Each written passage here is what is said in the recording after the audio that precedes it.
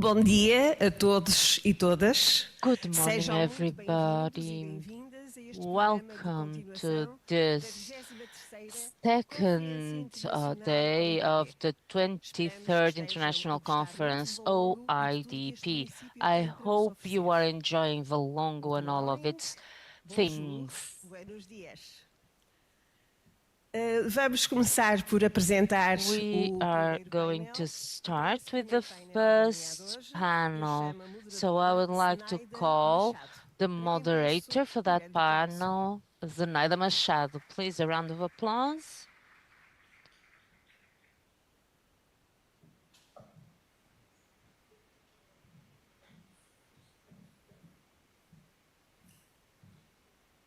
Good morning, everybody. Can you hear me?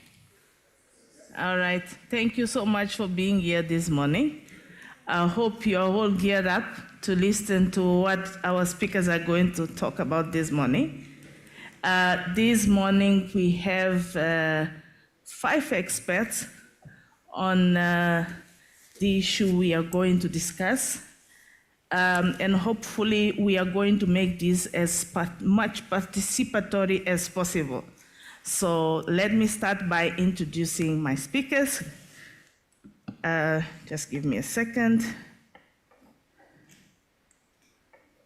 So the first one is Joe Matthews. Joe, can you come to the stage, please? Joe is a journalist and the founder, publisher of Democracy Local, a planetary publication on local democracy, and a fellow in the Democracy Program at Bergrum Institute. He serves as democracy editor and syndicated California columnist at Zocalo Public Square. Joe, thank you so much. Please take a seat. Our next speaker is Sheba Najmi.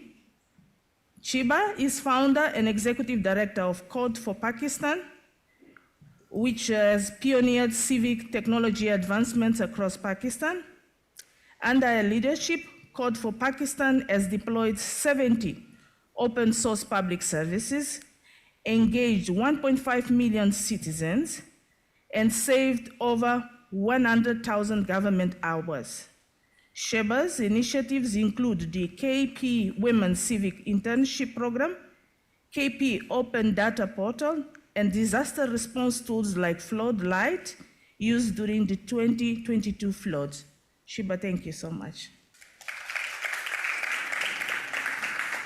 Our next speaker is Bruno Castro.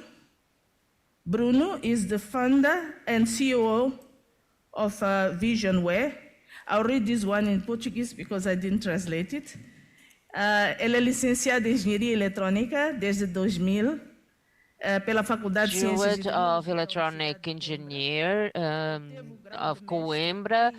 He has a master's in computer engineering, also in Coimbra. 2010, he concluded his MBA of company management in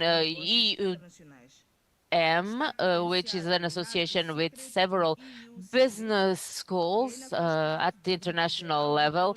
He's also a part of the security and safety auditors. He's also a lead auditor and lead implementer of the ISO norm and other norms issued by the British Standard Institute. He's a mining engineer with a passion for promoting citizenship, especially through citizen participation. With 30 years' experience of public administration projects, has consulted for hundreds of participatory projects in Portugal, Spain, and Scotland, through which several tens of millions euros were decided by citizens. To increase citizens' trust and engagement in government is the main purpose of his work.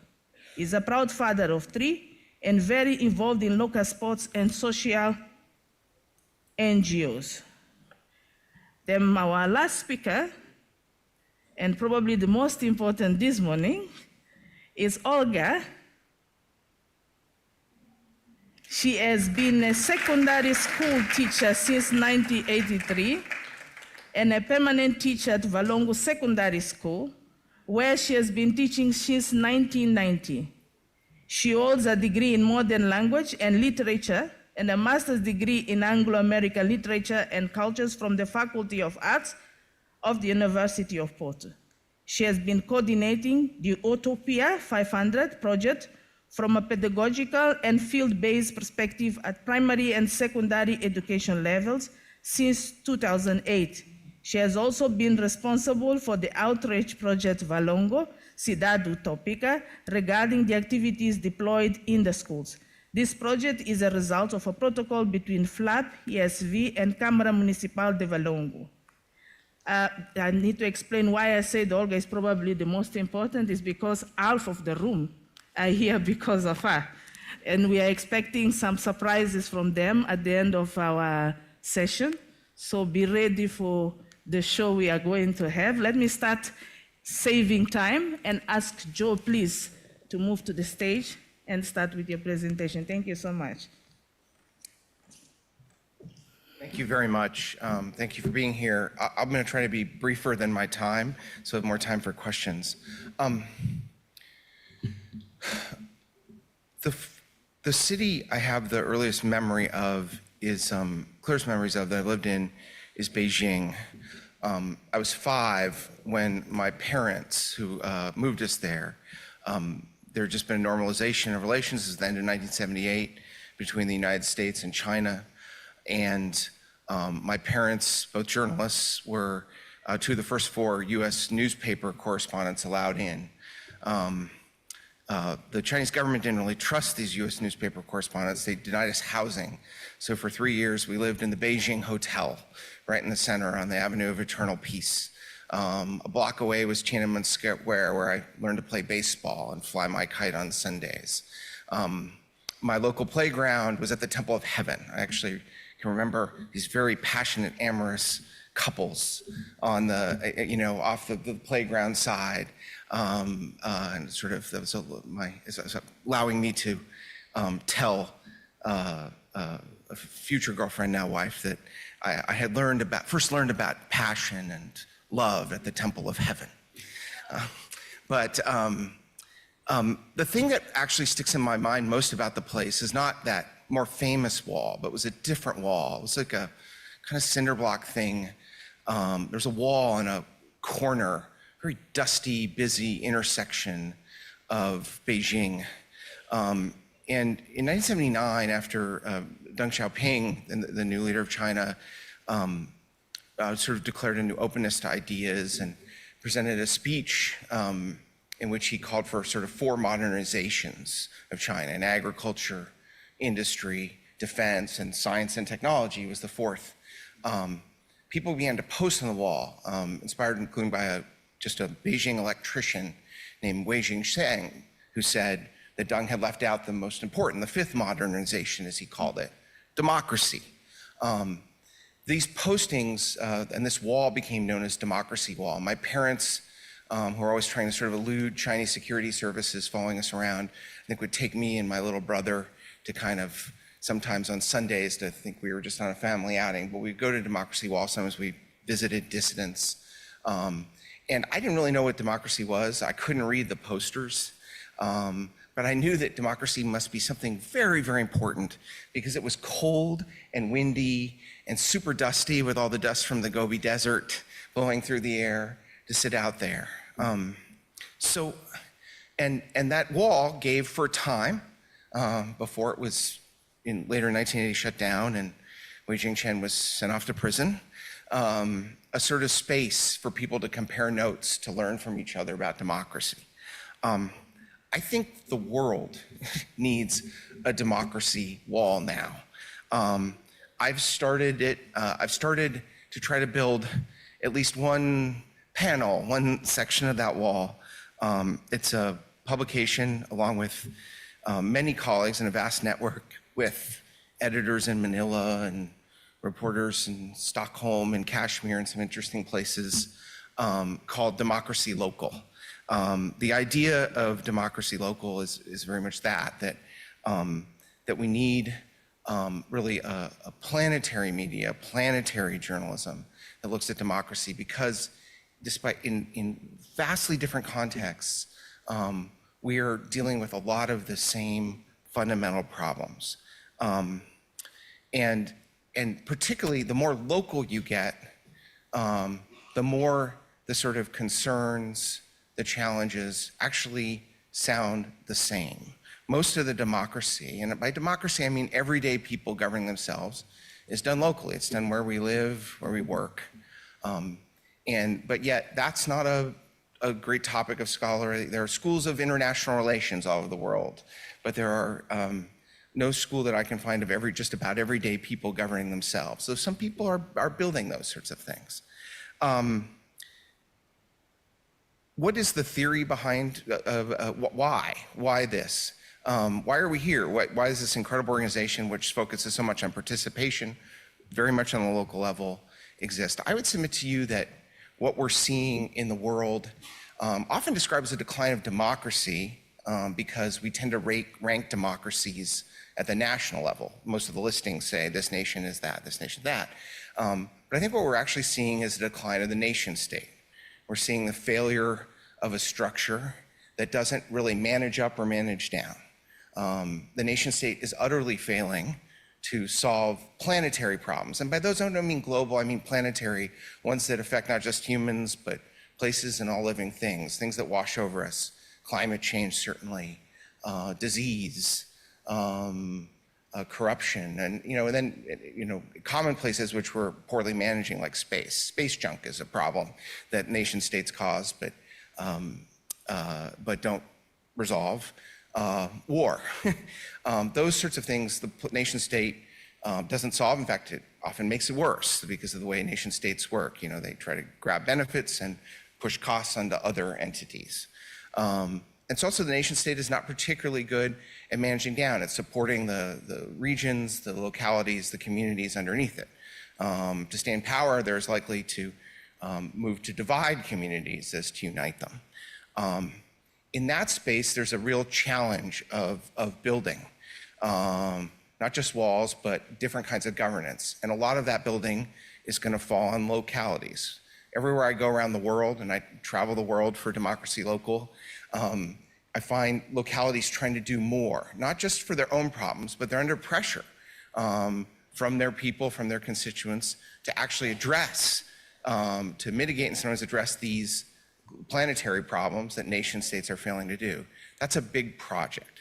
I ultimately think it's a project that leads through the kind of linkages of the United Cities and local governments that lead to, will force us to create planetary governance, probably based on function, a planetary government for climate and for disease and the like, to solve problems. And those planetary governments are going to be checked, appointed, chosen by localities. So Democracy Local sort of looks at those kinds of big questions, how to create stronger, more democratic local governments, and also all the particulars, the small things of local democracy, the very relational things, the problem-solving skills, the kinds of conversations and techniques and technologies we need to solve. We need that. Ultimately, what we need is we need a media that is aware of this big governing challenge, that sees it clearly, and supports it. Democracy Local is open to all. Anyone here can contribute content. We'll edit it a little bit. Wei Jingqing didn't get much editing on his posters there on the corner in Beijing. But all kinds of content, fiction and non, video and photo, writing of any kind, we'll publish. Also for the wall, we're trying to build a community. We build events often by comparing cities. We had an event about governing divided cities that brought together people from Belfast and Los Angeles. A somewhat controversial event after meeting so many people here from Barcelona, where we compared two cities that have reputations for strong democratic local governance, Barcelona and Bogota, with the provocation, what's the best governed city on earth? The Barcelona people assure me it's not theirs, at least not anymore. And ultimately, what we're collecting is not just stories, but what we have the opportunity to collect, particularly with technological change, AI, is a really robust, living sort of collection of data on local governance and local democracy, which hasn't been possible before. So we can see what everyone is doing, how everyone is structured, and learn what works. I find when I travel, it's remarkable the extent to which places where people are feeling good about feeling engaged in their democracy, they often have processes and ways to make their voices heard, not only but to participate in co-creating decisions. You also tend to see very strong technocrats. Bureaucrats are not the enemies of local democracy. Skilled and smart technocrats. There's a virtuous cycle. Better local democracy brings better technocrats, and they kind of feel each other. The world needs many more skilled technocrats who have great skills with people and also greater expertise.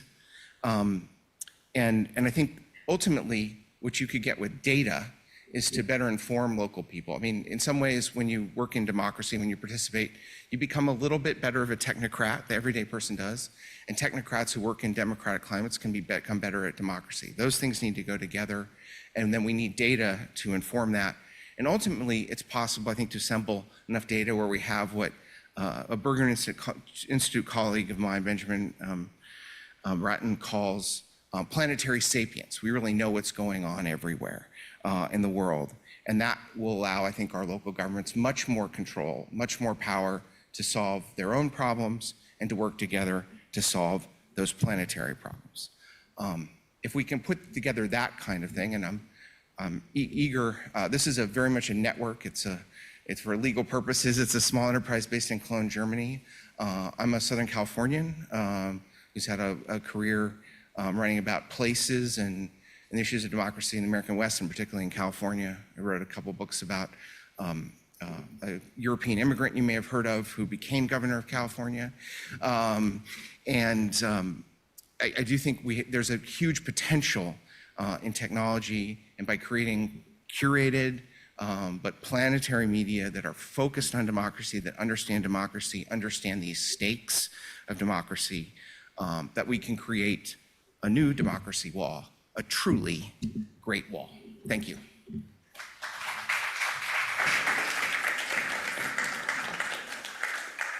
Thank you so much, Joe. Thank you for bringing to us the concept of democracy local and how it helps as a solution for disinformation and populism, and how to create stronger democratic local governments.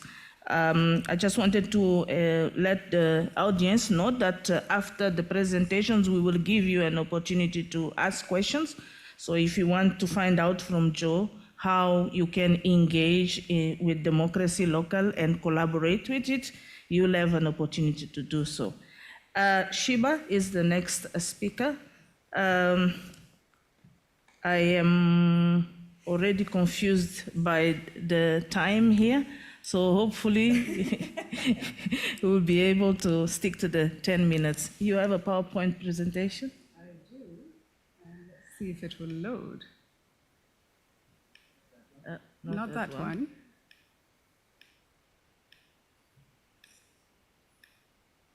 Can we get some help here? Not that one either. I don't think they're in order.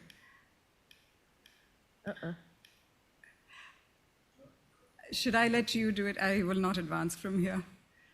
I think we're both trying to control it. There we go. I'm going to let them do it. Not that one.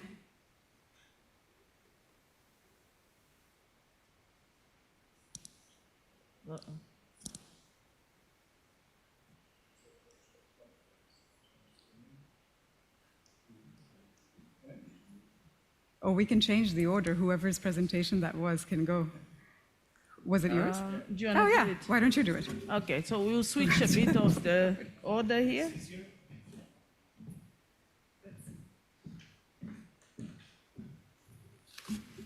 Yeah. Now that's yours.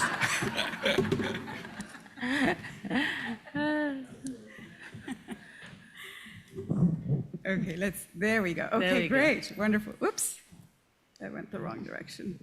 All right, wonderful. Well, good morning, everybody. I'm Shiba Najmi, as Zenaida said. I'm the founder of Code for Pakistan, which I started about 11 years ago. It's a nonprofit organization whose mission is to reshape the relationship between government and citizens through technology. And I'm excited to share how specifically one of our programs, the Civic Innovation Fellowship Program, is contributing to that. So as you all know, we're living in a time of declining trust in governments worldwide, or planetary, as Joe says. According to the 2023 Edelman Trust Barometer, only 45% of people globally trust their government, down from 52% in the previous year. But it doesn't have to be this way. In places like Singapore and Finland, where the government is open and transparent and offers high-quality public services, over 75% of citizens actively participate and express trust in their government. This, of course, directly strengthens democracy. But imagine spending 2 or 3 hours waiting for a single government service. This isn't just hypothetical, it's the reality for millions of people. Farzana, who's a mother of 4, is from Karachi in Pakistan, which is my hometown. Every month, she spends over 4 hours paying her electricity bill, juggling childcare and unreliable transportation. Now, imagine a government where citizens aren't just frustrated spectators, but they're co-creators of solutions. A government truly by the people, for the people. This is the future that we're building through the Civic Innovation Fellowship, where citizens collaborate to improve government services. Our goal is to make government services more accountable and transparent, which in turn builds trust. And when people trust their government, they're more likely to participate in democratic processes and support public policies and strengthen the very foundation of democracy. Research studies show that the co-creation of public services not only improves service quality, it encourages shared ownership and transparency and responsiveness, all of which are key factors in building and sustaining trust between government and citizens. So for over a decade, Code for Pakistan, my organization, has been leveraging civic technology to bridge the gap between citizens and government through meaningful, very human-centered solutions. 10 years ago, we launched this program, the Civic Innovation Fellowship Program, which is an annual 6-month-long program in partnership with the government of the Khyber Pakhtunkhwa province and the World Bank. And we've been successfully running this program for 10 years now. And for context, Khyber Pakhtunkhwa, which I'm not going to ask you to say, it's called KP for short, is a province with immense potential, right? But it also has very unique challenges. It's the province Malala hails from, who you may have heard of. It's a province where tribal systems are not just a part of history, but they actively shape public life every day. In the fellowship program, we engage fellows, community members, and government staff in a co-creation process. This collaborative approach helps everyone feel a sense of ownership. Since we started, we've had over 22,000 applicants for the fellowship program, all eager to drive positive change in their communities. Our fellowship starts by identifying key government challenges and securing early buy-in to align with their priorities. And we co-design and test solutions with citizens, ensuring they're accessible to everyone, regardless of technology or literacy barriers. We plan for sustainability from the start, training government staff and involving them throughout the process for very smooth handovers.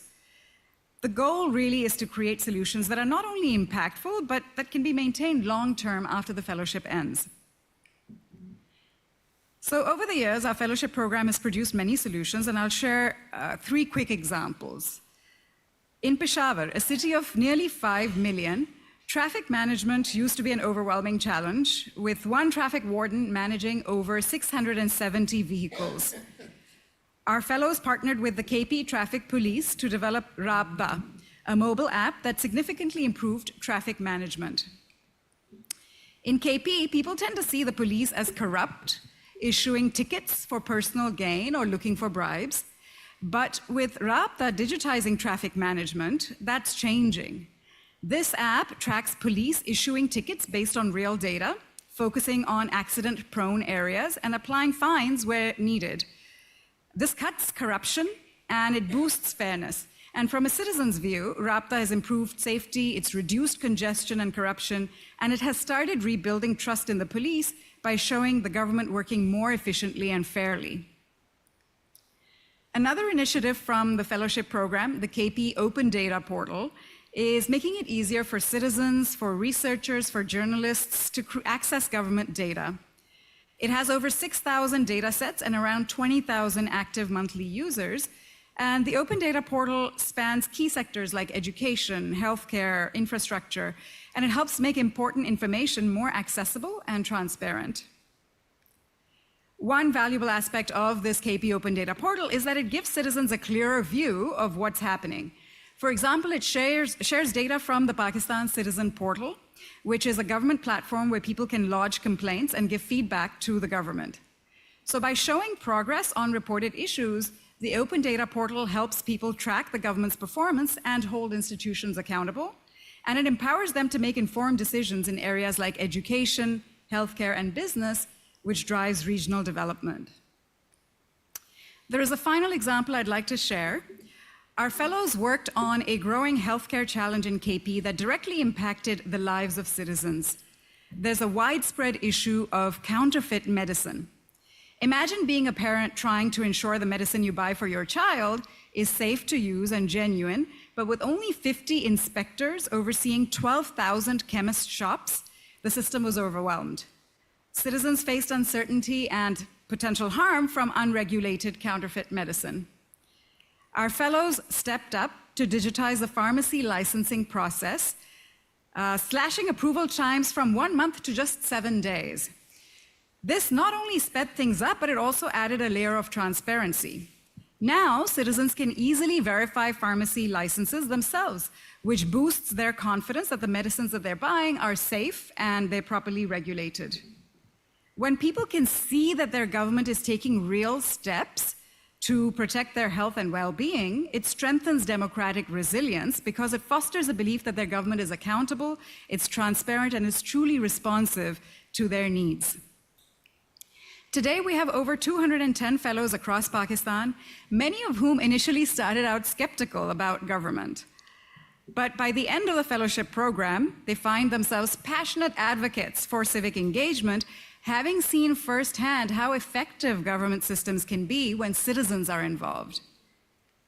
To date, we have collaborated with 34 government departments, co-created 70 public services benefiting over 2 million users, and saved over 122,000 government hours. Additionally, we've trained and built capacity of over 600 government staff. So the Civic Innovation Fellowship shows how citizens and government can work together to make real change by bringing skilled citizens, government officials, and community members into a collaborative process. This program fosters innovative and practical solutions to public needs, improving the citizen experience and actively rebuilding trust in public institutions.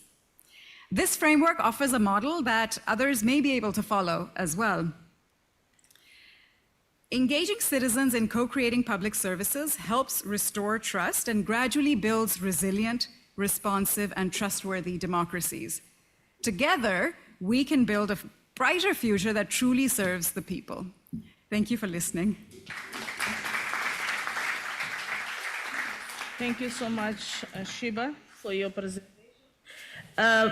Your presentation just took me back to yesterday's mayor's introduction speech, in which he spoke about how disinformation thrives in a society where citizens don't trust their government.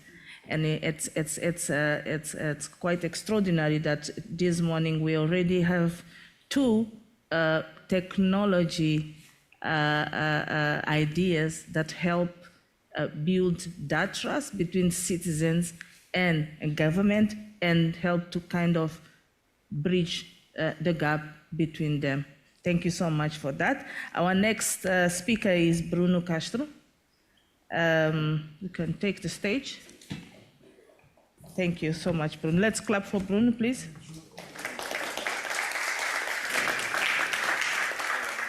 And he also has a presentation.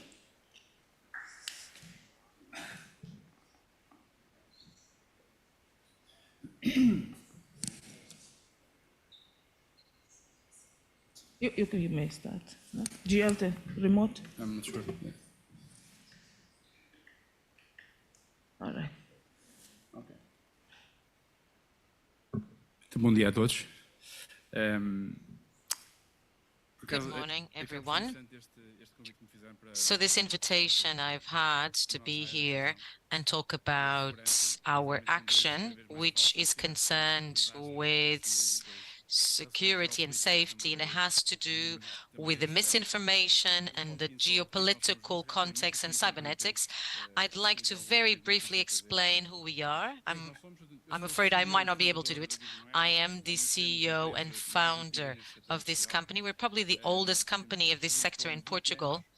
So next year we'll be completing 20 years. We are certified. We work worldwide in cybersecurity projects, and nowadays a lot more technical in terms of intelligence, compliance.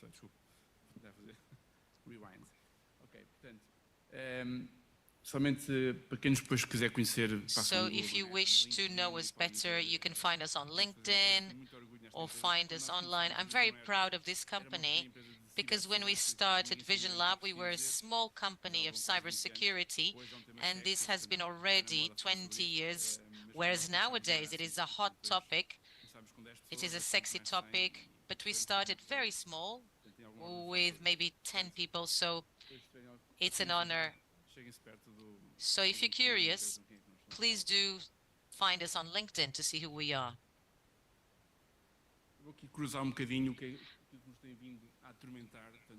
I'm going to show you what's been threatening us within artificial intelligence and how this affects our everyday lives and then the whole geopolitical context and what AI brings us at society level, but also in terms of security risks. This is a great concern. We're trying to deal with this cyber warfare.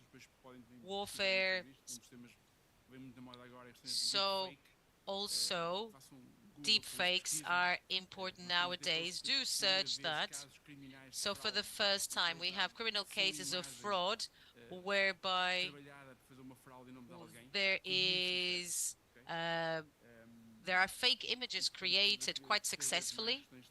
So increasingly, there are issues which had to do with generative AI, with this new wave where AI transforms itself, molds itself to accommodate new evolutions. We've been using AI for security, but we can see it being used increasingly for war purposes, crime purposes, fraud purposes. What you can see in the left bottom quarter, so this is an image which has been reused, associated to the Milton storm, and was crossed and used for political purposes to try to change the opinions and the inclination, especially with an impact on American elections. So it was used and viralized irreversibly on the social media. This happened already upon the beginning of the war in the Ukraine.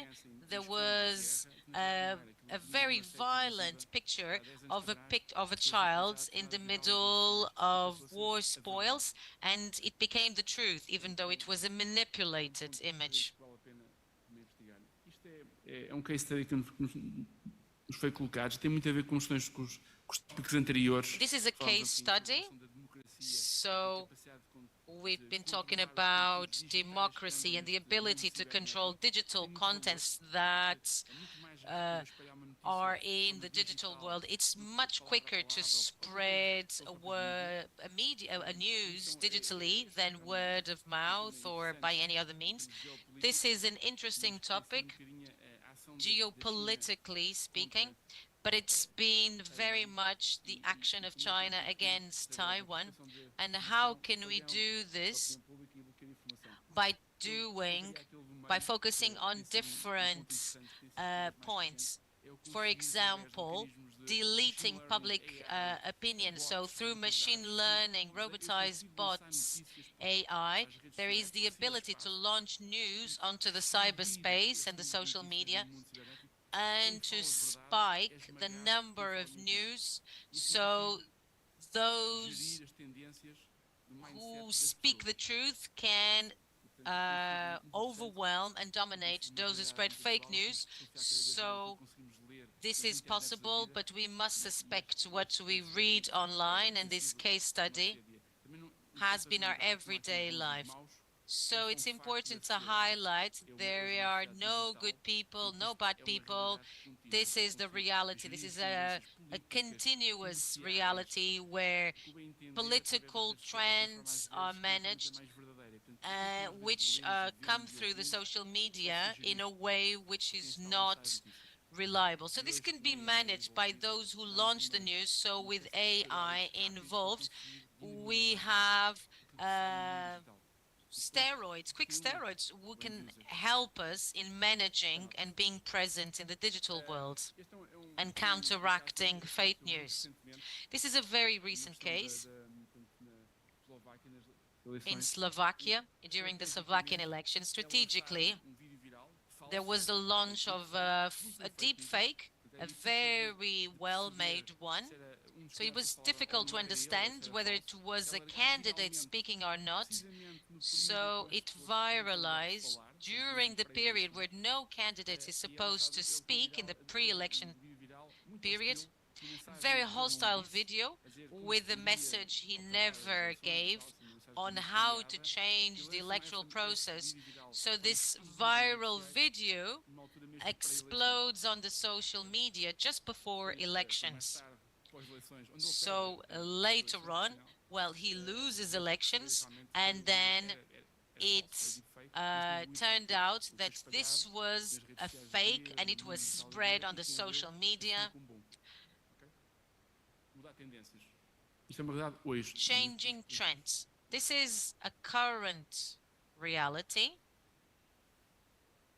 Eu pensei muito em deixar este slide aqui porque não sabia que tínhamos aqui público. I wasn't sure whether to include this slide or not, but just to tell you, just to make you see the power we have and the uncontrolled power of AI, there is a website.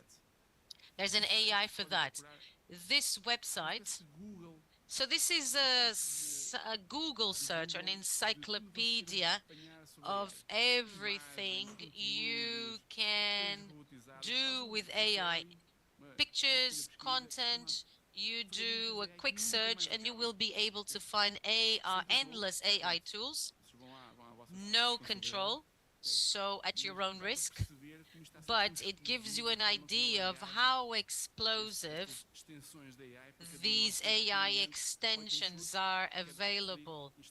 So each one of us can download, install, click, use.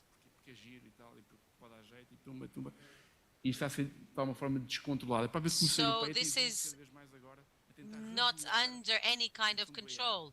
So, and nowadays there is a willingness to control AI, but it will take a long time to control this. Please do look at this. This also brings some problems. Let me just make a comment. If you wish to create a deepfake video on someone, the biggest problem is not the number of available tools to do it, is how cheap and accessible it is. $100, you can produce a deepfake video. If you can create this deepfake video and create a fraud which viralizes on the social media, even with low likelihood of success, this is successful for crime. And this has been happening constantly. There was a very recent case which became mediatic and was on TV, on the news, about someone who made a deepfake video with a real doctor, a real clinic, showing a great, fantastic new medication for diabetes. So the doctor was launching this. So it was a very bad video, costed about $100. The success rate was low, but because it was launched virally, it reached hundreds of people who bought the medication. So the link was deleted, the video was deleted, but there were still people ringing the clinic and calling and asking for this medication. So just to give you an idea of how easy it is, and it's been happening continuously. How can we differentiate real from synthetic? This will be the next wave of those who criminally wish to fight this. This is still a very gray area. We still have some difficulties concerning this, and my last slide is about what we have felt. So we who work in this security area, in defense against cyber attacks, cyber disasters, we've been using AI for our own benefits. When we have more tools nowadays than we had before, there's also a good side to AI. So before we would manage these defense systems in a very rudimentary fashion with a co-pilot, but nowadays it has become very sophisticated. So I have 3 minutes left, and I just want to explain with you. All of us have received phishing emails, very badly written in Brazilian Portuguese with highly suspicious contents for those who read them. Nowadays, what we see is that there are phishing actions where there is a certain company. So there is a possibility, I want to attack this company. Please give me a profile, profile for this company. Please do create focused content for specific people who work in this area. So for example, the finance guy enjoys football and has these hobbies, and his kids go to this school. Please create content for this person. So there will be a number of phishing emails focused on this person. This is created in a loop system. Before, this was done manually with generic contents for everyone. Nowadays, it has different. With AI, it's possible to recreate and customize personalized contents for each recipient. And I just sit and wait. So this is the current scenario. Challenges I often find, especially in terms of society. Deepfakes has brought a violent change. We must educate our children from now on. They will need to suspect not only what they read, and sometimes it's easy to see that the content is inappropriate or untrue, but we must also suspect what we see and what we hear. Maybe we receive a phone call from a co-worker, a family member, but this message was not sent by this person. What I can hear, despite being the voice of the person, is not the person. So in terms of digital society, this is a tremendous challenge. And we are even more concerned because there has been a spike in this type of crimes. So we have even more sophisticated things than this. But we should also be able to see that this is at everyone's reach just by using Google. It's very cheap to produce this kind of content. So because we have these type of more sophisticated tools, so this is a market trend. So this is the footnote. From now on, I need to rethink and question everything. Please do study AI. and what it brings, this new wave, these new trends, and then do reflect on the implications this will have on your professional lives, your personal lives. Thank you very much.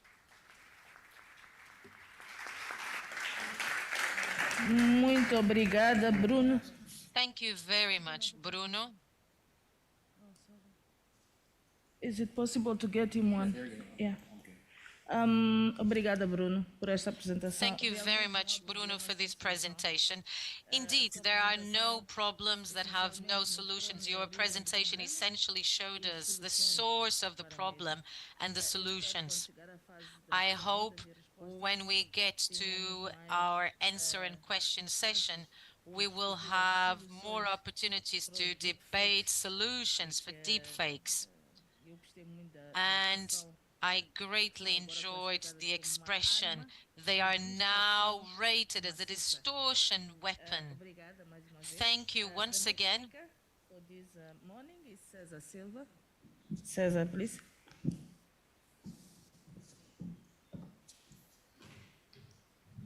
Okay, now it's my turn, correct? Yes. And you have a No. presentation also. Yes, Yeah. it's now going. Okay, first of all, thank you for being here and thank you to Valongo Municipality. Thank you to the IODP for being able to talk at this conference. I was with the mayor of Valongo a few years ago in Madrid when he won the award of IODP with the participatory budgeting of Valongo. And he said, I want to take IODP to Valongo. So here we are, and I hope you all enjoy it and being here and having all these experiences exchanged. What I'm going to talk about is starts with the lack of trust that we all as humans have and society have in governments. This starts with sometimes the transparency or a lack of transparency from decisions, how decisions are made. This goes on to, for the perceived inefficiency and bureaucracy. When we think about the public service, we always think of very fast and agile people. No, we always think the opposite. Also, when we think of communication, most of the time it is unclear and inefficient, doesn't get to everyone at the same time, or doesn't even get to the persons when they need it. Also has to deal with the inability to effectively address complex and long-term challenges. We all know those problems that we have in our town, in our street, and that the politicians never solve them. So, and sometimes they have a reason not to solve them, but we don't know about it. And last but not the least, we have, of course, the scandals that are everywhere in the world, not just Portugal, not just the US, anywhere, around corruption and the misuse of power. Most of it comes to this. That's the main topic of this panel today. The last speaker gave some examples, real examples. These are all fake, okay? These were all produced with AI, even the image. So that's not a real newspaper. The mayor of Valongo never said to the newspapers, chaos in the IODP conference. They never said 90% of participants are government elites. This is correct. This is actual statistics. It's 380 persons registered to this conference.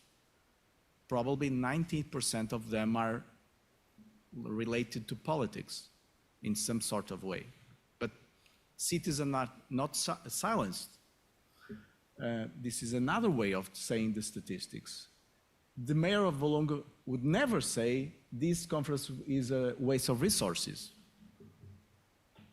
unless there is a lack of context, like it's a waste of resources if people don't take anything back to their life and make something out of it. So people, and this is a problem with media nowadays, they cut what we are saying and they only say one part. So I expect not media here, so they don't take sentences from this. So conspiracy theories, fake images or video like we saw, emotional manipulation like we saw with that picture with the girl, fake news, most important also echo chambers. We are always, when we start seeing something, and we all experience this when we are talking to a friend and then the Siri catches what we are talking and then the ads are all around that, okay? And this is makes echo chambers. So we are only seeing our way of seeing things, and also false balances. All of these is problems that we have to face because these problems increase the populism in the world. So in 2023, in the beginning, we started this project with the City Council of Valongo, which is smart directories, where in here resides all the services that the City Council has.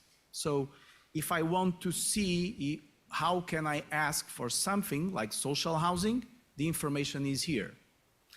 How can I see from plagues or anything that to see, for example, the youth Consultório Jovem, which is a youth program, the information is here, okay?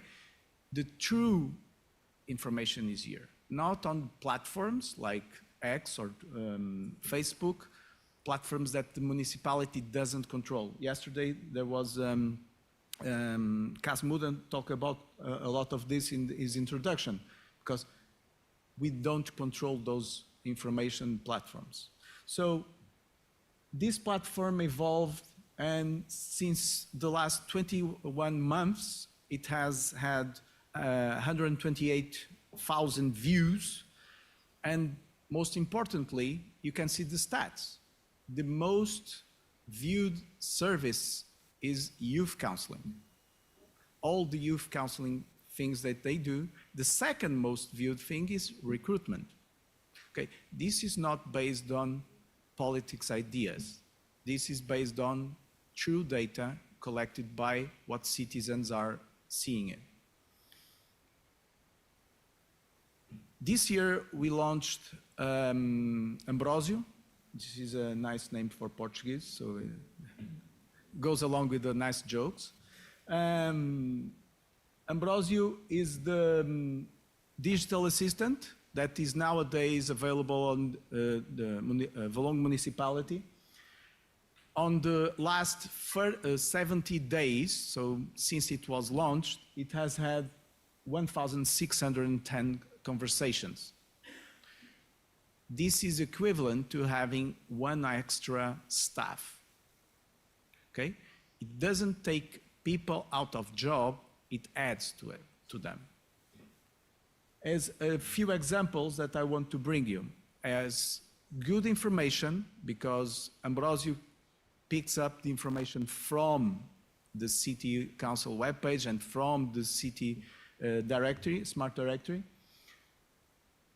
Although the information in Portuguese is in Portuguese, it can see questions in Spanish and translates and gives answers back.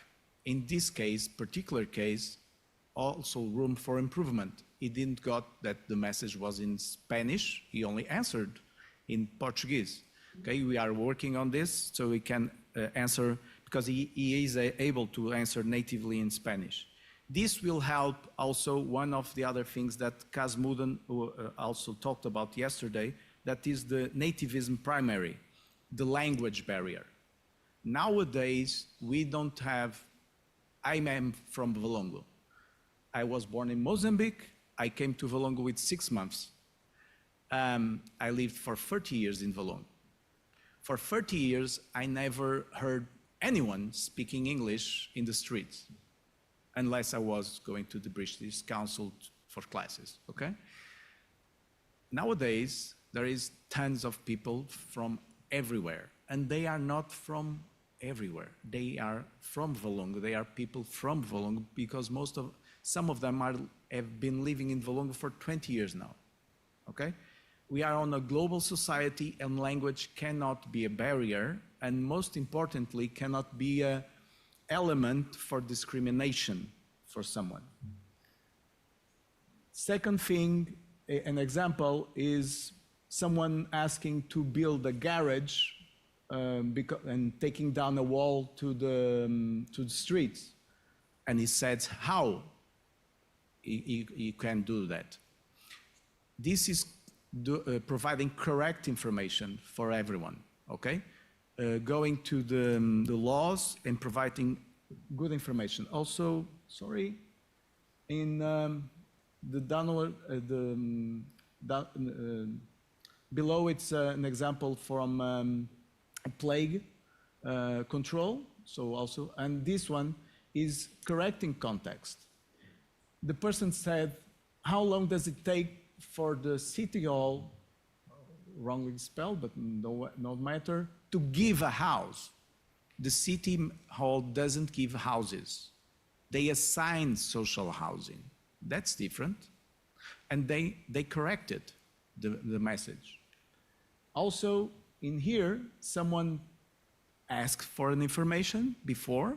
How is this possible? And they said, oh, this is possible like this, this, and that. And they said, no, but I know one case, and this is other people talking. I know one case that it has happened the other way around. And he said, yeah, but that's an exception. It's on the rules. So all of this, it's good information, true information, used in the right way to address the fake ideas that come with and that they make populism big, okay? I want to leave you also with one or two things. First of all is AI is not perfect. We humans are not perfect. AI is evolving. We as humans evolve, okay? So the first thing is don't think Ambrosio will answer you all the time correctly. So AI is not perfect. Second thing is we are building this, all this, like has been said today, with people for people. We must keep people in the game, receiving emails, receiving feedback on how this could be even more useful for everyone in the day-to-day life. And like the mayor of Valongo yesterday said, this is the use of truth, using science and knowledge as weapons to find populism. Thank you. Thank you so much.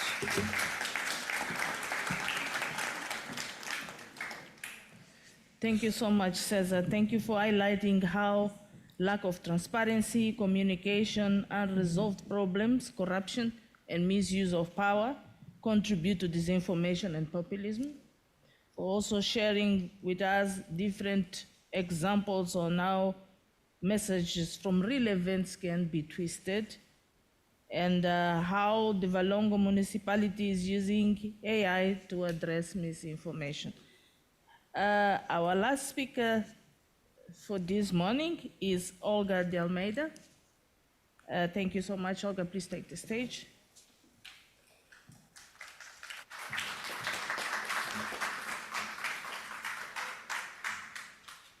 May I? Yes, please. Yeah. Okay, so good morning to all of you, especially for my dear students that came with me and made me an important person today. And it is quite rare that a teacher is considered an important person in a room. So thank you very much, my dear, for coming with me and for making my life much interesting. Okay, I'm also very happy to be the last, because I saw that what I have to say has a lot to do with what my colleagues have already said, and probably it will complete it with a different perspective and point of view over the issues we are talking about. That is democracy, local democracy, and I love local democracy because local power is near population. And you will probably understand it later on as I'm speaking about this. Well, my topic is utopia. And I know that utopia is quite often misunderstood and considered as a wishful thinking, which is not. Wishful thinking is an individual emotion. Utopia is always a collective wish. Wishful thinking is individual and can probably never happen. But utopia and utopian thinking is something collective and has to do with the world we live in. And it is a process, it is something that makes part of human being, because human beings always have wanted to make the world a better place. And it is, okay, I'm not talking about science that proves this, but you know for sure that it is. Well, I'd like, as my colleague said, words matter. We have a problem of words, misinformation. We read, and sometimes we don't read. We think we are reading, but we are not. And we tend to take the words, okay, as it seems to be, more or less. So I'm going to be precise at telling you what I think, and not me, but most of the people who study, utopian thinking. Most of literary works are more about dystopias than utopias. And probably we can guess why. It was not like that in the 19th century. But in the 50s, it started to be like that, you know, because utopia gave place to many isms, namely communism and other totalitarian governments which made us confuse the word. So I'm going to tell you, to give you my definition, my preferred definition of utopia. You know, Eduardo Galeano, a great writer, you obviously all know him, was once in a conference in a university, and he was with a friend, and the university students asked him, what's utopia for? You know, what's utopia for? We study science, we study technologies, and so on. So what's utopia for? And he was a little bit embarrassed, you know, but as a great writer, he said, well, you know, utopia, in fact, has only one purpose, and that is the fact that we look at the horizon, and what do we want? We see many things there, and utopia gives us so many ideas and so much freedom that all we have to do is to walk towards the horizon. What happens? The horizon goes further. So we get, each time we get to utopia, to an utopian idea, it gets more far from us. We get to another one. Because, as Afonso said, we are not perfect.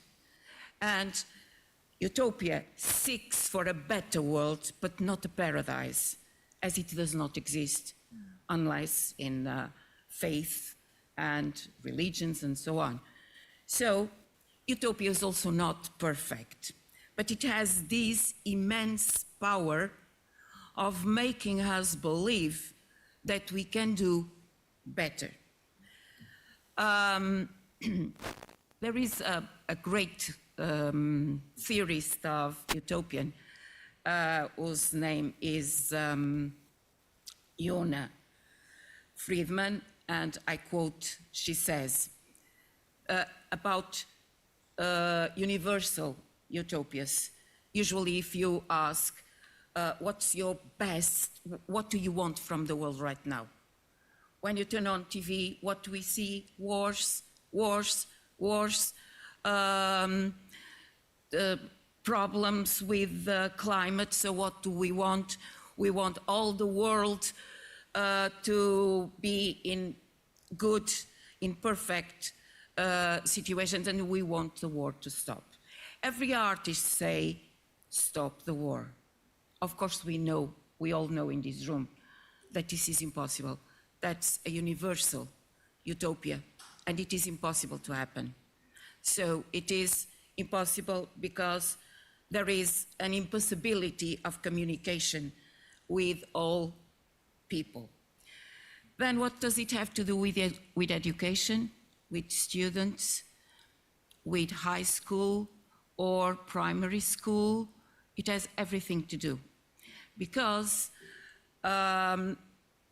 when, I'll give you this example, we start talking about environment, students get, not again, please, teacher, not again. Because what do they see?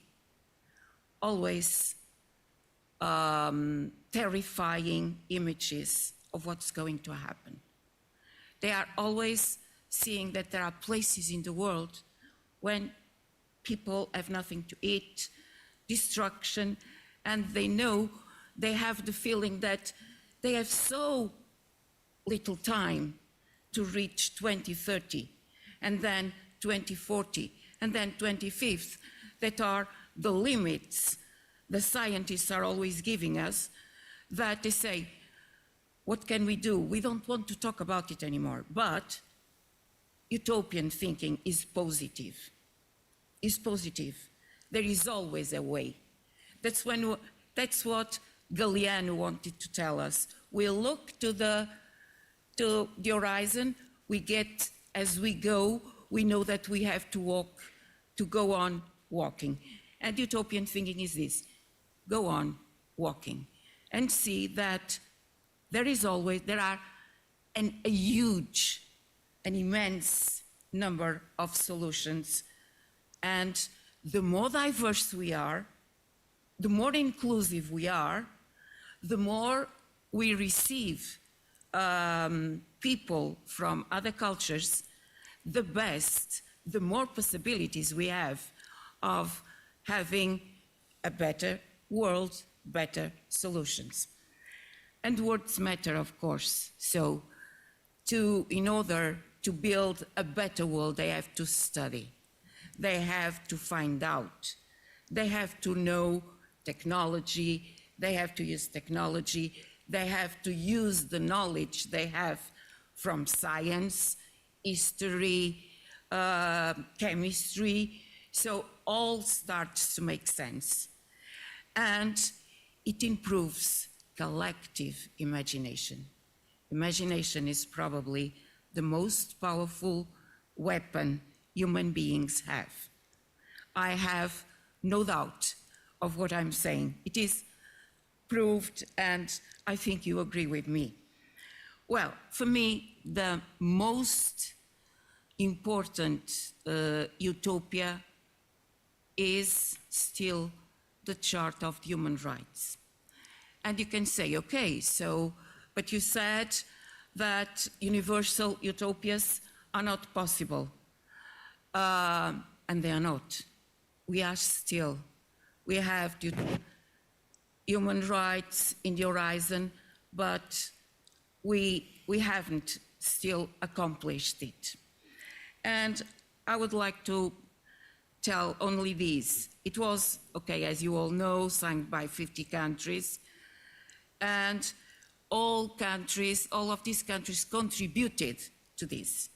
So my students know that diversity, other nations, other nationalities, have another perspective because they live their problems in a different way, but it is very relevant. Without them, we wouldn't have the Charter of Human Rights. For example, Article 16, that talks about equal rights in marriage, was proposed by a woman of Pakistan. Probably an American woman wouldn't remember this topic. Okay, so how to use utopian thinking in classes, in education. Utopian thinking is a process. So we must reflect at the present. What is happening now? What don't we like now? And you are, I think all of you guess what we don't want. We don't want this world. We don't want to extinguish, because if we go on treating the planet and so on like this, it's not the planet that is going to disappear, but humanity. So that's the problem. For example, how can we solve it? We cannot solve it at a worldwide way, but we can solve it locally. That's why I thought it was important to talk about it in a place where people from the local power are. It is possible to change the place where you live. And then if you multiply that for most of the places, you will have small things that you think made no difference, but indeed they will make. And probably, I believe that in 2030, we will have a better world. And then in 2040, and then in 2050. The students who learn using this way of thinking, that is, using their knowledge, what they know, to make a better world, won't believe in populisms, you know? They want to know for sure if it is like that, because they are used to look for solutions. And to look for solutions, you have to know, right? And I'm going to hand, because I don't want to bother you with these questions of education anymore, but simply to tell you that I saw on TV during the election, doesn't matter whose party it was, but there was a young man asked, okay, so do you agree with the leader of your party? Yes, I do. I do agree with everything he says. With everything he says? Yes, but really, so what do you agree with? I don't know. I don't know what's in his head. So he agrees it was real. It was broadcasted on TV, right? So critical thinking, collective imagination is, I think, and utopia is, for me, the best way of solving some, not all, of our problems in the future. Then I, would say that you should think global in the world, but act local. And then, okay?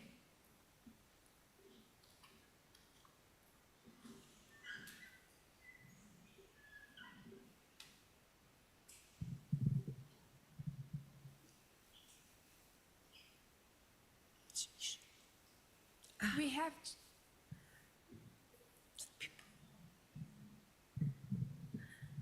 Yeah.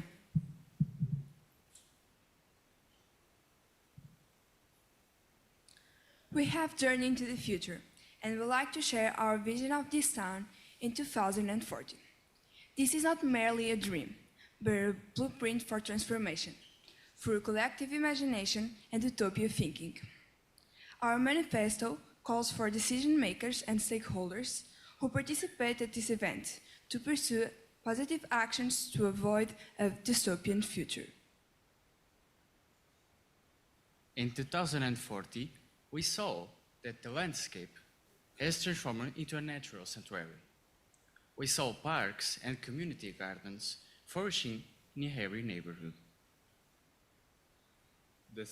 The City Hall has been investing in the preservation of the forest and Parque das Serras do Porto, promoting green days, allowing citizens to plant trees, shrubs, and flowers.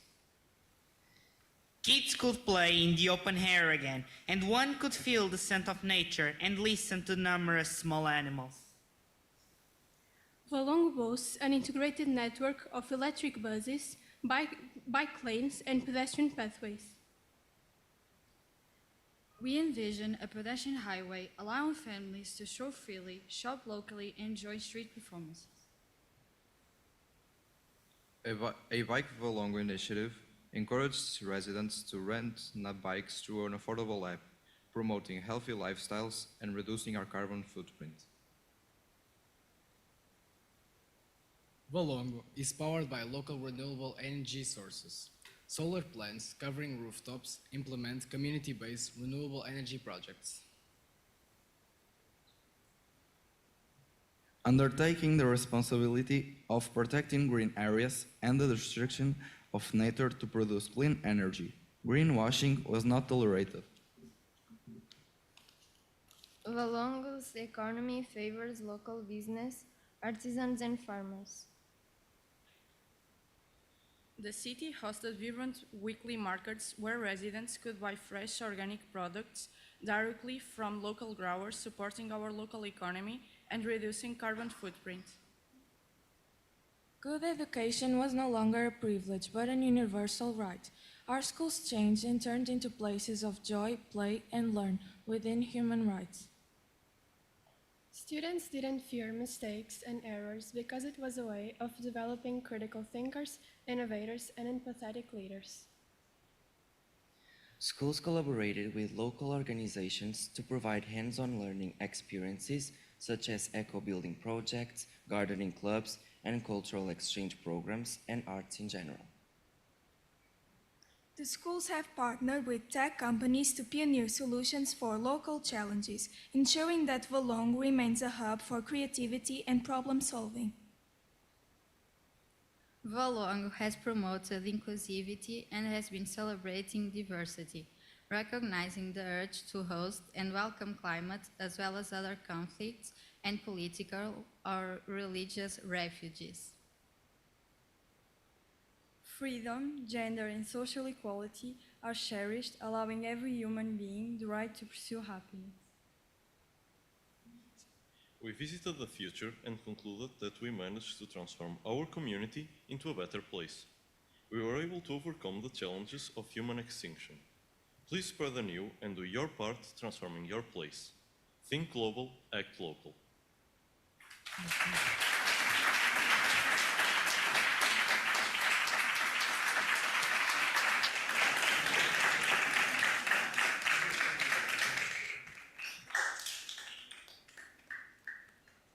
Thank you so much, Olga.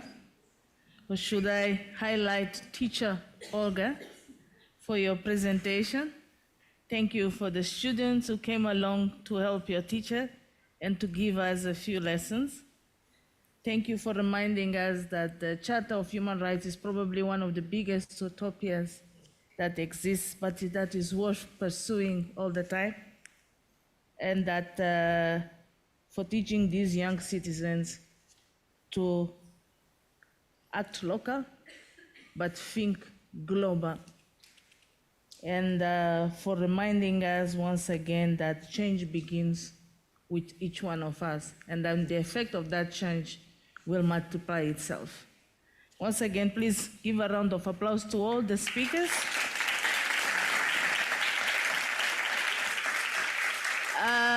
I'm not sure how many time we still have left. 5? Looks like 15 here. I'm just joking. It's fine. So it's, I think we can get a few questions from in the next 5 minutes and try to answer them. Please, if you have any questions, just raise your hand. The microphone will come to you.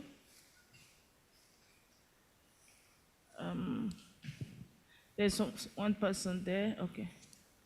This is yours. Hola, everybody. I'm Roel from Belgium, Antwerp. I actually don't have a question for you on the stage. Actually, because I work at the youth policy, I actually had a question for one of the youngsters, if they want to. I was wondering, after seeing all this information about how technology and the disinformations and what it can do, like disinformation in destabilize a society by going viral, I was wondering, because we all live on a smartphone, what do you take home after this session about what each of those taught us and inspired us? I was really wondering, because you teach us and youth inspire always us. So I was wondering if any of the youngsters would like to share what they taught and is going to bring home to them after this session.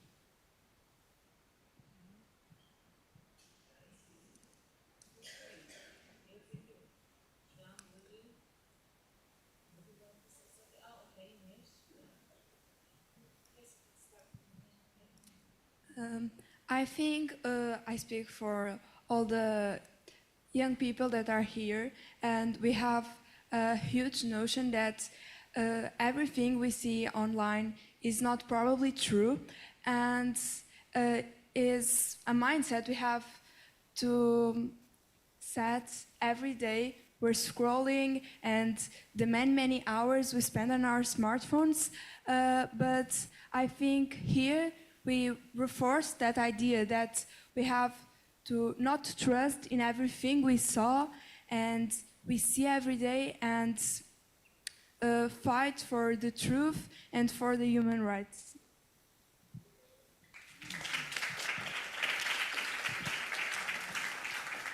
Thank you so much, Ines. Any other question or comment, please? While we wait, if any of the other students also wants to add to what Ines said, you're happy to raise your hand, please.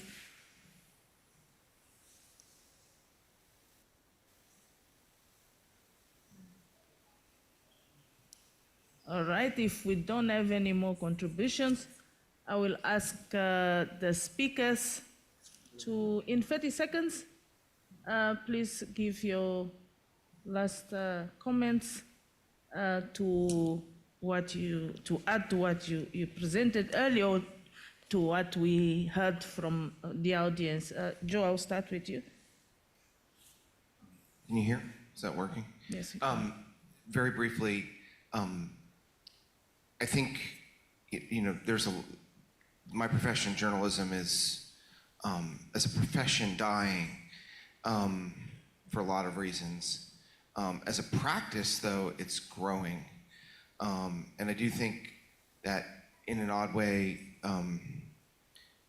training in journalism, a deep skepticism is really powerful. The best advice I ever got from a journalist was is that, if it's a famous phrase, but if your mother says she loves you, check it out first, see if it's true. And the best part about that is the journalist who told me that first was my own mother. That's what therapy is for.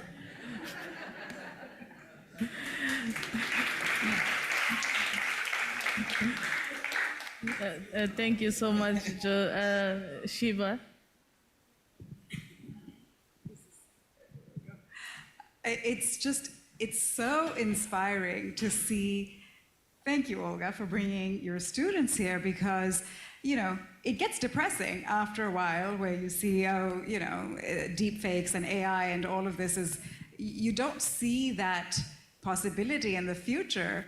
And here to see so many people who are so engaged, and the vision that they painted of this world was a world of beauty, which is, it's messy the way that human beings are, but it's organic, and yes, somebody mentioned that there's a technological aspect to it, but it's used for creating solutions. It's used for positive outcomes.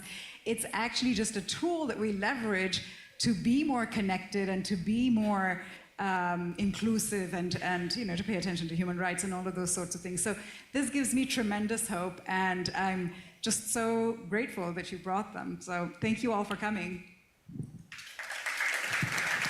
Thank you. Bruno? Bem, rapidamente.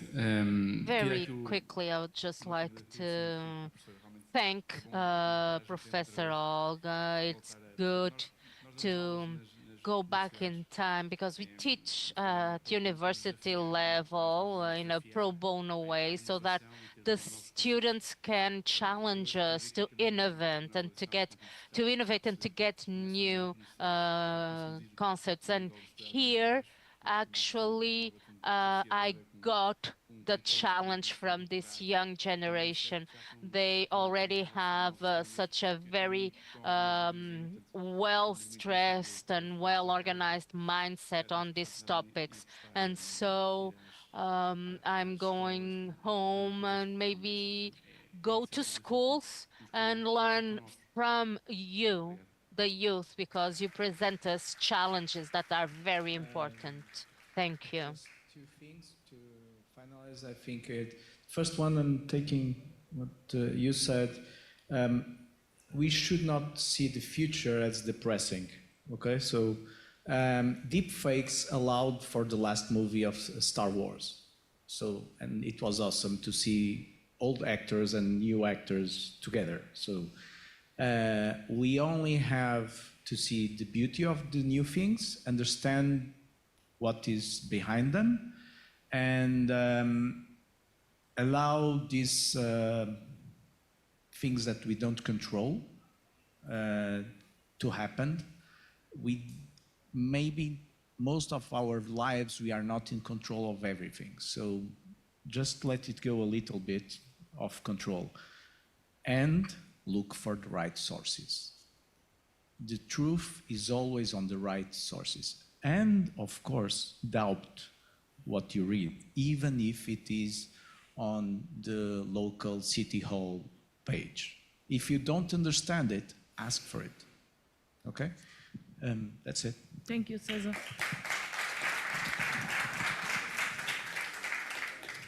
Is it? Yeah, it's working. So what I would like to say is to thank everyone, especially the organization, and that trusted me when I told them that I was going to be with so many people with me and that they would want to speak to. So they trusted me. Thank you so much. Well, I'd like to say a few things about, sorry, your name is vanished. John, Joe, okay, Joe. Okay, Joe comes from America, and America is the land of utopias. Lyman Sargent said that America already existed before it existed, before it was called America, because some people in England and middle countries, middle European countries such as Belgium, and so they dreamt that it would be possible in the 17th century, beginning of the 17th century, to build a new world and to build a world based on what would be the first article of the human rights. All men are born equal and with the right to pursue happiness. Joe, there's nothing more utopian and more human and more inspiring than this. I also would like to say that journalists have all my respect. They are probably one of the most important key to the quality of our democracy. And believe me, we should never replace a good journalist for a wonderful picture on net or a news that is very short and we quickly can read it, so we don't have to waste much time. And usually those news say what we want to listen, right? Although I have never doubt my mother loves me, but I really appreciate. I also loved your presentation. We also talk about so much about Malala and those things about such brave people that live far away from us, that have other cultures, but deep inside, they think the same way as everyone else. We want to be educated, we want to know, we want to make the difference. We are human beings, and that's all.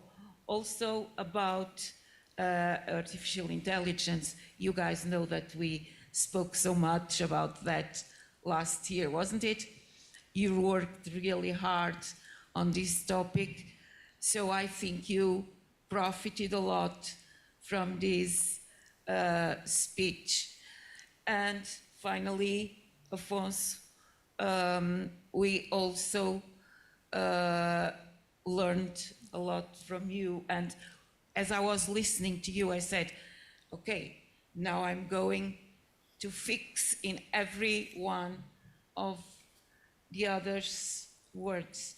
And to the audience, thank you very much for listening to my students. Thank you.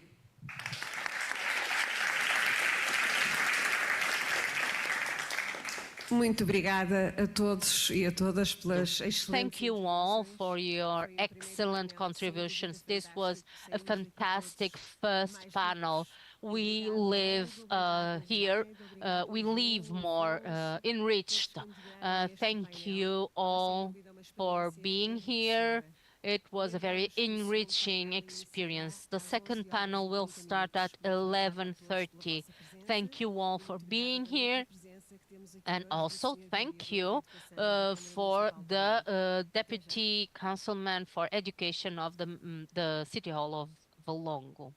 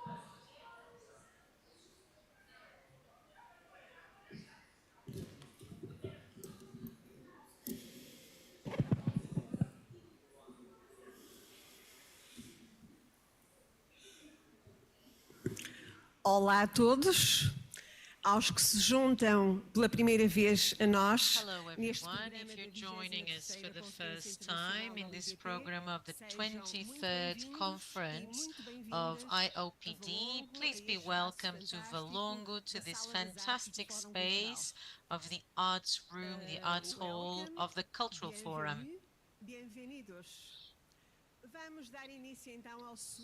Let's now begin our second and last panel of this morning, and I'd like to call to the floor the moderator, Cecile Roth, to moderate this panel.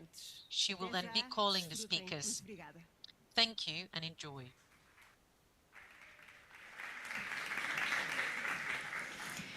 Bom dia, Bom dia, sejam todos e todas bem-vindas, bem-vindos. Please be welcome. Before starting, I would just like to mention that we will be using a mix of languages, including Spanish, English, French, so I'd like to ask you to use the available translation devices.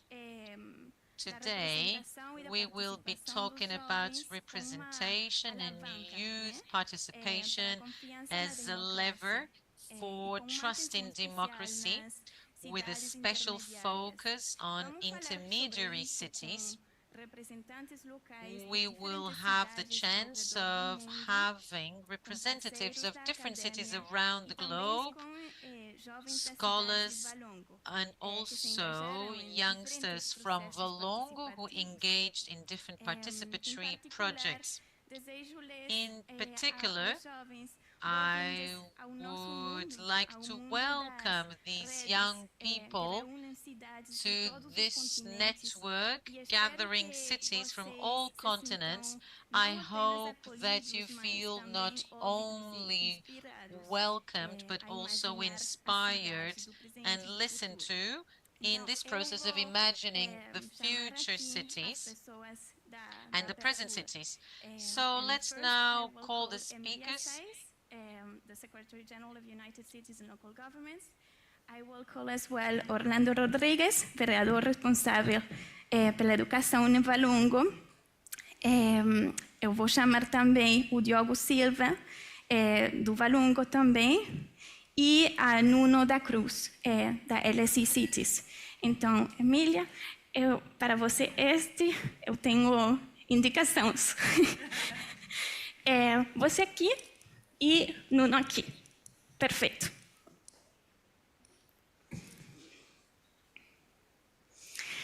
I will not be long because we have many speakers, many things to talk about. So I will, with no further ado, give the floor to Emilia Sáez, the Secretary General of United Cities and Local Governments. Emilia, thank you. Thank you very much. Can you hear me? Yes, you can. And so thank you very much. A very good morning to everyone. It is a pleasure to be with you here today. And you know, we usually have complex titles for the things that we do, and we have a complex one as well today, this morning. Revitalizing democracy, powering youth participation, and rebuilding trust in intermediary city, with many concepts in this title. And I would like to focus on one of them. On how important it is for democracy to work, to include every single group of society, every single stakeholder, and every single part of the community. And that is what drove us to work together on the project that is behind the session today. So the session is empowered today by a study, by research of evidence with universities and cities that have a special focus on youth participation. United Cities and local government has been working for a long time in several things with the London School of Economics. I'm very happy to know that you are with us. And we are also working with the University ICESI in Colombia and with Los Andes University, along with the Espacio, which is a non-governmental organization, to seek evidence of how meaningful it can be to and impactful in policy making to have youth participating, and how it strengthens or not democracy. And so we have been studying several cities in Latin America, but through our network also expanding the conclusions of that and interacting with youth. That's what powers the conversation that we have today. And allow me to also give you the background of why for us interacting with the academia is so important on this very topic. I've been working with local governments for over 20 years. And in those 20 years, I have met mayors and governors from all over the world with every single ideology. I have never met one leader that told me that youth was not important. Probably in the first 30 minutes of every conversation I have had with mayors around the world, youth is one of the first things that they mention. One of the first things. The issue is that we tackle youth as if it was this strange object or entity that has nothing to do with the rest of us. Youth is a stage of life. It is temporary. I'm sorry to tell to all of you. If you are lucky, you will become old, like me and others. But it is true. I mean, we deal with it as if it's something very separate from the rest of us, and it is not. Or whether the youth is the future. No. The youth is actually the now. You know, and yes, youth needs to help us think about the future because that's the one that they are going to be living in. But they are very much the present. So having interaction with youth, I think, is something that our membership and in general the governance system in the world has not cracked yet. We don't know how to do it, and this is why we thought if we inform the conversation from a local perspective, and we show what is working and what is not, and we allow ourselves to change, to transform the mechanisms in a constructive manner to see whether that dialogue is impacting, then we will be doing something good for democracy. And that is the background of what we're trying to do today. I think it's important also, and this is a message to my young membership, but also to the young people in the room today, it will be important that just as it is important that when we talk about women's rights, we don't only have women in the room, it will be important for youth to be in sessions where we are not talking about youth. And it will also be important to ensure that we don't see youth as something that we mobilize. But youth needs to mobilize itself, and we need to learn how to interact. That is the background of what we're doing here. We are trying to ensure with a youth caucus in United Cities and local governments that organize youth from around the world working together, self-organized. We don't organize youth, but self-organized youth working together in different topics are informing the decisions that we make. And we think that through this project, understanding youth interaction at local level and our work, working with organized youth at global level, we will be able to fix the in-between. And the in-between is actually our joint future. So I'm very excited to join you here for this discussion, and I hope we have room for others to speak up. And sorry if I was a little bit long, but there were so many things I needed to say. Thank you, Cecile. No, thank you very much, Emilia, for setting the scene for today's conversation and for already putting high the ambitions. And we will try now to connect all these levels, all these layers, because processes are complex, and this is where they are rich as well. Gostaria agora de agradecer o Senhor Orlando I'd like Rodrigues. now to thank Orlando Rodrigues as well as all the Valongo team for the hosting, and also the team who supported us in organizing this session. He is the counselor of education in Valongo. So could you please give us some introductory words? Thank you.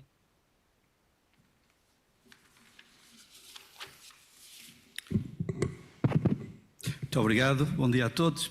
Thank you very much. Good morning. On behalf of the municipality, I would like to thank everyone for your presence. I would like to greet all the panel members. Regarding youth and their participation, I'd like to say the following. Valongo is a municipality where we take very seriously and we very much find that youth is important. We understand that democracy is facing nowadays alarming pressures at world level. Authoritarianism is expanding, public liberties are being challenged, and climate change have pressured democratic systems. Despite having to defend the planet, we also have to defend our liberties, which means we need to allocate resources to fight disinformation and ignorance. And time and resources are necessary.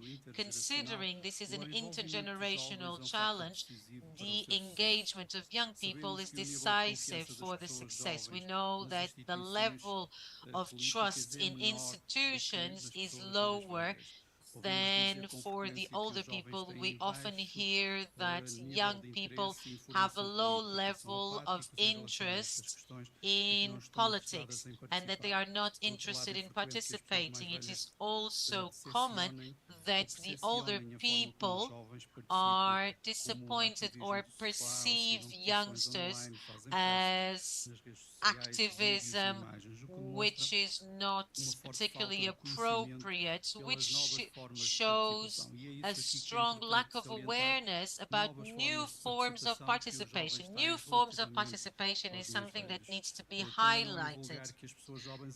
It is also not uncommon that young people state that they don't enjoy politics, but they are involved in projects, initiatives. The issue of the climate crisis, human rights, the migratory crisis in the Mediterranean, amongst other actions which are very important in young people's protests. Unlike what the older generations might think, the young people are in favor of a civic action with regard to what they think is important to the planet and to society. It is undeniable there are different ways of activism and civic participation. It is also undeniable that there is a decline in young people's participation in the most conventional forms of participation, but there is also an increase in other forms of participation, such as protests, demonstrations, electoral spaces, boycotts. So this is the new way of participating that young people have found. Valongo has invested strongly in promoting citizen participation with initiatives such as the European Week of Local Participation, the participatory budgeting, which is for the workers of the municipality, the Children's Council, inspired in the Italian version with the participation of the municipality services and the Aveiro University, which has supported us. Valongo 4.0, built by children and adolescents who actively participated in changing the directory plan and in the consultation plan in order to be able to change the directory plan for Valongo. So we've involved children and young people.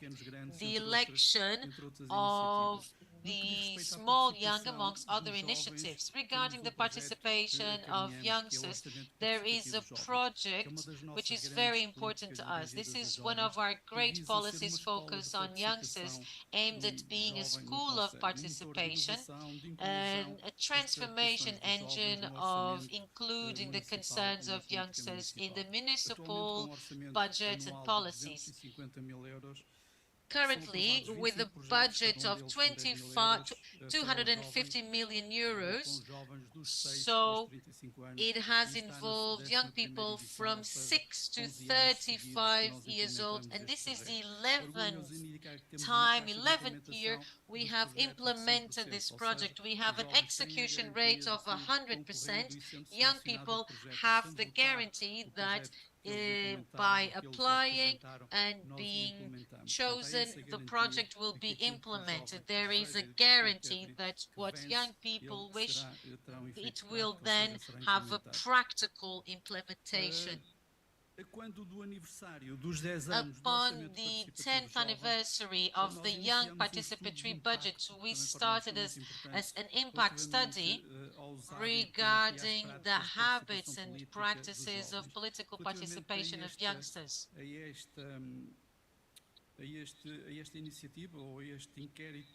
In this survey or this study we made, there are some results I'd like to highlight. The indifference of lack of opinion regarding the state of democracy and the trust in democratic institutions are dominating positions amongst the inquired.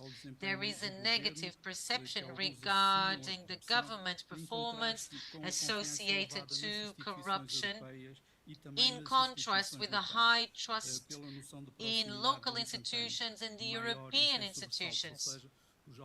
So young people value most local institutions despite the distancing from politics.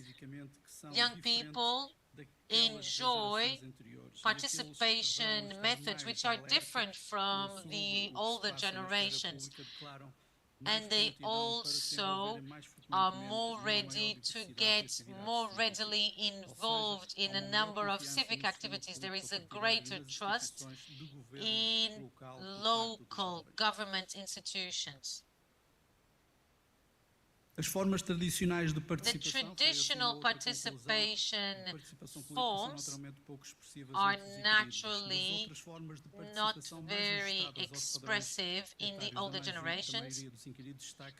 So we'd like to highlight the discussion and the sharing of content in the social media, belonging to an association, volunteering besides signing public petitions. These are also other forms of participation which tend to be more preferred by youngsters. The youngsters who perceive themselves as participatory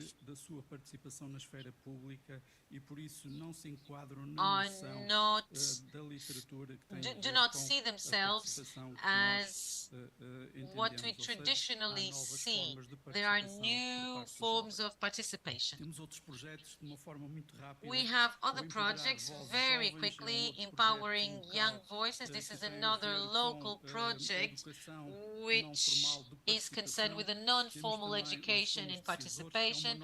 We also have the small decision makers, which also involves youngsters from other municipalities, including Almada. And last but not least, a project concerned with the participation of youngsters. At the moment, we're doing a public consultation process. The municipal plan for youth is a plan involving youngsters, a strategic document which gathers all the initiatives with and for youngsters. At the moment, it is being finalized under public consultation. It results from a participatory and collaborative process built in 9 months and aimed at being aligned with all the strategic documents at national and European level. From the beginning, it was followed by the development group with different local entities recognized in the youth area. The methodology used focused on the inclusion of different perspectives, ensuring a cross-cutting approach. There was a wide range of qualitative, quantitative data gathering, including direct observation, documental research, focal groups, and consultation with different young stakeholders. Envolveu mais de 1000 jovens It de todas involved as more than 1,000 youngsters from different parishes and more than 100 professionals from associative movements and the youth team of the Valongo municipality. So in Valongo, we value very much the participatory participation of young people, and we believe we need to listen to their voice. Thank you. Muito obrigada pelas suas palavras. I want to highlight just two things and resonating with also the whole conference that we're very happy to contribute to in our way through this session. The first thing is that yesterday in the opening session we talked about power, and everything that you presented and mentioned just now is the way that Valongo is leading in terms of redefining power, not just as we always imagine it, that is individually, but really making power a collective. So I think I just wanted to make this first link. And the second link I want to make, also coming back to what you said, Emilia, about connecting the dots at local and global levels, is that everything that we also do, including from UCLG, representing and facilitating the representation of the whole constituency of local governments towards the UN and in the international community, we always say that the municipal movement is leading the way to equality.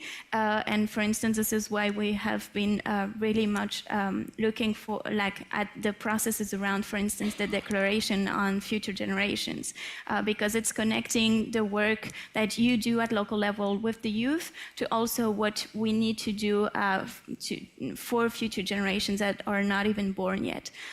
So yeah, connecting the local and the global always. Agora me volto para você, Diogo, que é o nosso primeiro representante. Now let's have Diogo. You're our first representative of youth. You're a member of the Youth Council and the Trade Union of Valongo students. It's a pleasure to have you with us.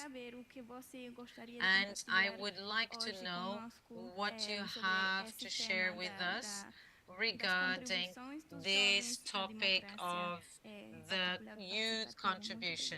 Thank you very much. I would first of all like to thank all of you for coming. It's a really, really big pleasure for us as members of this municipality to see so many people here, all according to us and all participating in this debate about what the youth is and what our path is. As already presented by Cecil, my name is Diogo. I am 16 years old and I am from Irmezindo, which is a town here in our municipality. And I have been participating in all of these youth projects since I was 13. I was literally a child, I still am. But at the time, I was much younger, much more naive. And what happened was that I came into contact with these things through the municipality. These projects, these many things. I started with my students' association, the Students' Union. And at that time, it was just a dream. It was a mere project that I wanted to take forward. And when I was elected for the first time, it was amazing. I felt at the top of the world. And when I started participating more closely with the municipality, especially our youth department, through the informal network of student unions, I started to know that, yes, we have a voice, we have something to do here, especially the fact that many projects that we wanted to elaborate and that we wanted to develop were only possible through the help of our county and our municipality.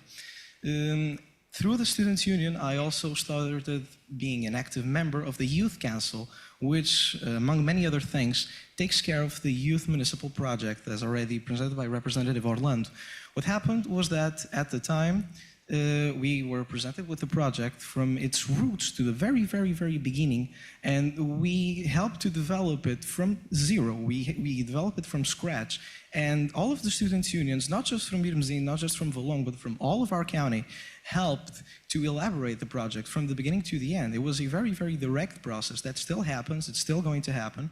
And I do have to say that it is really, really awesome for us to have this much amount of voice.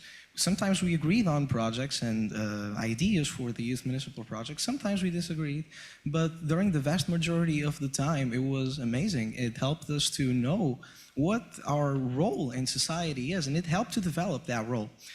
Through the Students' Union, I also participated for the first time in the Youth Municipal Assembly, which, among many other things, helps us to present the issues that we encounter in our schools. We come as representatives from the many, many schools of this county, and we present it directly through the municipality's administrations to our local government. We tell them what the problems are, what our solutions are, and what we want to do, how we want to do it.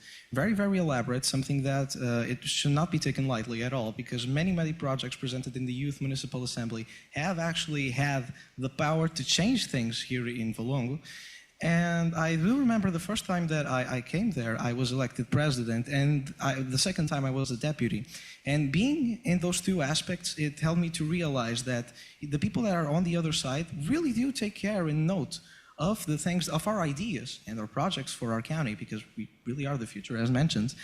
The Youth Municipal Assembly also works really, really closely with the Youth Department, which helps us to organize these things. And through the Youth Department, through the municipality, we also have the Youth Participatory Budget, which the first time that I participated, I didn't lose. I was disqualified because my project had, among many other things, a lot of irregularities. I didn't read the things properly, but it wasn't a bummer to me. It helped me realize that we need to be organized, we need to do things correctly, and at the second time, it helped me win the project, actually, from my school.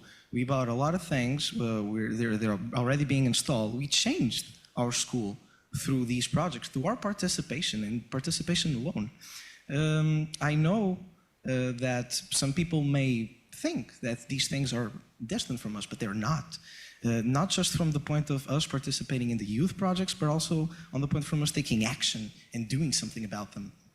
The syndicate, I funded it when I was in ninth grade, because there was a small issue with the national exams. They were being done in a digital format, which created a lot of trouble, and a lot of people were unhappy. So I organized my classmates, I organized my friends, we got together, we made it happen, we made a petition, we had 875 signatures in the first 3 days, and we campaigned through our whole school so we can mobilize even the people that were already in high school and the younger people to petition, to sign it. We took it to the assembly, we took it to our municipal representatives, and we were noted, and it happened. It's really, really amazing for us to actually be listened to. Something that I do have to add on is that all of these things, these many, many experiences, are very important, not just to, like I said before many, many times, participate and take note of things, but also to see how things are and how things should be. We need to share our views of the world. We can change things through debate and talking about others and talking with other people, especially regarding what we think about, is the best thing for not just our municipality, for our countries, for our continents. Portugal being a member of the European Union, we participate very, very closely with the European organizations and institutions. And the EU is a very, very important organ for us to actually divulge our premises and what we want to do regarding the youth in our country, and not just in our country, but our whole continent. So I would like to end with a note of satisfaction and thankfulness, because as somebody that always wanted to not change the world, but have an impact, we are having these means, and the means are proving themselves. Today, I was just re-elected president of my students' union in Irmesinde, and it is awesome to actually be here and tell it to you at this time. I don't think coincidences happen. I think this is all planned out, And it is a very, very big moment for me to actually have this opportunity. I would like to finalize by thanking all of you for coming and ending with a word of appreciation, because some people think and like to say that the world needs to, our country, for example, needs to accompany the changes of the world. We don't need to just accompany the change and collaborate with it. We are the change. We are the ones that are going to make a better future, because we are the actual future. I would like to thank all of you for coming and end with a word of satisfaction. Thank you.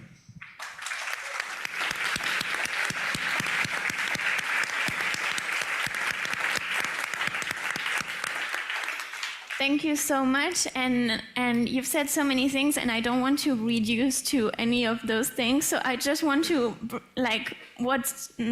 draw also my attention is when we hear your voice, not saying about the content, but just your voice, we hear the commitment, we hear also the joy, and I think this is very important. So many, many, many thanks. I would like now to go to a very long-standing partner of UCLG, the London School of Economics, and also the leading organization in this project, Next Gen C, and Nuno da Cruz, you're a senior associate at LSE Cities, and the floor is yours. Thank you. Thank you very much. Let me just try something different here, since we are in a direct sort of democracy kind of forum. Should I speak in English or in Portuguese? Can I see hands for English? Hands for Portuguese? Ooh, what do you think, Cecília? Portuguese. Portuguese, we're here. ok, great. Então, vou aproveitar esta oportunidade para falar em português. So I will take this opportunity to talk in Portuguese, which is something that I seldom have the opportunity to do. Now, I would like to thank you for the partnerships that we have had. I started more than 10 years ago. We started working in habitat and emergency governance during the pandemics and so on. I would also like to thank the municipality of Valongo for hosting this excellent initiative. You don't know, but I have a very frightening clock before me saying that I only have 10 minutes, and I would like to just ask Diogo if he's part of a music band or if he works in the radio, maybe a politician, because his voice is actually very compelling. So now we have this new joint venture, so to say. I am LSE, but I'm also senior researcher in University of Aveiro, and it's very good to see my colleagues here, and also the partner of the municipality of Valongo, who worked with me in these projects related to local democracy. We have the LSC and then two different universities, one in Bogota, another in Cali, and also a local representative, Despacio, in Colombia. So all of these are in Colombia.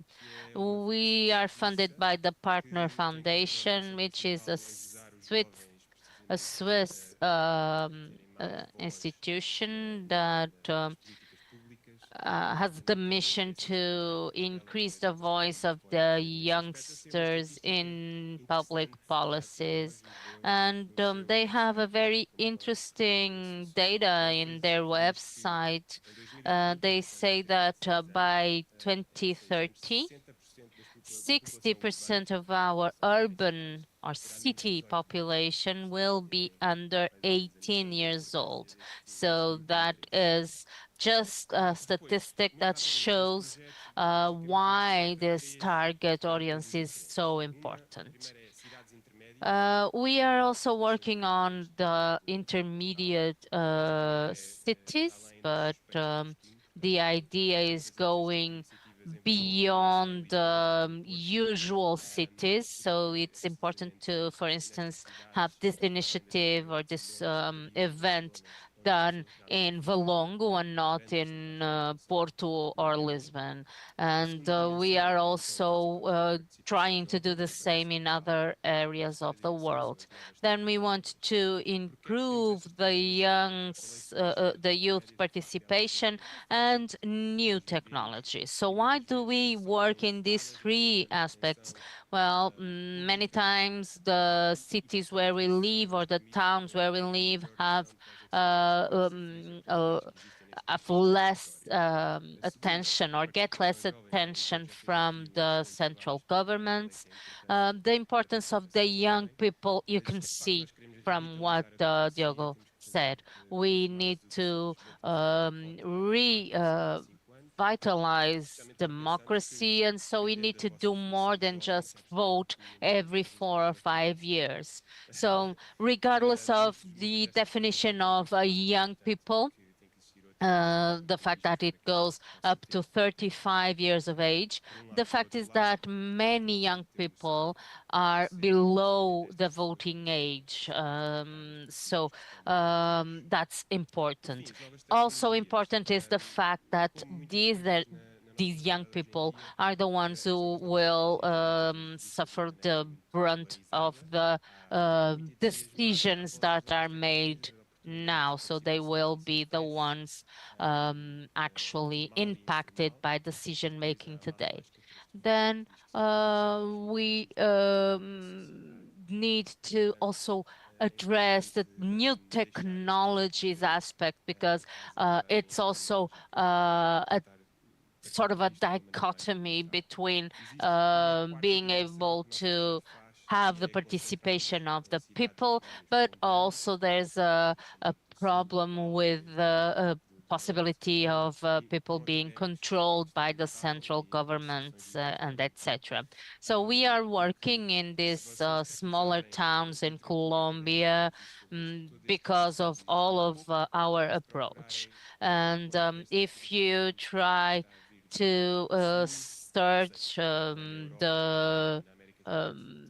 the web regarding literature concerning smaller cities or smaller towns and democracy in smaller towns, and also the importance of the global south is seldom seen in literature. So you do not have a lot of articles written about it or papers written about it, but I would like to stress the importance of what we are doing here. We will now go to the first panel. So I invite you to come back to your seats, and I will invite Nelly, Waseno, and Pedro to come to the stage here. Thank you very much to all of you, and for your words. We've been quite deep already, but we will continue to dive in. Madame Nelly, bien sûr, vous pouvez vous asseoir là. Merci beaucoup. Agora vamos continuar a conversar. So now we are going to continue to talk about how local governments can empower youth to participate in local government so that they can share their needs and also their visions. So it's more than sharing, it's also taking part in decision making. That is because it's by creating these alliances between generations and between continents, it's the way to create processes that are brave, determined, and also empowering. So I would like to give the floor to the co-president for the gender equality and the panel for participatory democracy. Thank you. First of all, I would like to thank you for giving me the floor this morning so that I can share with you my experience.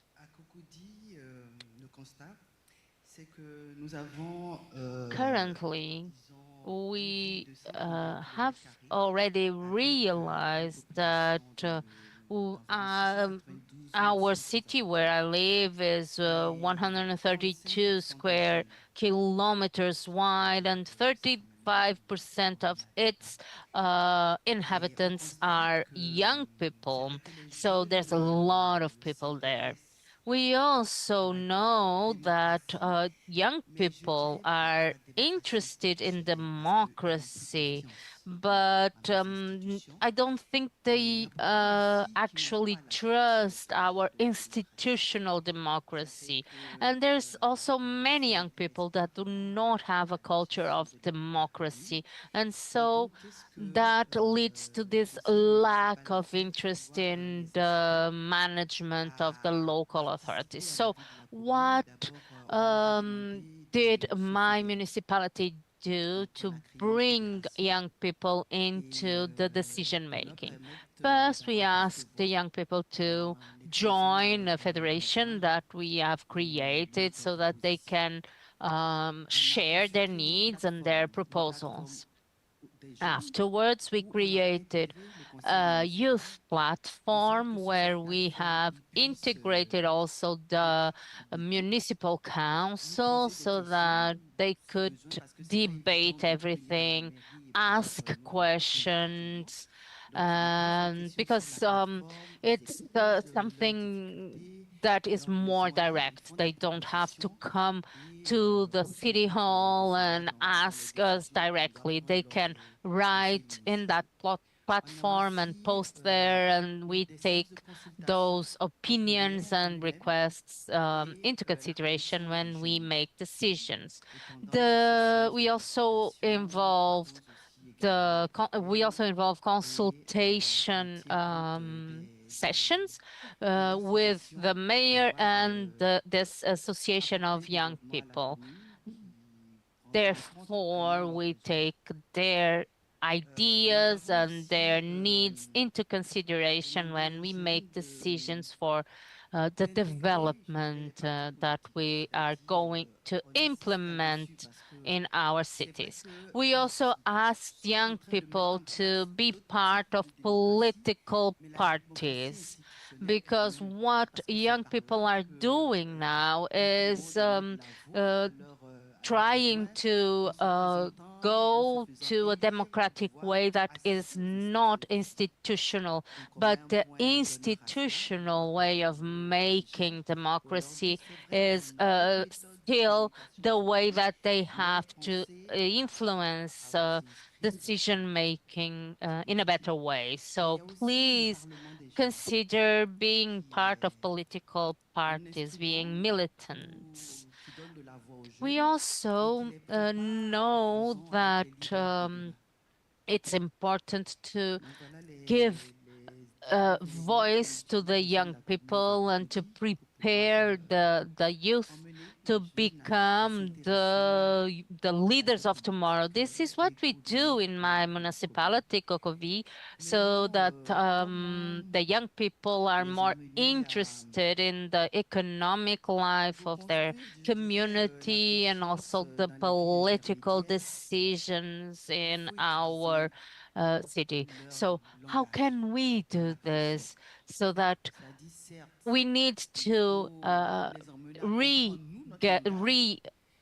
recatch their trust? We need to speak at their level, we need to use their language. Of course, they will also have to understand our way of speaking, but I think it's something that we need to do from top to bottom. In the Ivory Coast, there's a dialect or a language that we know it's Mushi, but we actually try to do some catchphrases with this sort of dialect or jargon so that the young people realize that we are with them shoulder to shoulder so that they understand that we are at the same level. And this is why we use the social media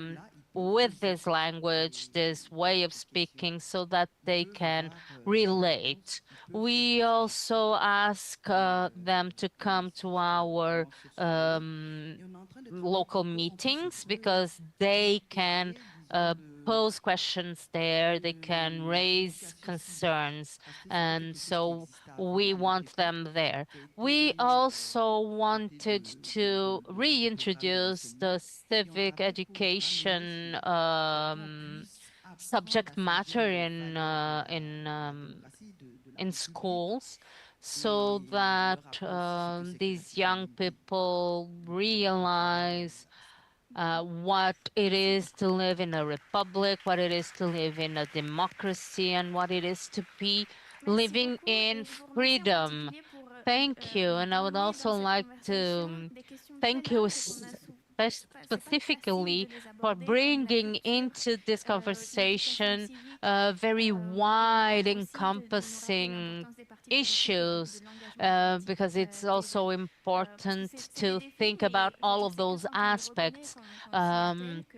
It's important to see that political parties are still an institution that is the way to achieve democracy. It's also important to integrate young women in this process because the inequalities, the gender inequalities are still very felt in politics. So thank you very much for being with us.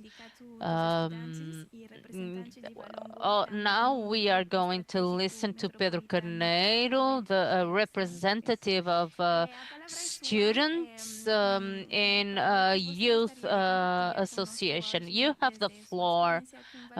So what do you want to share with us concerning your experience here in Valongo? Why you believe in these processes? Well, I am Pedro Carneiro. I studied here in Valongo for 6 years, so I would like to greet all of my current colleagues or my colleagues in Valongo that are studying there because they are actually in a very good school. I would also like to greet Dr. Marta, who has been helping me and supporting me in this regard. I was elected, and after that, I started to think about something that people often say, that young people are not interested in politics. And we think that when I think about it, it's not true. Because when I go and when I did this meeting, I realized that the young people like politics, but not politicians. And the same thing applies to politicians. They like politics, but they do not like young people. And so we have this iron curtain between us. I did a petition in my 11th form, my form 11, and I couldn't do anything with that. at the level of the school. So I went above it and I talked to the councilman of education, and they told me that they would get back to me on that. And the fact is that they did. After a week, they came back to me and there was change. So our body that we have, this youth body, is very important, and we are working in an interconnected area, the metropolitan area of Porto, and we are listened to. And so I would like to ask you, everybody who is interested in this, to research this on the internet. So I am here with my colleague working in this project, but we believe that we will be able to make a difference. So young people should realize that politics is not easy, and that is why people sometimes go for tourism instead of politics. The fact is that we need to be able to face things that we don't want to face, to hear things that we don't want to hear, so that we can be informed and that we can make a difference. The fact is that this year we had elections and the young people voted, and they voted in the extremist parties, in populism.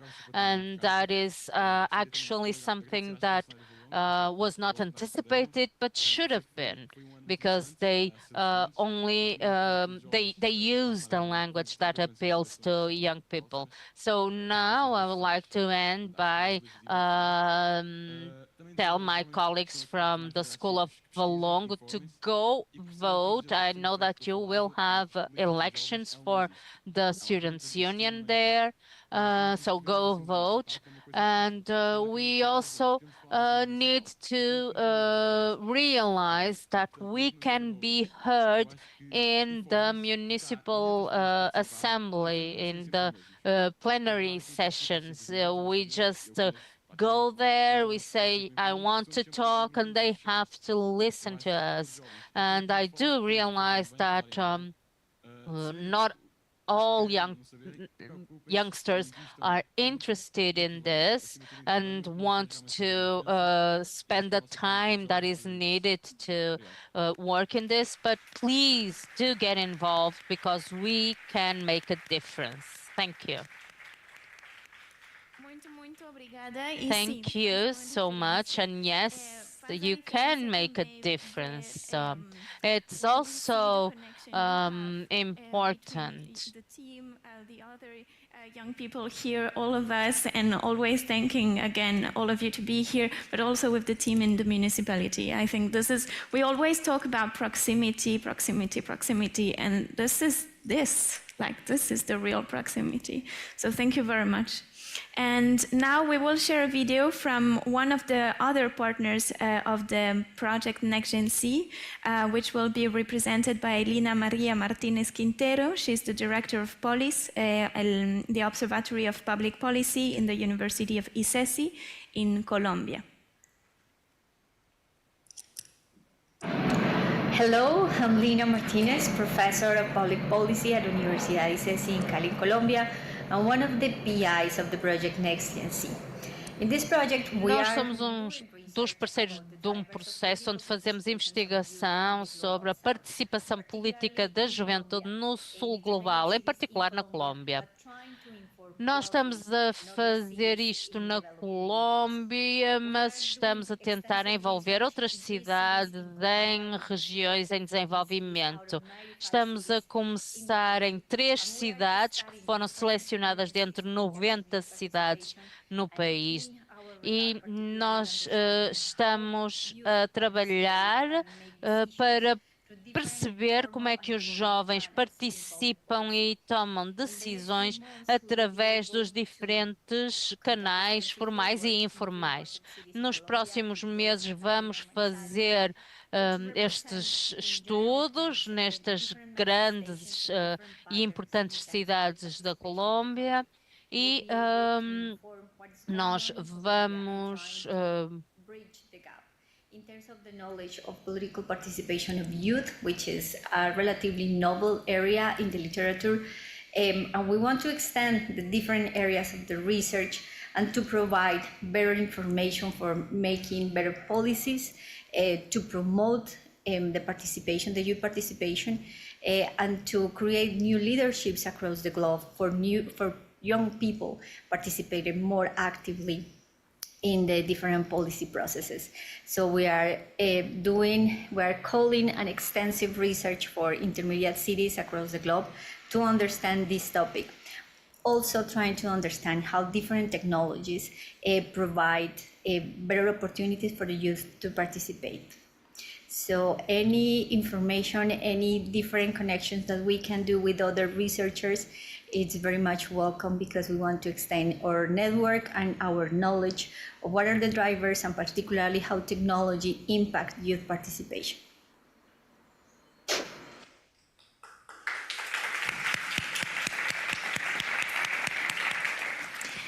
And now we will move to the second panel, so I invite you to change seats, and I will call here Mrs. Carola Gunnarsson, Oliver Peña Esteves, and Tiago, if you want to join me here on the stage.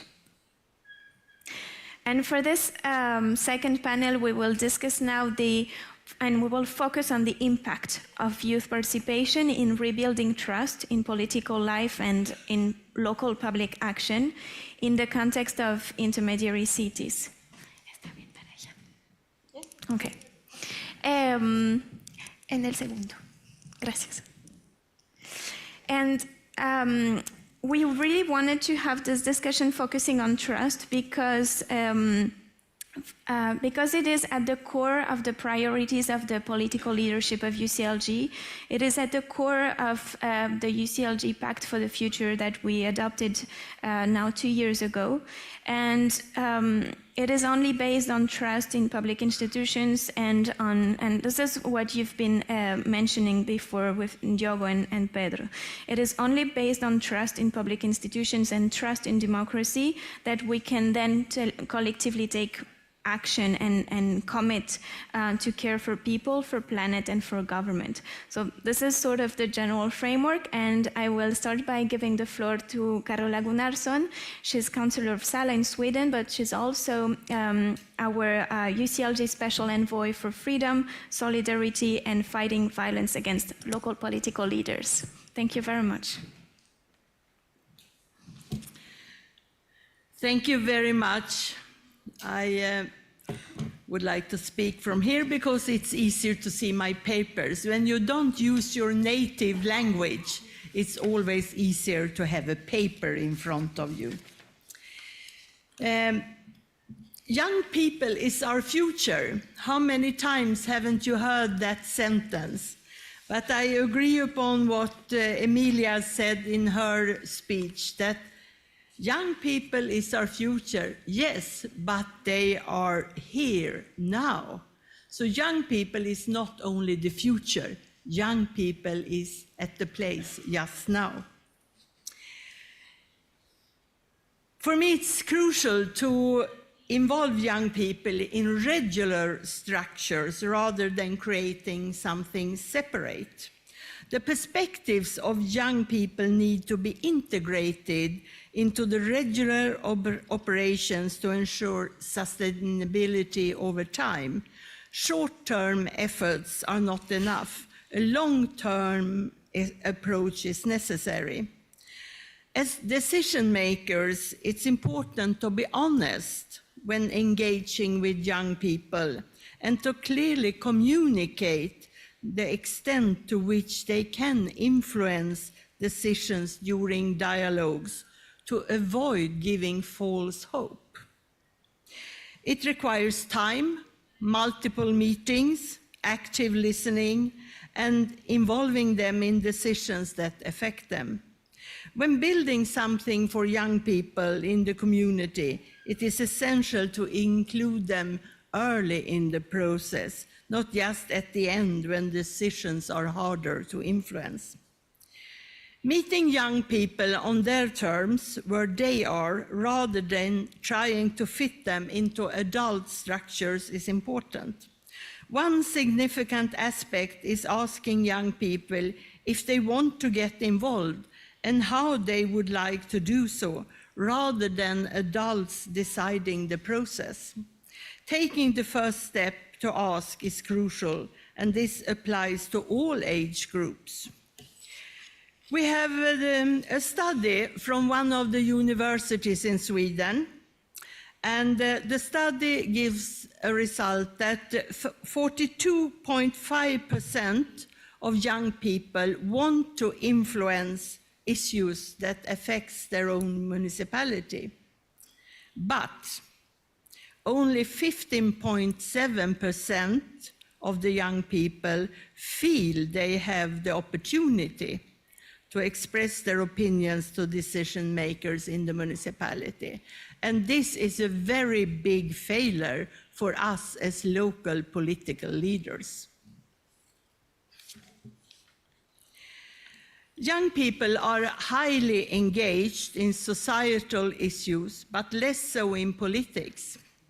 Therefore, it's better to discuss societal issues rather than party politics to capture their interest. Another study from the same university shows that 55% of the young people in the age between 16 and 25 years are interested in societal issues. But one remark, young people living in areas with significant socioeconomic challenges are less interested in politics. In such areas, only 30% of young people are interested in politics due to this study, compared to 47% in areas with very good socioeconomic conditions. And that is also something to remember. If we don't listen to and involve young people, we miss out on important perspectives. By inviting them, they also get to see, as had been said earlier today, and practice democratic processes, which can increase their interest in politics. This helps in educating the future politicians and decision makers. Dare to ask young people, dare to engage them, and let them influence decisions.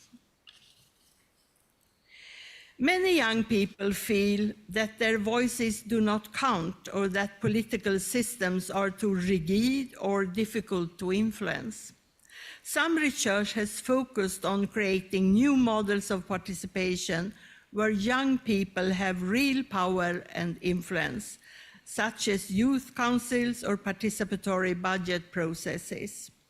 And we have heard very good examples today already.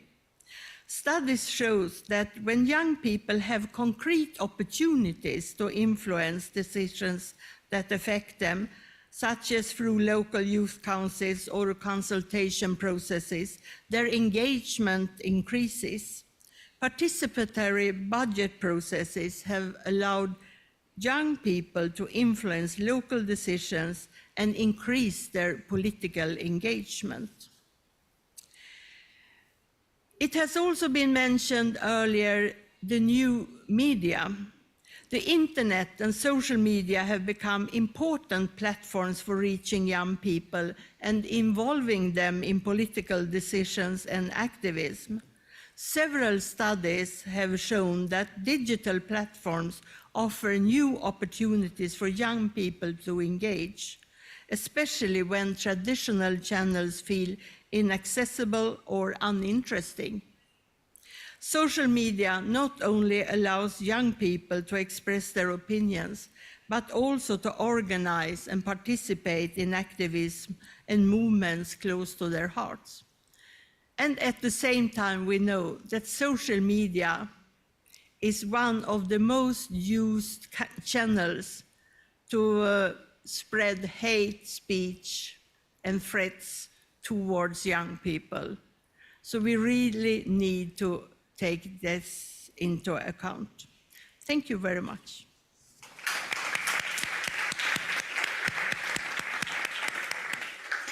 Thank you very much. And again, you said many things, and I don't want to reduce. I just want to continue drawing this sort of conducting thread.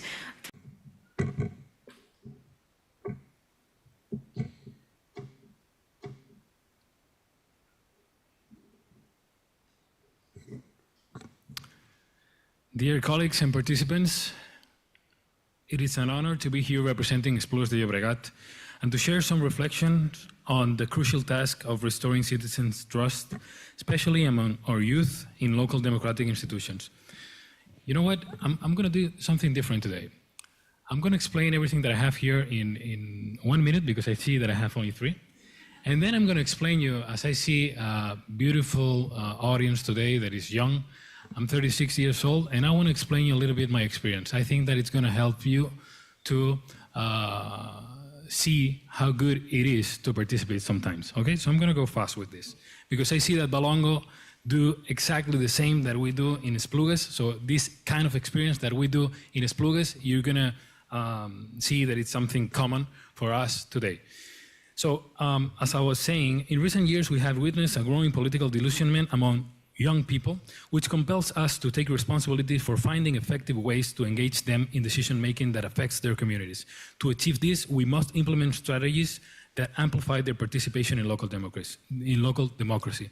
In Esplugues de Llobregat, we developed several key initiatives to address this challenge and encourage youth involvement. One of the most notable is the participatory process of the youth audience. That process allows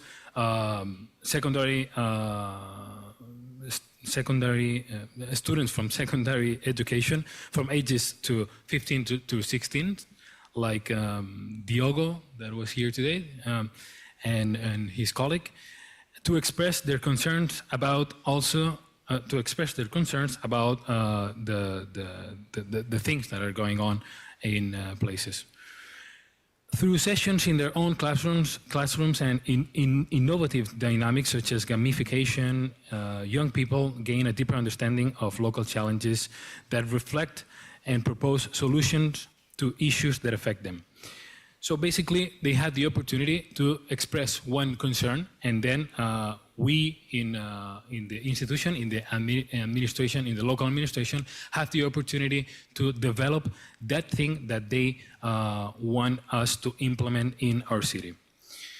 I see that the time is going fast, so alliances between local administrations and young people are fundamental to the success of these participatory processes. This collaboration allows young people not only to see the impact of their proposals, but also to become active agents of change in their community, because that's exactly what we want, to make them active agents for that change of our communities. Recently, the Esplugues City Council launched an innovative project to evaluate the impact of these participatory processes on youth. Each year, approximately 300 young people participate in this initiative. The objective is to measure how these initiatives influence the development of participatory skills, as well as the dynamics within educational institutions and the transformation of the city. Ultimately, what we have learned is that restoring trust is not a one-way process, but a constant dialogue. And now, I'm going to take out this and explain you a little bit how was the experience of this 36-year-old. I'm going to take 1 more minute, okay? Let me explain you something. This is the story of a guy that years ago was obsessed with the idea of changing the world. And that idea made me talk a lot with my parents. My neighbors, my friends, older people, and made me think about how can I make that impact that I wanted. So I moved around, and the first thing that I did was get in contact with people who had some sort of power to change things in my city. So what I did was to get involved in a political party. But I didn't do it by myself. It was because one neighbor one day told me, I think that you look kind of interesting because you are very educated, well educated, and I think that you're a guy who likes to talk to people. Why don't you come one day to a meeting of the president, right? In that moment, the president was José Luis Rodríguez Zapatero. I don't know if you know him. Probably, yes. And I went to that meeting, and then I saw a lot of young people that was kind of lost, but at the same time, they wanted to make an impact as well. And they did it through the process of being part of a party. I stood 1 year, like very active on that party, and I noticed that it was a space that for that time in my life was kind of time consuming. So I decided to stop and see from another perspective how politics work, but also because I wanted to put more energy in my career. After that, I noticed that going around the world, I studied in the United States, I studied in Brussels, I work over there. My background is in law, so I'm not going to explain anything about that, but I noticed that through politics, it's the best way to change things. But also, I thought, what is it that important about politics that it seems that we are not using every day? And it is that when we go outside every day and talk to people and see things that we don't like to see, we have to educate others as well. And we do that because if we want to see a better world, we have to implicate others. We don't do it by ourselves. So one of the most important things that we're doing here during these 3 days and the organization is doing is to involve people, to involve others from other countries and from other cities and from different ages. So here's my advice for the young people in the room. Keep getting involved in everything you do and keep getting in contact with all these people that you think that are or have some sort of power to change things. Because if we do that, if you do that, you are making already an impact and you are making already a better world by putting your word in the decision-making process, okay? So I wanted to say more things, but I'm gonna stop here because I don't wanna consume more time of my colleague. And thank you all for listening and thanks for the attention.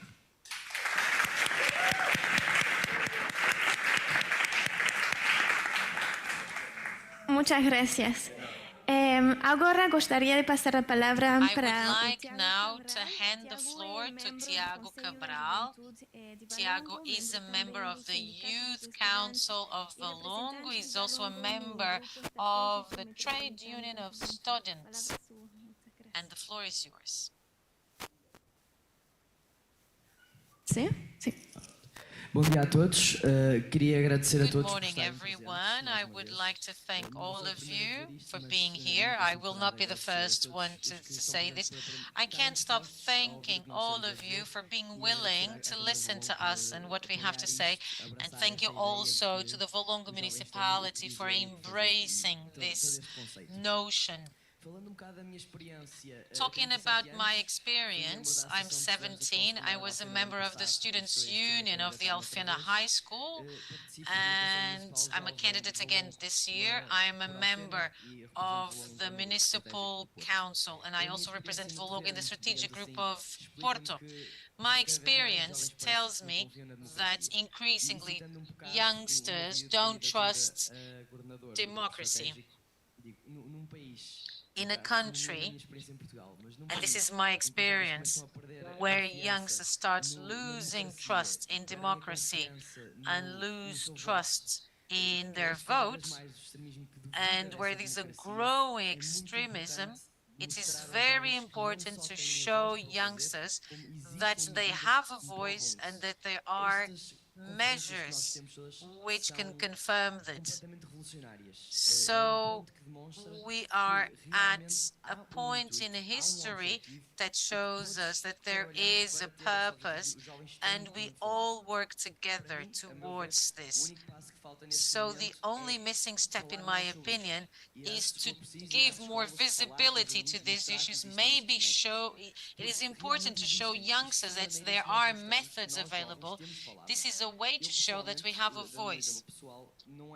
Personally, I didn't have this view until I started being involved in politics. I didn't see it as a possibility, as something easy. However, things developed very quickly. In the Municipal Youth Council, I felt very quickly that my voice was interesting and they wanted to hear me and what my colleagues had to say. It was a very good feeling. I felt welcomed. I felt maybe I'll say one or two things and that's it. But the truth is that I'm here today. It wouldn't be possible without that support. I believe this is something that needs to be further developed, not only in Portugal, so Porto is well, and I feel that it's about an incremental approach, step by step. So, for example, we have the metropolitan Porto area, then maybe doing it at national level and then international. So acquiring increasingly representation power. What I see amongst my colleagues is few people who are disinterested. So I don't think that's the case. I don't think they take these conferences and these initiatives very seriously, and this can only be solved through advertising and public relations. Youngsters can have their attention attracted by having youngsters speaking to them. The social media are crucial here. Students' unions, they can share this possibility of speaking and having a space. Amongst many other examples, there are many open ways. For example, I greet Valongos, the Youth Municipal Assembly. I am a part of it together with my Portuguese teacher, and it was so easy. It was as simple as my teacher coming one day to class and telling us, let's talk about ideas. What can we change in Valongo? What do you feel is not right and could be changed? The goal is to take it further. So enrolling in this initiative was a symbol as my teacher coming into the classroom and asking who wants to participate. And so ideas are being planned, and I congratulate this work Valongo is developing, and I'm sure that this happens in other places in the world. We are not only the future, but also the present, and our opinion can bring a very different point of view. And not only as representatives of what the future will be, we also have this capacity of believing that this democratic system is good for mankind. If youngsters lose this trust, the world can become what it was some decades ago. And I feel that humanity is at a good moment of taking a step further instead of a step behind. I'll be participating in a study session in Strasbourg, organized by DPAL, who also tries to train youngsters in being leaders. This is amazing, the fact that these conferences are organized and gathering Europeans. The next step is the whole world. I'd like to conclude by saying to congratulate everyone and express my gratitude for all the work. And more than gratitude, please do keep your efforts in doing more, because it is possible. Thank you. Thank you very much. I am sure that your words have resonated. So we have very little time available. Here, my colleagues Adria Duarte and also Firdaus Usidum. Adria is the head of the International Observatory on Participatory Democracy, and I will also invite, we need to change, and I will invite Sofia Carvalho and Mariana Oliveira to join us here on the stage. Thank you very much, Cecilia, and thank you to all of the speakers that we have today. I think it has been a very special and interesting session with this different approach, from elected officials, but also from experts, and of course from these young voices of Valongo. I think we can really feel this engagement and this proximity between the city officials, the staff, and the youth of the city. So it's really amazing. And I think it's time also to listen from some voices from the girls, because we had some voices from the boys, and I think it's also very interesting to have you in the room and to listen again your experience of engaging in Valongo. Maybe if you want to share, I don't know, one positive experience, and maybe also if you want to, maybe some things to be enhanced, to be improved. And yeah, the floor is yours, please.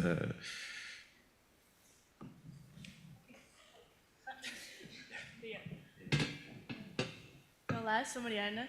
Hello, I'm Mariana.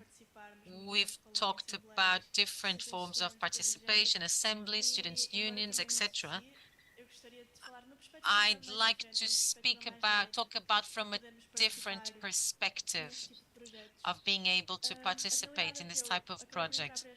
So the truth is that I enter this world in a very irresponsible and impulsive manner. I received a WhatsApp link from a friend who told me, yes, I'm doing an Erasmus project. Would you want to apply? Yes, it would be good to fill a form. I ended up being accepted, and from then on I've participated, gone to many places, met many interesting people with a relatively minimum effort and with great convenience and comfort. We usually feel a distance. We feel this person is a politician or a youngster. We like to label people. But from the moment where we start seeing people as people, people we can deal with, interact with, Sofia, Marta. So if we see people differently, things become different. And we start relating to each other when talking about politics. We have to go to school, university, we have to take the bus. The bus is crowded, people complain. This is also politics. This is also, nobody likes to be in a crowded train, nobody likes national exams. That is politics. People see it as a distant matter, but these matters are very, very present in our everyday lives. I think we should do things out of passion. When we embrace things, it doesn't have to be grand and global. Maybe because we want to do a trip to meet someone, to debate a topic, to see what different parties are doing, about the values we hold. It's very important to have this kind of sharing. Yes, I think we have 40 seconds left, and I hope that they are well used. Bem, estes 40 segundos são interessantes. So these 40 seconds have become 30. Meanwhile, I'll be very quick. What I'd like to say, there are a few opportunities to be in events in Portugal, especially in Valongo, where these more serious issues are talked about. What I feel is important is that young people are not a monster, are not difficult. So municipalities shouldn't look at youngsters as a very distant demographic group which are difficult to encourage and to push. It's just another part of the population. This is something I see in Portuguese and European politics. So youth has almost become a token. So there is a young person in a party, and this young person will only talk about issues which pertain to environment, social matters. The truth is that many young people also enjoy finance. It might seem strange, I don't identify with that, but they do exist. That's important. Another point I'd like to mention, it's very complicated for those young people who are not associated, who are no longer in secondary education, to have a sense of belonging in these political spheres. What do I mean? If I don't belong to a political party, to a union, and if I'm no longer in school, it will be very complicated to have my voice heard, especially in what regards giving a direct opinion. So here in Valongo, you are a young person until the age of 35, and you leave secondary school at 18. So it is very necessary that this demographic group, I wouldn't say encourage to participate. I don't think you can encourage or stimulate people to participate, but more listen to, and that they can feel that their opinions do matter, and there is no need to associate, to affiliate to a political party in the more traditional sense of politics, as mentioned here. So youngsters are distancing from traditional politics. They embrace activism, as noticed here. So it is important to recognize that because youngsters are embracing activism, it doesn't mean that what they do is always the most effective.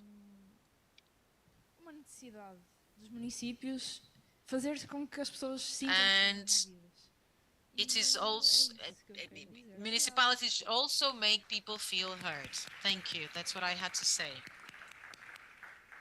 Obrigado a você. Thank you very much. And I think it's really important that you mention that it has to be a serious issue, not just like a tokenism that to put just one or two youngs in an electoral list or in some like institution, that be a really a process to involve all the youth of the society. I'm really sorry because we're running out of time, but we have a final video from one of the partners of the project. It's from Friedrich Fleischer, Associate Professor, Department of Anthropology, Los Andes University, Colombia.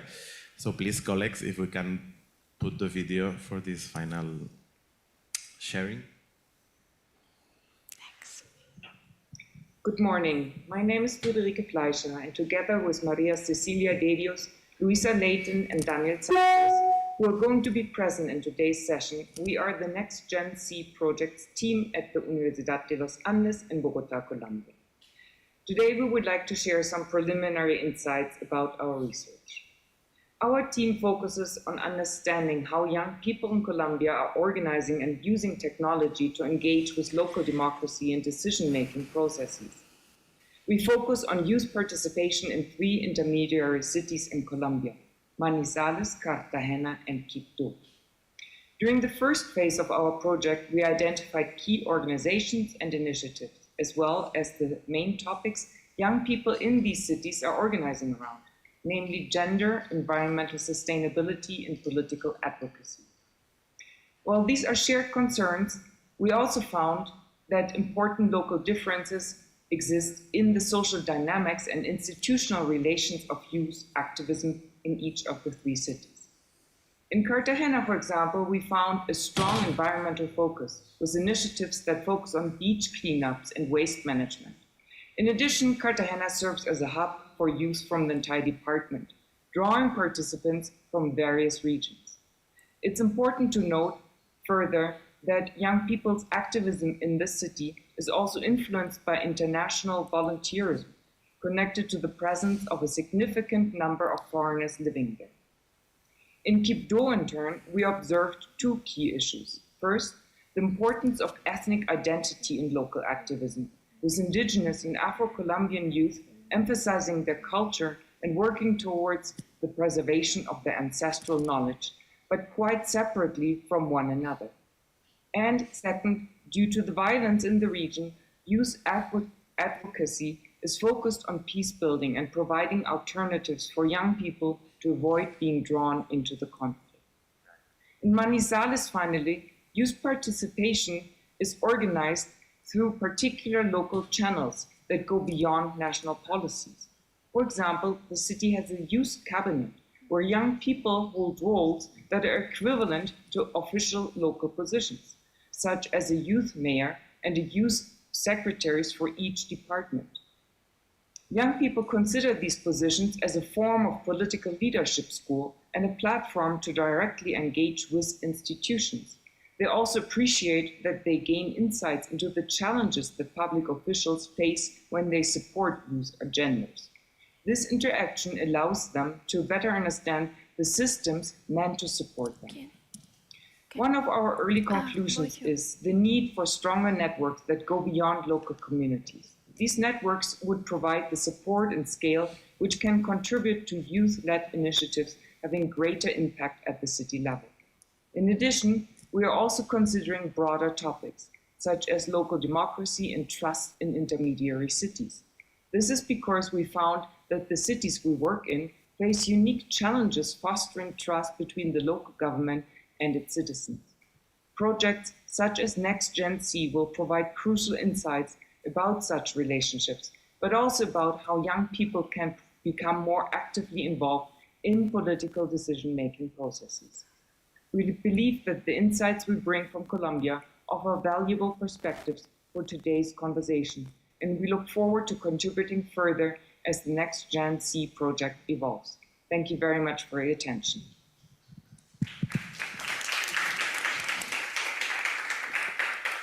Thank you very much. So, okay, I think we're going to take like very brief, we're going to open the floor but just for very brief intervention. So if anyone wants to say something, really brief comment or question maybe, or reaction to the session. No? Okay, if not, we can finish the session, no problem. We're going to have some thoughts by my colleague Firdaus. Thank you, Adria. I have been taking notes. There have been so many things to take into account. Really, it has been an amazing session. I would like to congratulate the partners and Cécile for a fantastic moderation. We have heard many things, but I would like to keep some key things and related to the work that we are doing on intermediary cities in UCLG. One of the things I would like to keep is the power to change things. It was said at the beginning, we want to have an impact on our environment, we are the change, and we are the actual future. Well, let me tell you, intermediary cities are a motor of transformation at global level because of their mass, of their number. We never talk about intermediary cities as one city lost around in the middle of the world, but we talk about the mass of intermediary cities, whether it is at global level, whether it is at national level. And they are a motor of transformation. We work on the mass at global level because in the future, experts estimate, and this goes to Carola, 60% of the urban population will be living in intermediary cities in 2030. So imagine how much the population will be implicated into the intermediary cities. And can you imagine also the potential that this brings to rural-urban linkages, to the resilience, to the proximity, and democracy? Because intermediary cities has been set in the Forum of Intermediary Cities as school of democracy. We did work on that over the last World Forum with Adria. So imagine how many schools of democracy we could have through the intermediary cities. And this cannot happen without youth, without the involvement of youth, and without the voices of youth.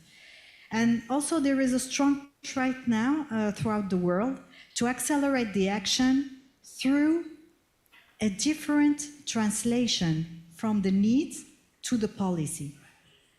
The world is calling for a new way to do policy. And I believe after listening to this session and listening to all what we have been testifying here, that youth is a key translator from the needs, the local realities, the voices, the wills, the wills to do things differently, a fantastic new translator into new policy making. Not only for the language, but for the inclusive language we were listening yesterday, and we heard it today as well. Also about education, we heard that from Cocody, and citizenship. Imagine if we give the power of educating on democracy to youth, in a participatory way, to all the intermediary cities of the world. What power would this be?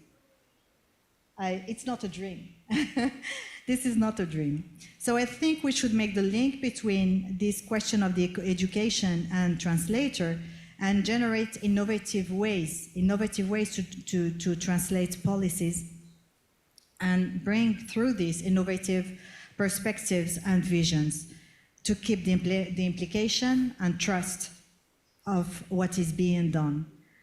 And this is where resides the power to change things. The second thing I would like to highlight is not only the voice is important, but let me recall something.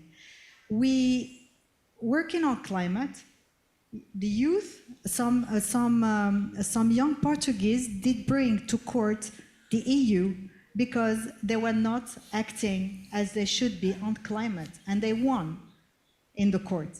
Those were Portuguese. So I believe that there is a true dream that is taking a real dimension here in Portugal, and I think that there is a voice and there is an awareness that is really important that we need to take into account and to drive further and support. I'm saying that because intermediary cities are defining themselves through the UCLG Forum of Intermediary Cities as the guardians of life systems. So we are not talking only about climate and biodiversity, but about all life systems, natural, human, and the wildlife as well. So hey, please, I would like to say the floor is yours. What are life systems for you? How would you define that in your reality, in the way you look at the reality and the future from your perspective? So to make this big difference, we invite you to do that with us. Come on board, go through your municipalities and join the conversation. We will be having, as I was saying yesterday, we'll be having the World Forum of Intermediary Cities in January in Cuenca, Ecuador, with partners like the G20, like United Nations agencies and representatives and other partners. We want to bring the voice of youth into this conversation for each of those big partners to listen to. And I would like to finish on something that Cécile said that I loved, that is, we hear the commitment and the joy when we hear youth, and we need this energy in the new policy making. So please welcome. Thank you.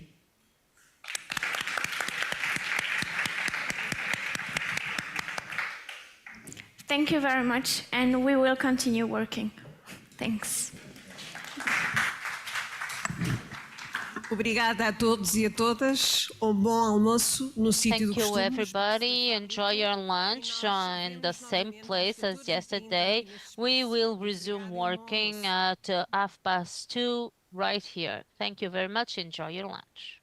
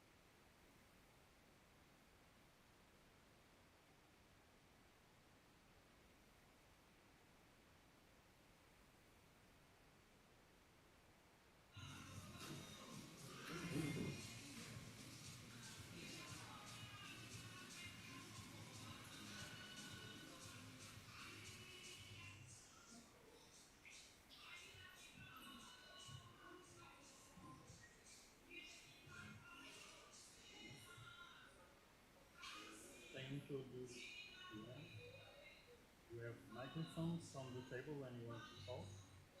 Okay, and if you prefer, you share, or you can talk by here. I don't know what you prefer to do. No. So you have two options, or you speak from your place with this, or here.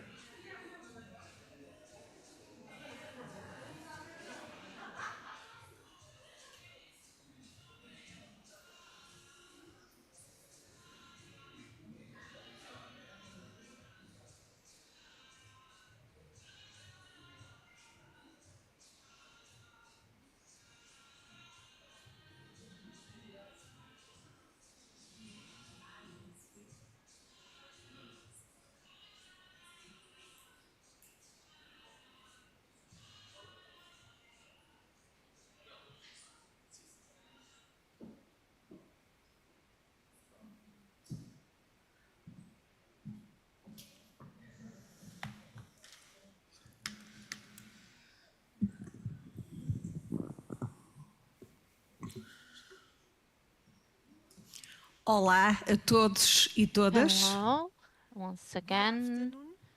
Bonsoir. Buenas tardes. Cá estamos para dar Here continuidade we are again to continue with the program of the 23rd International Conference OIDP.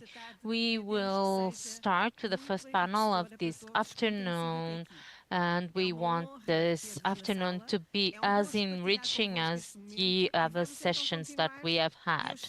I'm very happy to have you all here. And now I would like to call the moderator, Miguel Silva Graça, and then he will give the floor to the other members of the panel. Thank you. Muito boa tarde a todos e a todas. Good afternoon, everybody. Thank you for being here with us. We are going to talk about inclusion and diversity in this international conference of OIDP. I am a researcher of the Coimbra University, and I'm also a member of the scientific committee of this conference. We will have Roberto Falanga with us, a researcher in the Institute of the University of Lisbon.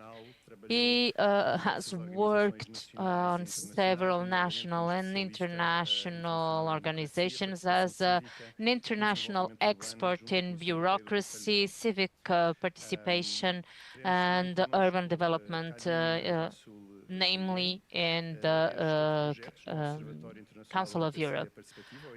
We are also going to have Mira, who comes from OIDP Africa,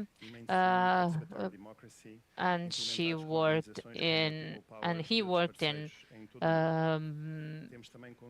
projects for people power.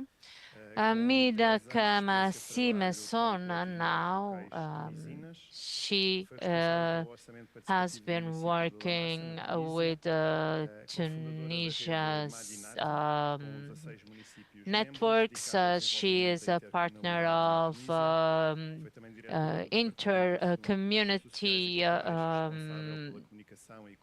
communication an organization in Tunisia, and she is in charge of communication in several institutions. We also have with us a scholar, a fellow, talking about the African diaspora in Portugal. She's also a researcher in Algarve, and she has worked in several projects regarding housing and living conditions. We also have with us Ulrike Stuck. She has worked with local authorities and regions to develop difficult and complex organizations, and she works and is particularly involved in Gothenburg city. As you know, the lack of public participation in public life is a cross-cutting problem in many countries in the world. In some groups, it is more seen. We're talking about women, LGBTQ plus people, people who are homeless, people who are in prison, women. And so participation is something that we want, but this sub-represented population is usually not involved.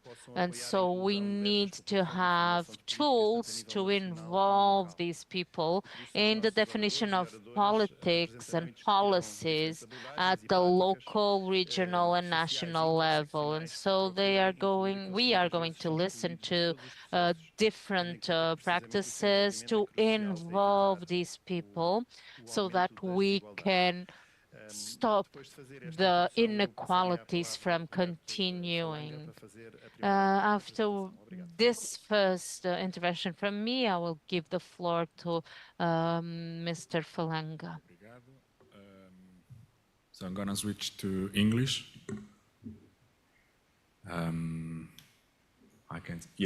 So, good afternoon, everybody. Roberto Falanga from the Institute of Social Sciences, University of Lisbon.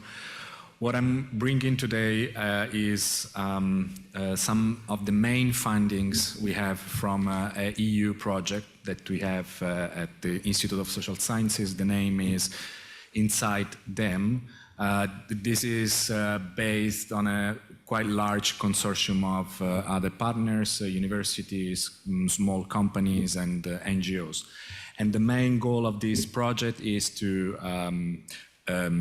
address a critical issue about how participation in policy making and decision making is addressing issues related to environmental and social sustainability. So what I'm bringing today is an overview of what we have found from the review of the scientific literature, as well as the review of empirical knowledge that we have about these practices, with a focus on Europe. And so let's start from a definition. I just said that we're talking about participation in policymaking, but actually, as you can see here, we talk about democratic innovations.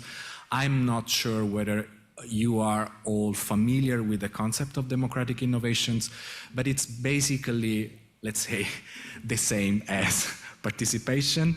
With different nuances that we can find in different disciplines. And we find that more and more in the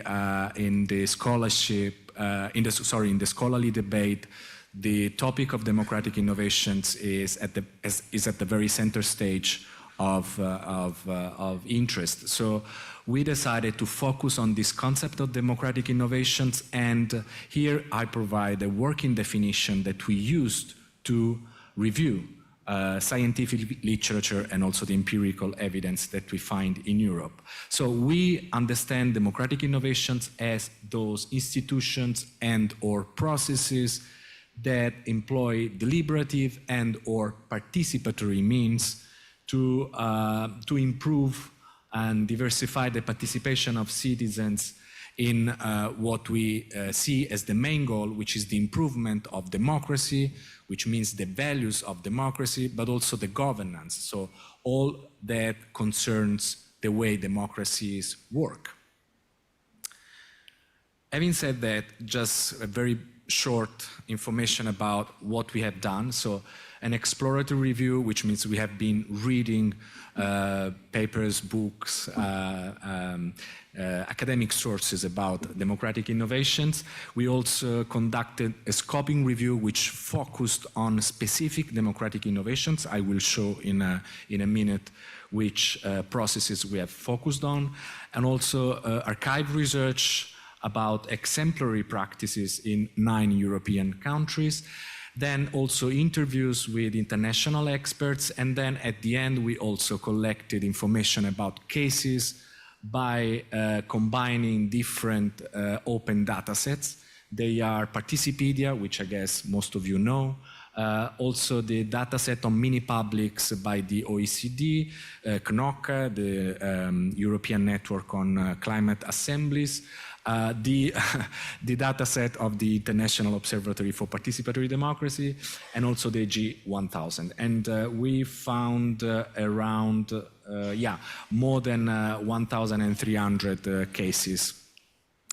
So the 3 main processes that we focus on are participatory budgeting. I think we don't need to say what we mean by participatory budgeting. Deliberative mini-publics, which is a broader category to talk about those practices that rely on the random selection of the participants, which include, therefore, also citizens' assemblies. And then the third category is a broader one, which includes all the initiatives that can be labeled as participatory governance and collaborative governance. So we found historical trends. Between the 60s and the 70s, we found a growing role of the grassroots groups demanding for more participation and also looking for a matching point with political institutions in order to really engage more citizens in all that concerns democratic decision-making. In the 80s and the 90s, we have innovations coming from the Global South, and of course, participatory budgeting here is a case in point. In the 2000s, we have the so-called deliberative turn, so we have the growth of the deliberative mini-publics. And then in the last few years, we have seen a growing debate about how we can rethink the way democratic innovations work and can be more effective in the decision-making. So some data. We found this is about the publications, so this is about scientific outputs. It's not about the evidence, the practices per se.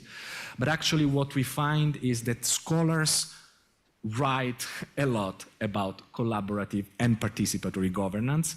And if we look at the way they write about sustainability, we actually find that environmental sustainability is clearly one of the most addressed topics. Then if we look at the historical trends, we find that, of course, there is a growing trend of publications. If we look at the last few years, you can see that since 2015 onwards, there is a significant growth of publications in both environmental sustainability and social sustainability. And if we disaggregate this information, we can see that, again, collaborative and participatory governance stand really at the top of the interest of this scholarly debate. Now, if we look at the distribution of this scientific information, as you can see, we are focusing on Europe, but of course we collected information also about the publications in other regions of the world. We see that there is a predominant weight and a predominant number of publications from Europe and from North America. Yet we have also significant numbers of publications, for example, in South America and Asia. Then we can also, if you want to, in the Q&A, talk about more why. This also gives some information about the distribution, but this is about the distribution of the cases. So this is about the practices that we have found by combining the different open data sets that I showed at the very beginning of this presentation. And we can see that those regions, those countries which are in darker blue, are the countries where we found more practices, more information about the practices in place. And I mean, we can see clearly that UK is at the very top of this list, and then we have also a lot of information from Germany and Italy. Interestingly, not so much information from Portugal. And but then again, if we look and if we disaggregate this information according to the different processes that we have looked at, we can see that differently from what we found in the scientific literature here, the most frequent, the most disseminated practices are deliberative mini-publics. So there is this trade-off, which is interesting. On the one hand, we write a lot about participatory and collaborative governance, but then in terms of evidence, we have a massive growth, mostly in the last few years, of deliberative mini-publics, mostly citizens' assemblies. Yeah, and this is, so in this slide, we aggregate information about democratic innovations in environmental and social sustainability. So again, basically this is to confirm that also the evidence, so again, the practices, not the publications, confirm that there is been a massive growth of implementation of democratic innovations in the last few years. Also, interestingly, we have from 2021 onwards, there is a drop of information about these democratic innovations. These may be due to the pandemics. We don't know. We didn't find enough information on that. And then again, if we look at the distribution in the, let's say, in the world, again, Europe and mostly Western Europe stand at the top of what we find in terms of implementation of democratic innovations. And then some few slides only to really highlight which are the main policy domains where these democratic innovations have been implemented. So if we look at the environmental sustainability, the main, the most addressed policy area is clearly environment. And if we look at the social sustainability, the most addressed policy area is clearly planning and development, but also very interestingly, governance and political institutions. Here we use the definitions, the definition of policy areas given by Participedia. So, highlights, we can see that if we look at the three main processes, or participatory budget, deliberative mini-publics, and this third category, which is sort of a monster, a big one, participatory and collaborative governance, we have learned different things on how they have behaved in terms of promotion of sustainability, both environmental and social. And I want to conclude by giving some remarks regarding, on the one hand, which is the main contribution that these democratic innovations have given so far. So they can clearly improve democracy and democratic governance by enhancing the legitimacy of democratic institutions. And this works also when they address explicitly issues related to sustainability. However, we found that again and again, we have a very high rate of participants who are more highly educated and more well-off when compared to people who have lower levels of education and also in terms of occupation. So there is still this, let's say, issue related to either self-selection of participants or limitations to the participation of groups that are represented. So if social inclusion is not properly mainstreamed within the democratic governance, which means if we still implement democratic innovations as one-off processes which are kind of isolated from the mainstream governance, we have several risks. One risk is the reproduction of inequalities. The second risk is that public policies become echo chambers of powerful groups, so groups that already have a voice in democratic decision making. A third risk has to do with vulnerable communities who continue to suffer from unsustainable political choices. And then the last one, the last risk has to do with the risk of losing also the ethos of participation that participants and eventually non-participants can bring into democratic innovations. For example, a sort of fatigue of the participants in participating into something that doesn't show outputs. And this is all. If you want to find more information about the project, there is a website, and also we have a series of podcasts in Spotify, and the series is called Democratic Innovations. Enjoy. Thank you.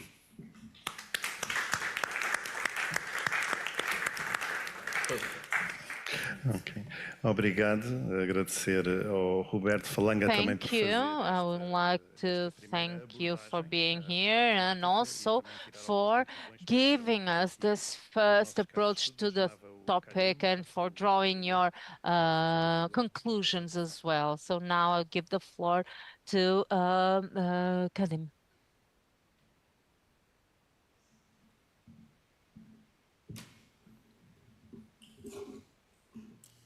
Merci, Miguel. Bonjour à tous, bonsoir. Buenas tardes. Good afternoon to everyone. Thank you. Good afternoon to everybody. I'm going to speak in French. My name is Kadim Hassoum Kane. I am in charge of the IOPD Africa. My presentation will show you a case study of inclusion of vulnerable groups, women, children, and we have this project which is called Regard, which means look. I'm going to share with you the context of the initiative's objective or goal, the activities and the results, our successes, our constraints, and the future activities. So we are here talking about Senegal. And regarding the legislation, we see that there is an effort trying to bring a participation from the citizens. So we have the law, Act 3. We have a law, and in its Act 3, we have the decentralization. This law is from 2013.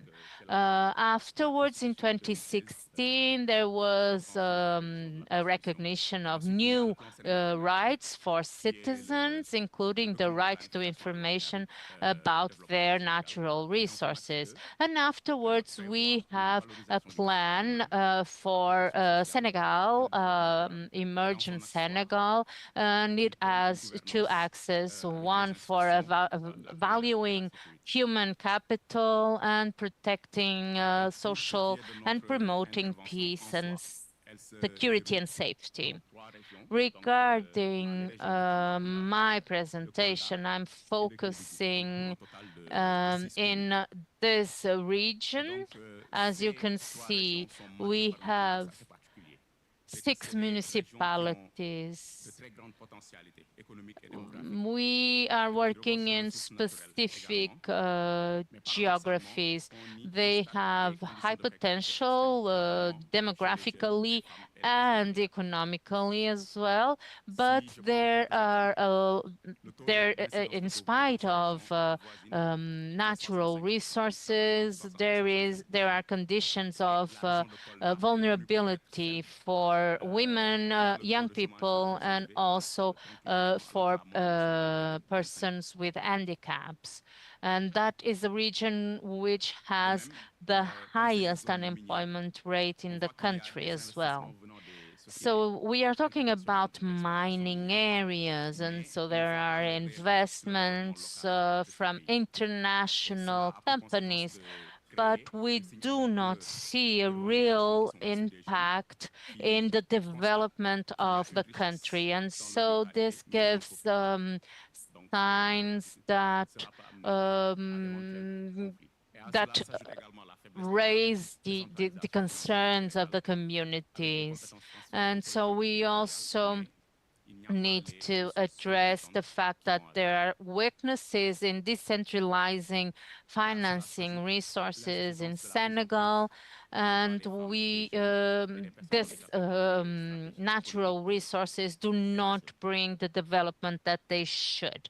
We also worked on trying to involve women and young people and handicapped people in this project. That's why we decided to work in this region. So our goal was to improve the territorial governance that is inclusive and sustainable, that is focused on involving the citizen. So we have first the access regarding preparation, the initiative itself, and so that we were able to do that. We had 6 caucuses in the 6 municipalities, so that we could raise the awareness of the people for the goals of the project. Afterwards, the project was officially launched, and everybody that had been elected signed the protocol with regard project. The second aspect has to do with reinforcing the young people, the handicapped people, and women's empowerment. So we started working with the SMPCT tool to evaluate or assess performances. So we assessed the participation. The level is generally good. Only one of the levels or one of the districts has participation of around 46%. The others are all above 50%.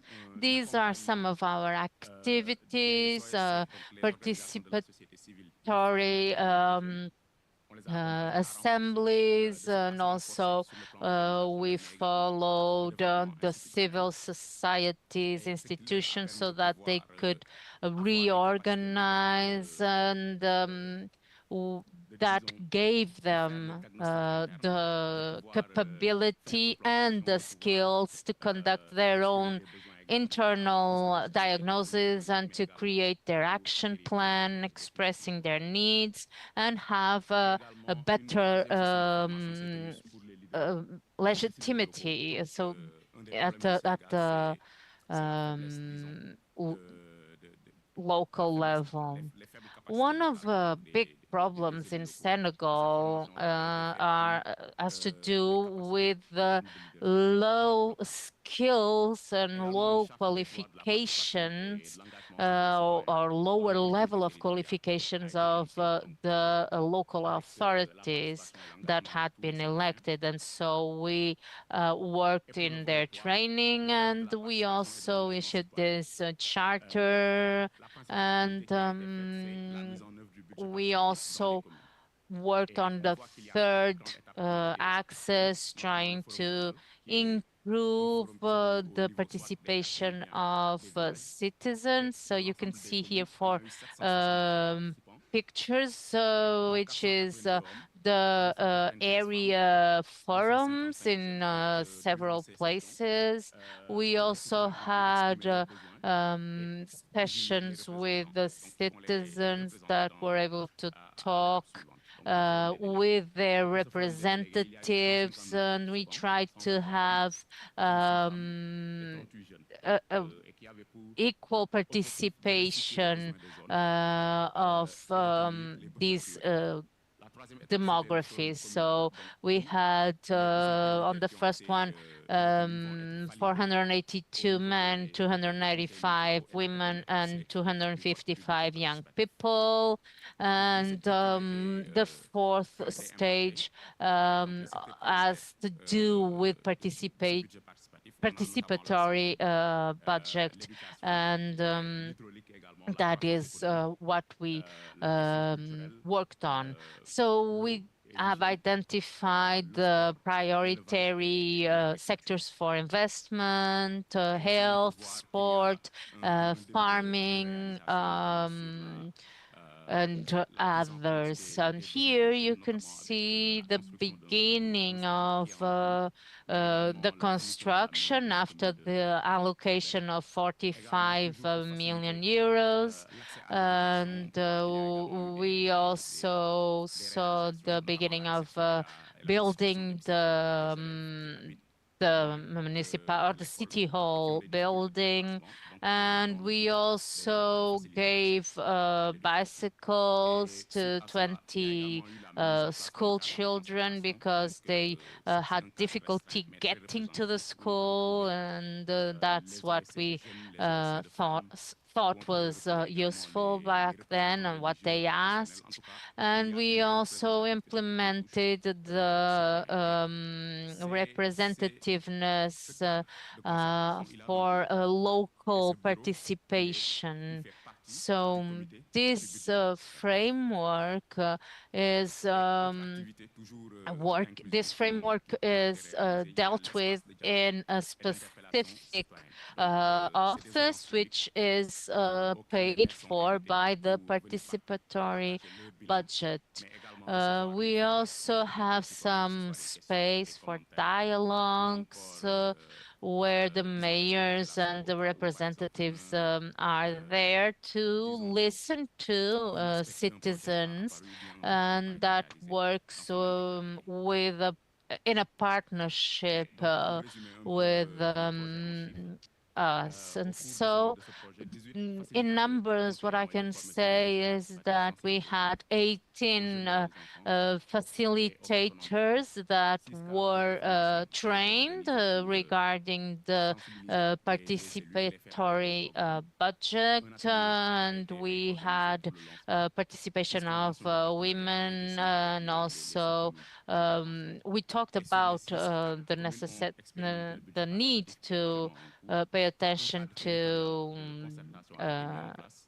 gender, young people, youth, children, and handicapped people. We also had several other activities that were very important.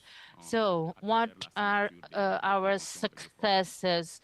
We have this engagement from the administration and the municipalities that has been generally good. We also have an implication of the people who are more vulnerable. In the beginning of this project, we saw that there was a better participative and inclusive governance in the decision-making processes of the municipalities. But what were also our constraints? From these 6 communities, only 4 of them have adopted the participatory budget. Regarding the future perspectives, we will see organization of women, young people, and handicapped people regarding human rights and citizenship. We also want to train the facilitators to ask for a better territorial governance that is inclusive. We also want to do the follow-up of these organizations And afterwards, we want to continue develop this project. Thank you. Muito obrigado, Kadim, por esta apresentação, também na qual depois, Thank you very obviamente, much, Kadim, for this presentation. We will have certainly questions for you. I'd like to call now the next speaker, Mira Kamasi.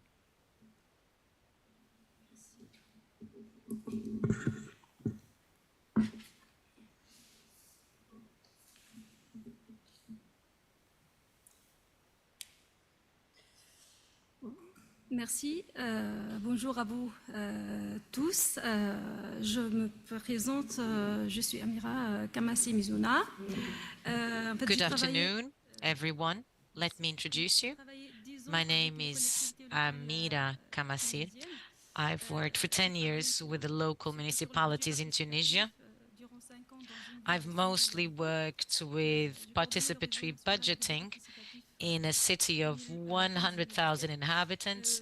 I coordinated the participatory network for 15-17. I was the director for cultural and social services in a city of 2007. And from 2020, within international mobility, I moved to France. And there I remained in a natural way,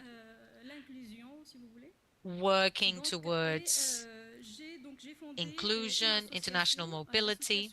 So there I created an association, the International Association for Heritage and Participatory Democracy.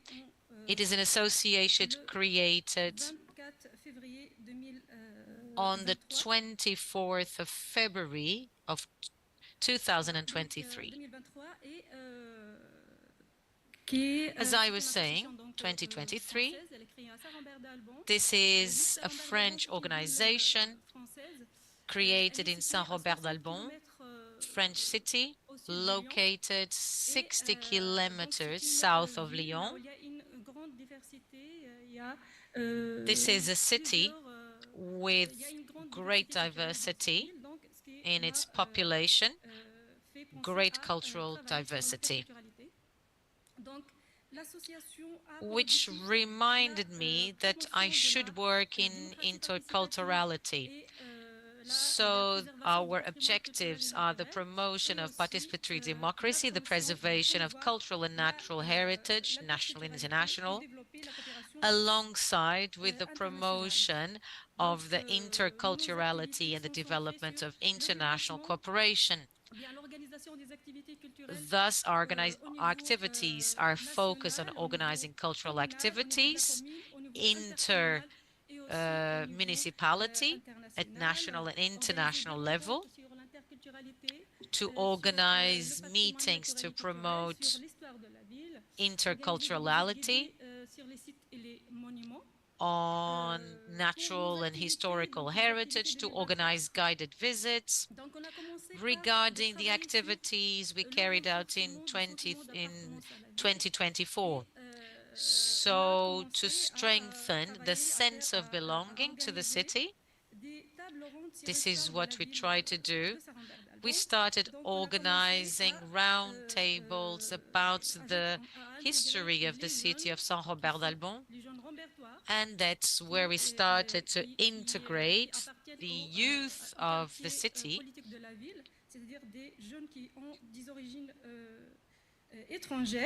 who live in the different neighborhoods of the city, including young people with different foreign backgrounds, as well as school students. These students worked and studied the history of the city. We also organized guided visits to the palace, Facteur Cheval. Internationally, we started by building networking with other municipalities. la mairie de Sidi Bou Saïd, la mairie de la Marsa. Donc, on a fait des visioconférences. And we started working with different town halls. We organized video conferences on the heritage as a leverage for territorial development. This was our first conference in April this year. This was our first initiative at international level. This involved planning, programming, so that we could focus on this goal of promoting historical heritage internationally. The activities where we had participation from young people, we started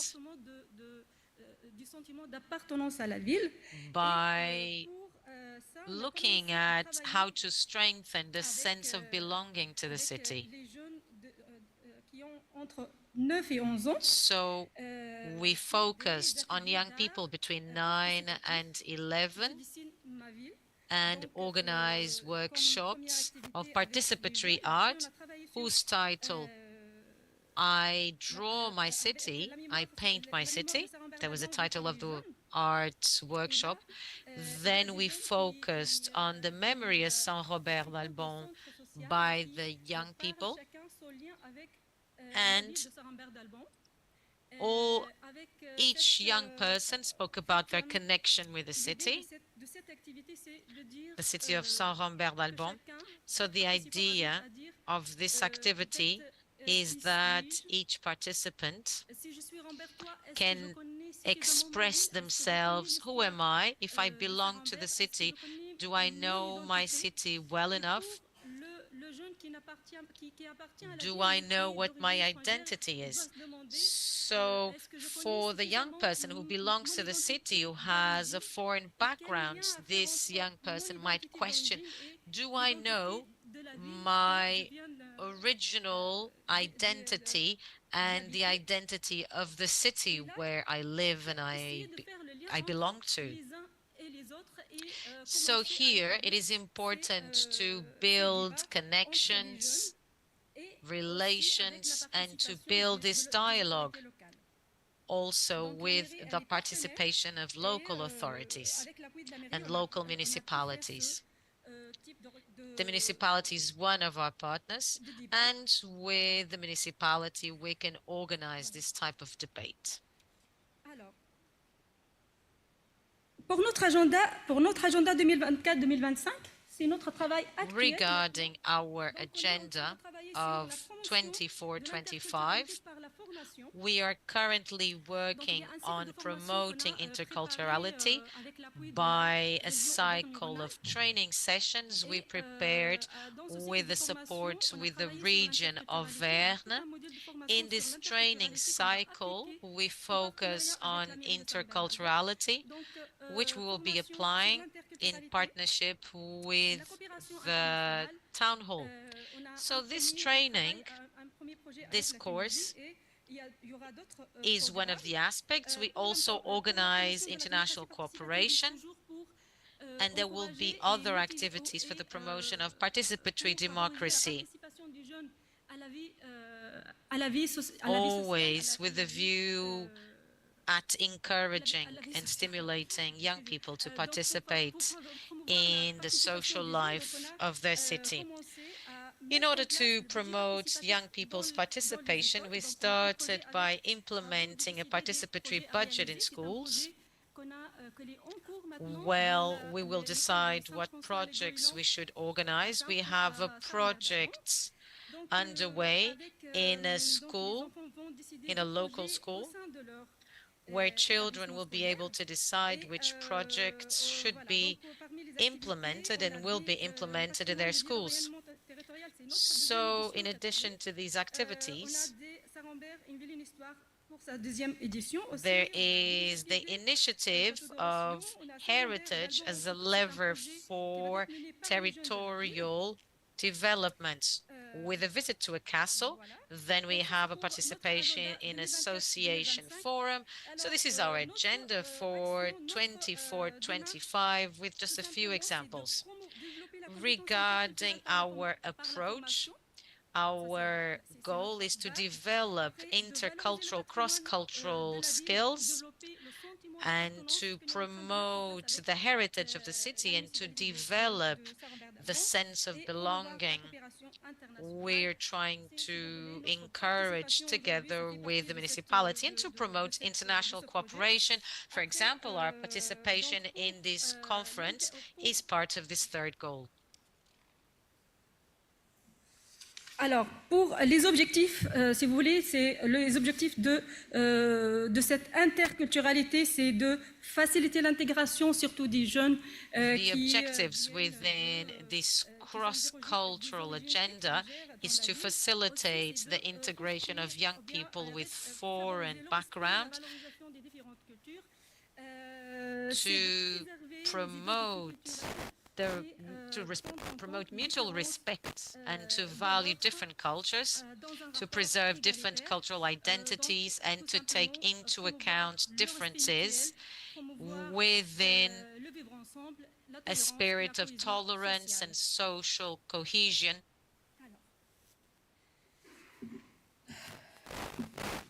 Alors, notre plan d'action, comme je viens de dire, our action plan, as I was saying, it includes as our foundation training on interculturality, intercultural skills. So in these courses, we start by focusing on what's culture and intercultural dialogue from the beginning, and afterwards we focus on deciphering different aspects of intercultural skills and undoing myths, and also we focus on the negative effects of prejudices. In a second training, we ask participants what is intercultural competence, why is it important, and from there, step 4, planning which action plan should be implemented to promote intercultural competence in the city. This is an action plan which is implemented in partnership with the municipality. Step 5, application and monitoring in participatory mode. Our perspective, it is to confirm and to strengthen the tools and methods. So, for example, video conferences, guided visits, to develop international cooperation, international partnerships, and to multiply and expand these cultural exchanges, develop participatory budgeting in municipalities and in schools,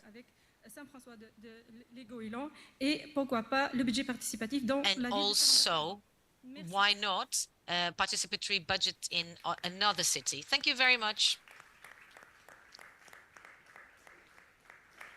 Muito obrigado. Agradecer também à Mira. Thank you very much. We'd like to thank Mira for her presentation.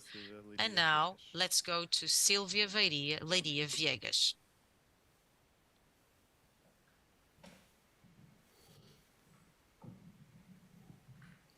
Conseguem ouvir-me? Vou fazer a apresentação daqui, se não se importarem. É uma apresentação, vou tentar que seja o mais estruturada possível. So I'll be delivering my presentation from here, but I'll try to make it as structured as possible. Thank you.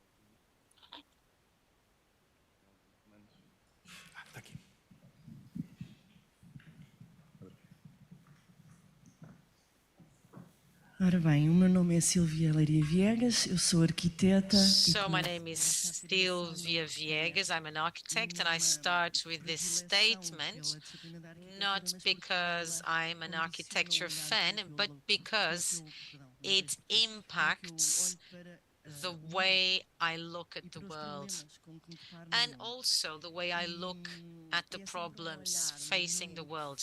It is always a kind of look with the intention of deconstruct, analyze, reconstruct the problems I'm faced with from a certain way of producing the space in a certain type of produced space, I would say. So I'm sharing this picture, a strong one, I think, with different underlying aspects.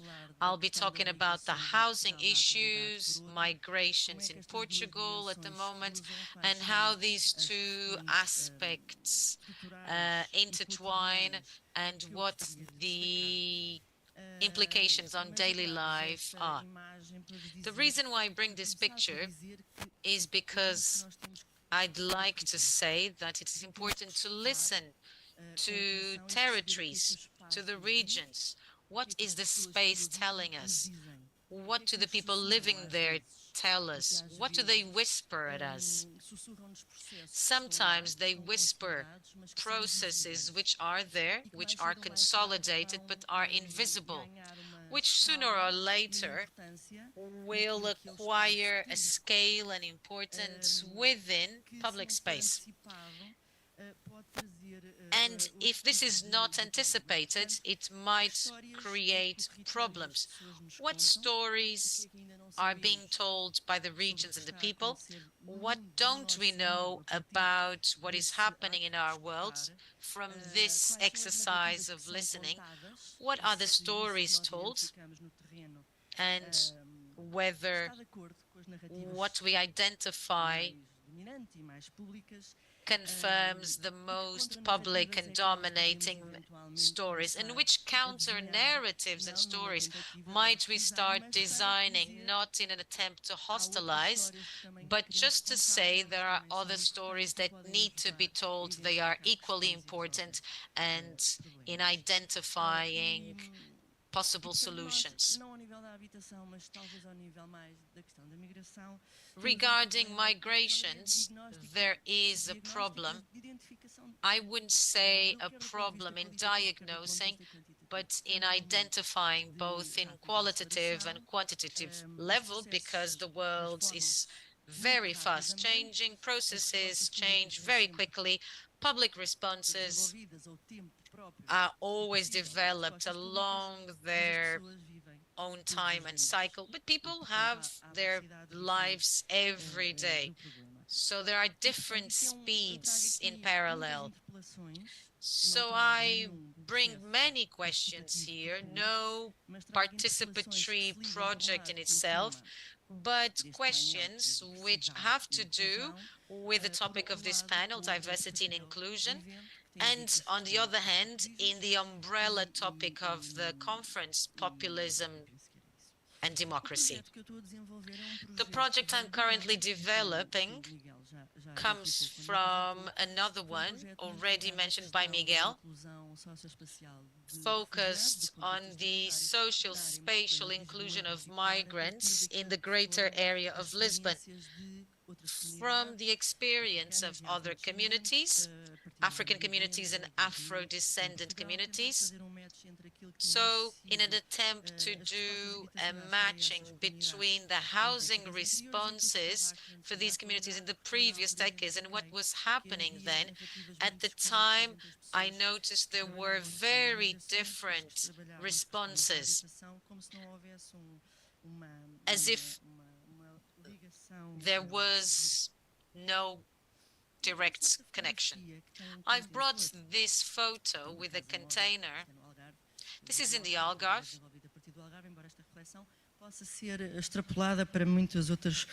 But it might be applied and extrapolated to other contexts. It could be a container, it could be a tent. I'd have to say, in this specific place, when this photo was taken a few months ago, there were 5 migrant persons living in this place. 500 people invisible somehow. Vou desdobrar aqui a minha linha de raciocínio em duas dimensões. Now I'm going to split my reasoning and focus on 2 points. For those of you who are not very acquainted with the housing problem in Portugal, it has been a problem that has escalated for many years in the decades of the 90s and the 2000s. Falar sobre o pé, não é isso que eu vou mergulhar. O que eu quero dizer é que foi a grande resposta habitacional pública em Portugal. This was post 25th April, in the beginning of the millennium. There was a somehow randomized approach. Austerity then came in 2017 in the post-austerity period.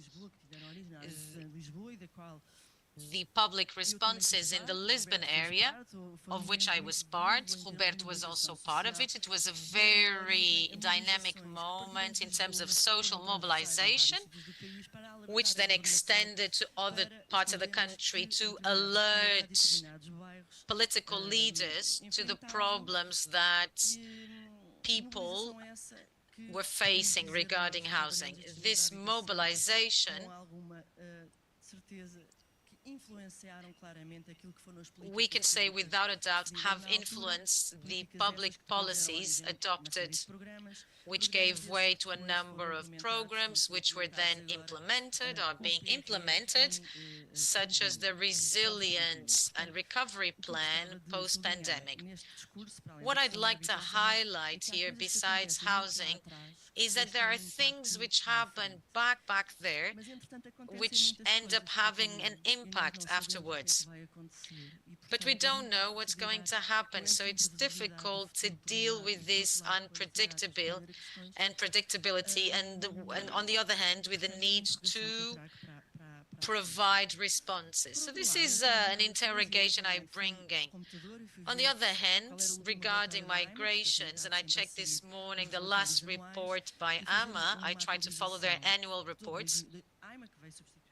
So AMA, in replacement of CEF, producing these annual reports regarding migration, we had great concentration of migrants, about over 40%. So from 300,000, we went to over 400,000. Porto has many migrants, even though it's the third region, with currently nearly 100,000 people residing, and the Algarve, which is the second place in Portugal with most migrants, with 125,000. So we have currently 11 million inhabitants, 10% are migrants, nearly 1 million in the Algarve. The proportion is higher. It means that there are many migrants. Let's think about the country. Podia entrar aqui em questões sobre quem são os grupos mais representados ou não. Claro que I could now explore and elaborate which are the most represented groups. Of course, the Portuguese-speaking country has led to a certain kind of migration, but we also have migrants from Bangladesh and India who work in farms that produce vegetables and fruits. I have 2 minutes left, and I'd like to use them to share a couple of things. And I'm going to mention populism here. So regarding public narratives and policies in terms of their design, there is a humanist message which comes from our tradition of having a young democracy and the legacy of the 25th of April. Democracy is only 50 years old in Portugal, but for a number of reasons I will not elaborate on, regarding practices, these practices don't match these humane principles and policies. And because we also don't have data available, which is absolutely essential for researchers and to define policies. As a researcher, I think it's important to focus on perceptions of these migrants, on their lives, what they understand as useful for their contribution to society, how can they, in an informed way, participate in projects with local governance. It's all very centralized in terms of central government, with all the emphasis placed on Lisbon. This is the city where I lived for 40 years.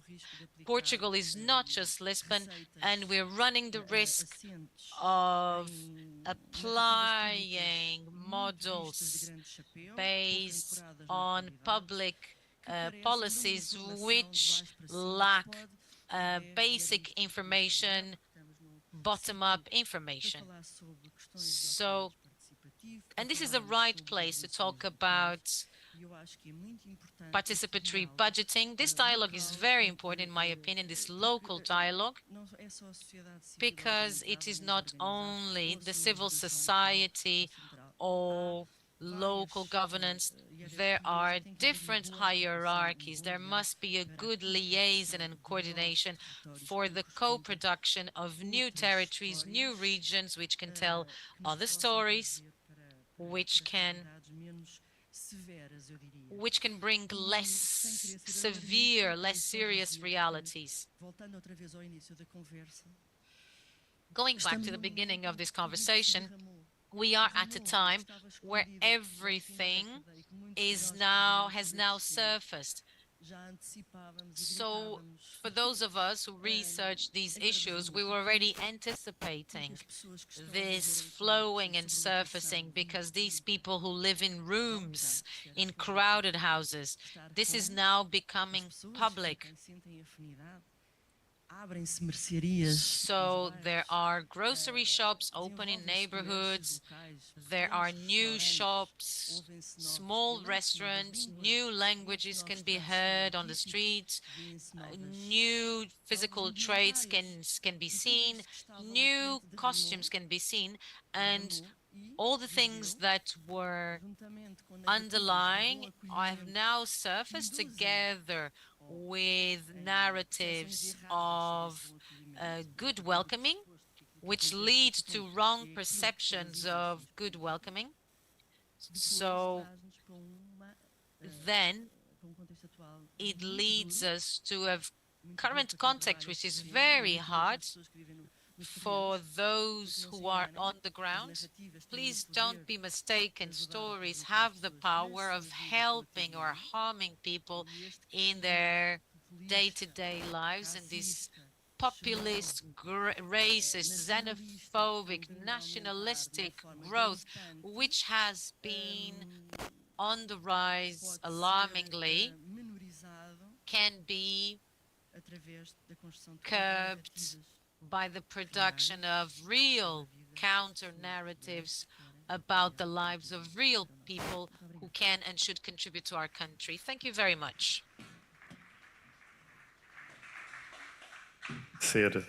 A Sílvia esta sua reflexão em torno destas realidades também em Portugal, e a pedir por fim ao Rica, se nos podia também fazer a sua apresentação. Obrigado. So let's have our next speaker now. Democracy in Sweden is historically strong, and we celebrated... A democracia na Suécia é historicamente forte, e em 2021 celebramos 100 anos de democracia. Tivemos uma adesão de mais de 98%, mas temos visto um aumento da abstenção em comparação com os anos anteriores, e também há diferenças na tensão entre diferentes locais e pode haver diferenças de até 50% entre os distritos com uma maior taxa de abstenção e uma menor taxa de abstenção.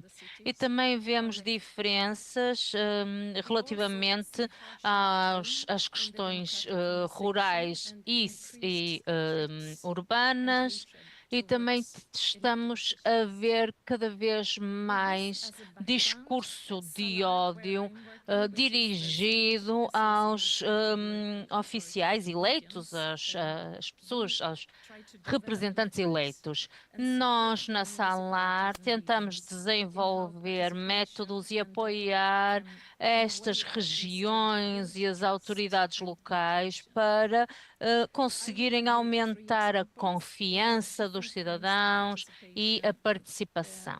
Vou-vos dar alguns exemplos de projetos com o objetivo de aumentar a inclusão e a diversidade. O primeiro exemplo é diálogo sobre questões complexas. Os decisores enfrentam cada vez mais questões que realmente estão recheadas de conflitos, questões que têm a ver com prioridades de recursos, construção de turbinas eólicas, que é um tema muito importante na Suécia, a construção de uma área residencial ou que tipo de transportes podem ser utilizados.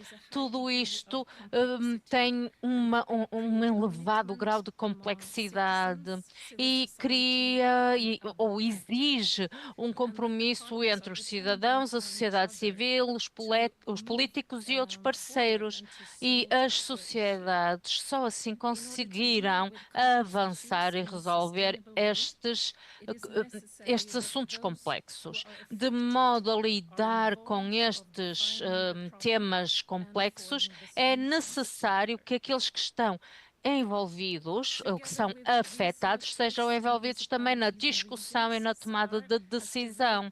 A Salar tem desenvolvido muito. Citizen dialogue is then a way of supporting the representative system and contributes to build trust, creating legitimacy for the democracy and a developed social contract. Complex issues are different from simple and complicated questions. They are messy. They keep moving all the time, and they are difficult to understand and maybe control. Sometimes there is a long history, and sometimes it's very clear and often locked opinions about what the problem itself is and what the solution is. And it's not uncommon for the various actors around complex issues to have different conditions for being able to make their voices heard and to be listened to. Complex issues should not be simplified into simple questions. Municipalities and regions face these complex issues in their mission and need to have the ability to handle them. The dialogue contributes to municipalities and regions so they can be able to make well-founded decisions. The experiences show that the importance of long-term commitment to work based on dialogue to handle complex issues. The result of effective work with citizen dialogue in complex issues is that trust and relationships are built between different actors, that common knowledge is created, and an increased ability to act, and the risk of destructive conflicts and violence is reduced. The second example is about including youth. Your idea is a participatory budgeting process in Fagersta, which is a small municipality in the middle of Sweden. Your idea targets young people aged 13 to 25 and that funds activities to promote mental health and increase the experience of security in Fagersta among youth. Your idea has now been implemented 3 years out of 5 this far. One goal is to achieve more equal and inclusive levels of participation in political decision-making among young people. Another goal is to encourage a more active role for citizens, including in implementing ideas. A third aim is to improve mental health and make people feel safer in Fagersta through the funded activities. The process should also build stronger relationships, increase confidence and capacity among participants, and increase levels of trust in democracy. The concept has focused on reaching more young people and deepening the levels of involvement in all steps of the participatory budgeting model. The evaluation shows that there have been significant developments in that direction.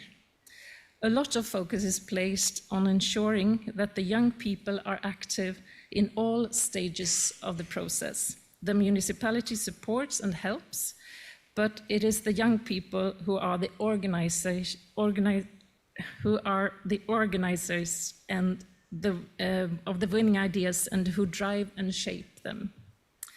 And just a story about another way of showing a result. The municipality in Fagersta is now better known among the youth in the society. And when the project leader for the participatory budgeting shows up at the high school, the youth shouts at her, "Oh, look, here comes the municipality."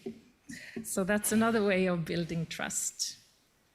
And the last example, the rural participatory budget in Uppsala municipality that started in 2017.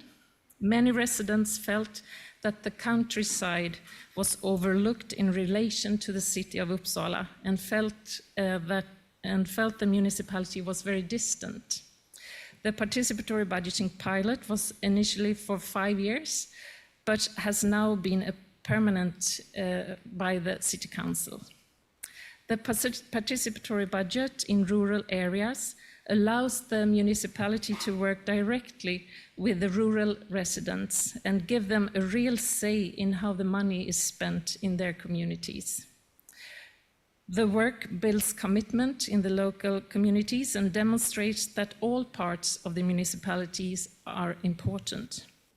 Since it is a recurring process, it allows a long-term perspective and predictability. It allows the municipality to respond to local initiatives. It creates new forums for cooperation and also ensures municipal visibility in the various parts of the municipality. So what is new with this kind of work and what sets this process apart? Well, this process is focused exclusively on rural areas and seeks to overcome the sense of urban-rural divide. The resources that are allocated to each area is based on a per capita sum, which is 60 Swedish crowns, about 5 euros per person. And this creates a more equitable distribution than a flat amount would do. A key component to the Uppsala participatory budget is the local working group, a part of which is locally nominated and elected, and which sets the rules and format for the participatory budget in each area. Evaluations show that the projects have been well received, that the citizens are positive towards the process, and that the local working groups have been influential and shaped the process to the local conditions. So, 3 examples from Sweden, targeting some of the challenges that we face and where local democracy and involvement has made a difference. We believe that when we involve the ones that usually aren't listened to, such as youth, marginalized people, or people living in rural areas, we have the opportunity to increase trust and inclusion. We also can decrease threats and hatred against elected officials and create a lively democratic conversation where different voices are heard and where people really meet. So when we put the important and sometimes complex issue in the middle and form how we work with it, we can design a dialogue process that will build trust and involve different perspectives on the issue. When it comes to how we as civil servants or official elected reach different groups and perspectives, we can all be inspired by the Danish researcher Anne Thorsen, who says, "Are they hard to reach or just easy to ignore?" Thank you.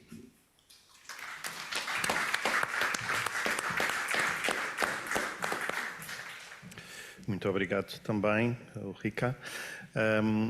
Terminamos assim as nossas apresentações. Thank you, Ulrika. Now we are finishing this panel. All of what we heard is related to different geographies, different scales, and all of them, of course, have questions that can be raised about. So I asked our speakers to present for a shorter time so that the audience could ask questions. So if you want, please take the floor. I know that there are also some microphones, and there's a question here.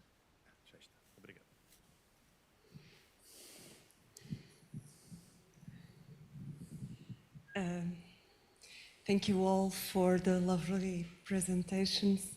I will start with Sylvia. Maybe we could speak in Portuguese.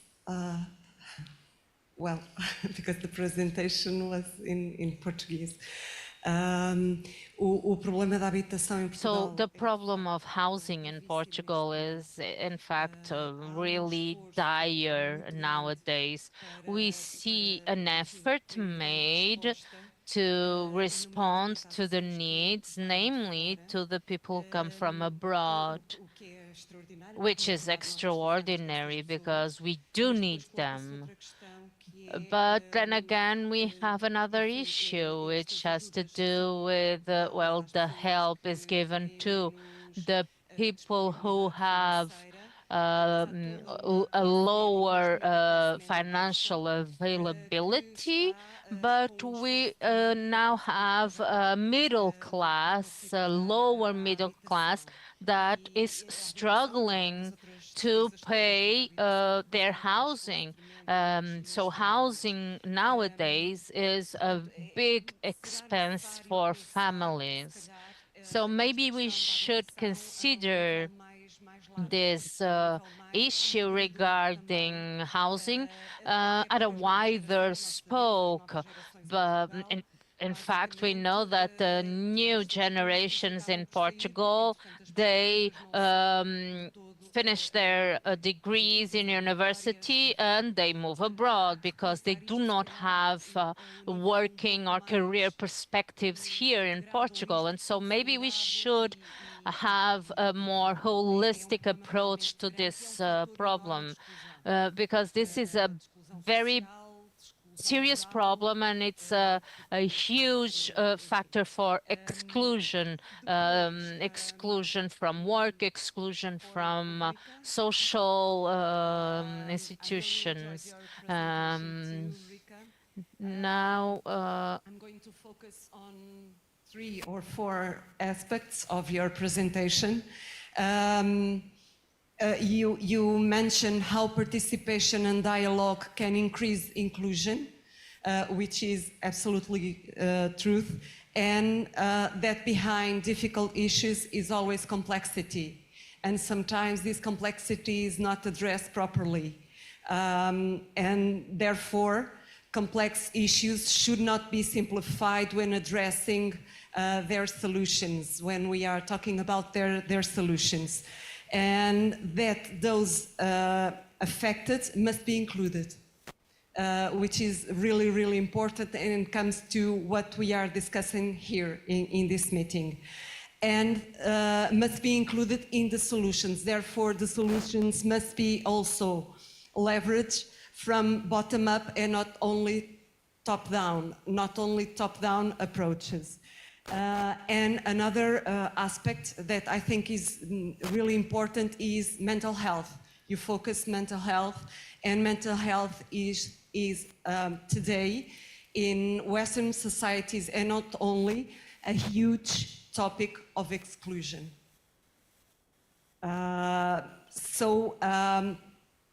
What can be done? And what can be done at local level? And you mentioned rural areas, your work is in rural areas, but in general, what can be done regarding this issue? Thank you. Obrigado também pelas questões. Thank you for your questions. There's another question over there. Maybe group some questions and then give the floor to our speakers. Thank you. Let me start with Silvia. Silvia speak Portuguese, okay. Silvia, o grande problema da inclusão e diversidade. Problem in inclusion and diversification that we see in Portugal is the cultural difference of the people that immigrate, and the people who come here from countries that have greater difficulties are the people who need the most. And you know that in Portugal we have people that live in a small apartment, so 15, 20 people living in a small one-bedroom apartment. So I want to know how we can involve these people in the solving of this problem. I know that Portugal has this problem, Mozambique already has this problem. We get immigration from Bangladesh, for instance, and we have a lot of immigrants, but they come to our country and then they leave with a very low quality of life. And so I want to know how we can include those people in the solutions. So maybe another question here, and then we would give the floor to the speakers. Thank you. So I'm going to talk in Portuguese. My question is for Roberto. First of all, congratulations on your project that is very important and is also great for all of us who want to bring less traditional approaches to solving these issues.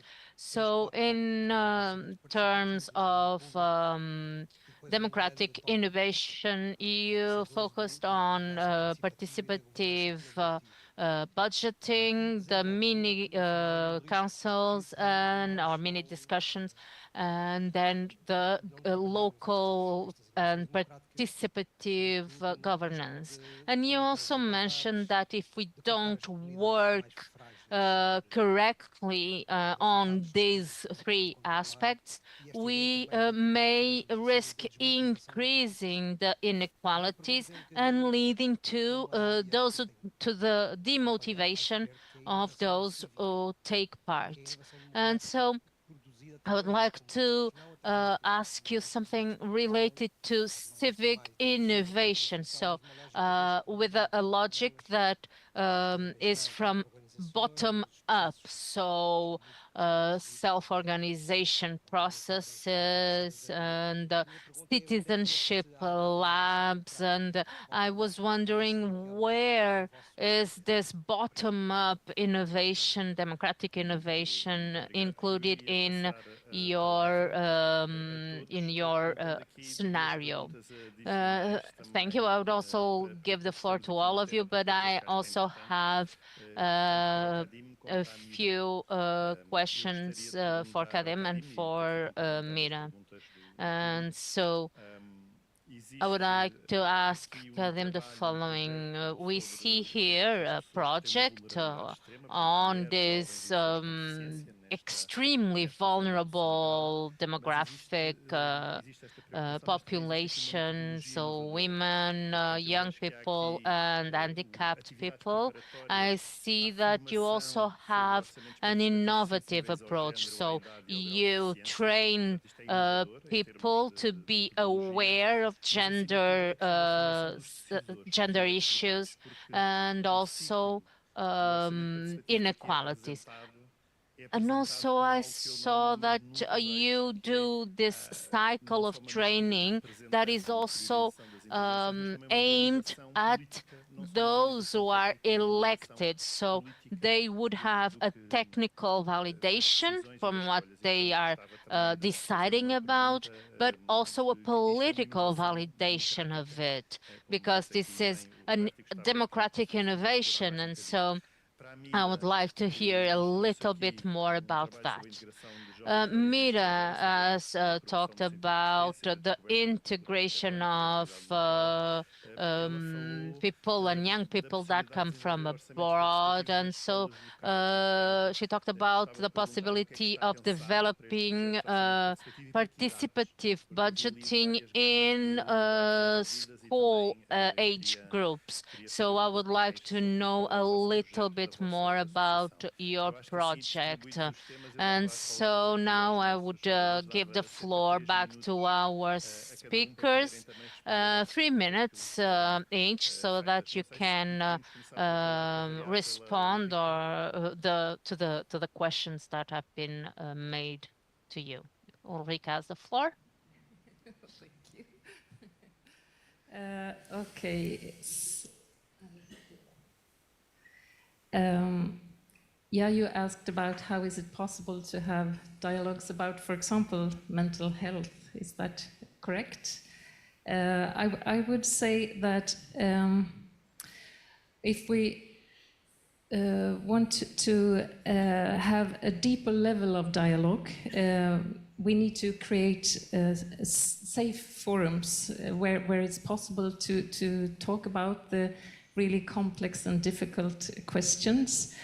And I think it's very possible to talk about a lot of different topics. For example, we had a dialogue about violence where I was working in Gothenburg, and we started with talking about how can children grow up here without violence and in a broad perspective.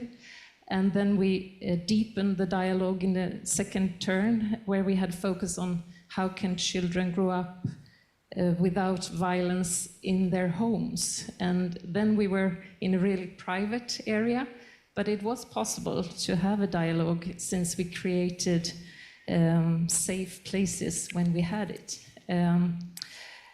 But it takes a lot of courage, I would say, from both the civil servants and from the politicians that decides about these kind of deep dialogues. So you need to have courage when you decide to have them. So I would say if you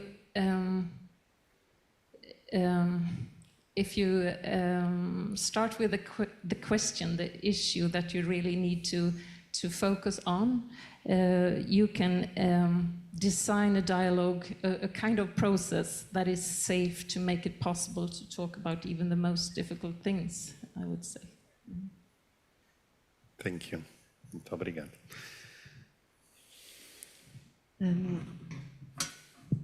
Eu vou, se calhar, cruzar algumas. So I may try to respond to many of the questions that were raised, but I do not have a solution for the problem of housing in Portugal. I wish, but I don't. The problem of housing is huge and it has grown bigger, but it is a problem that didn't start after the pandemic or even because of it. What I think is that the pandemic put a lens on the problems that already existed. And the matter related to middle class is something that we need to take into consideration. So when we go to different neighborhoods in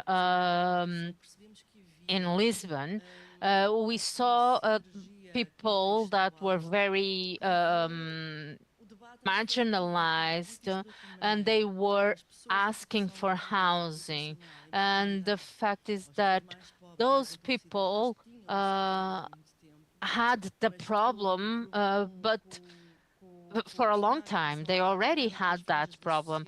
But since the problem of housing is now also reaching other classes, like the middle class that now has difficulty in maintaining their houses.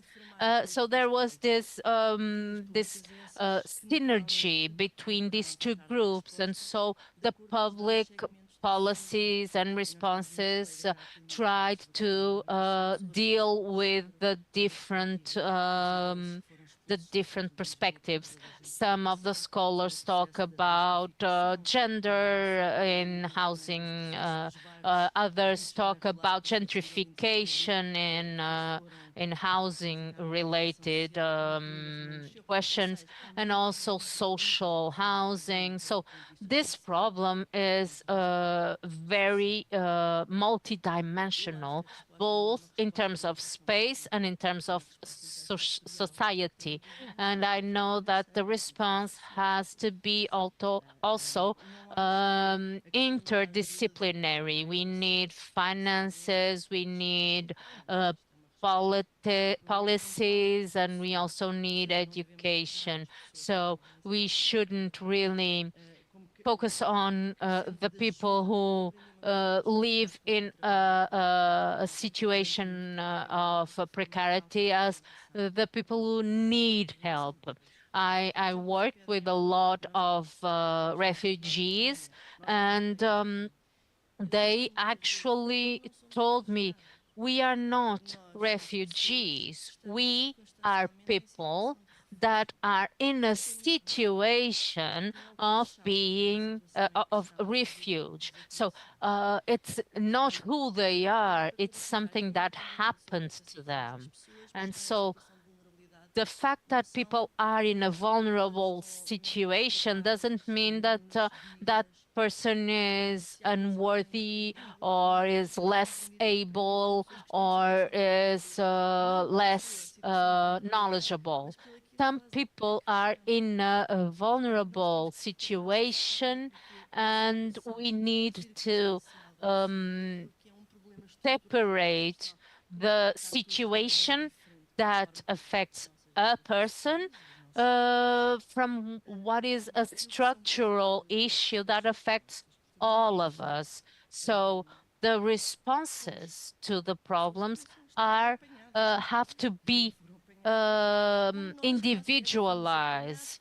Not all of the people who are now facing housing problems are poor. They actually were people that were kind of well off, but are now victims of this new situation.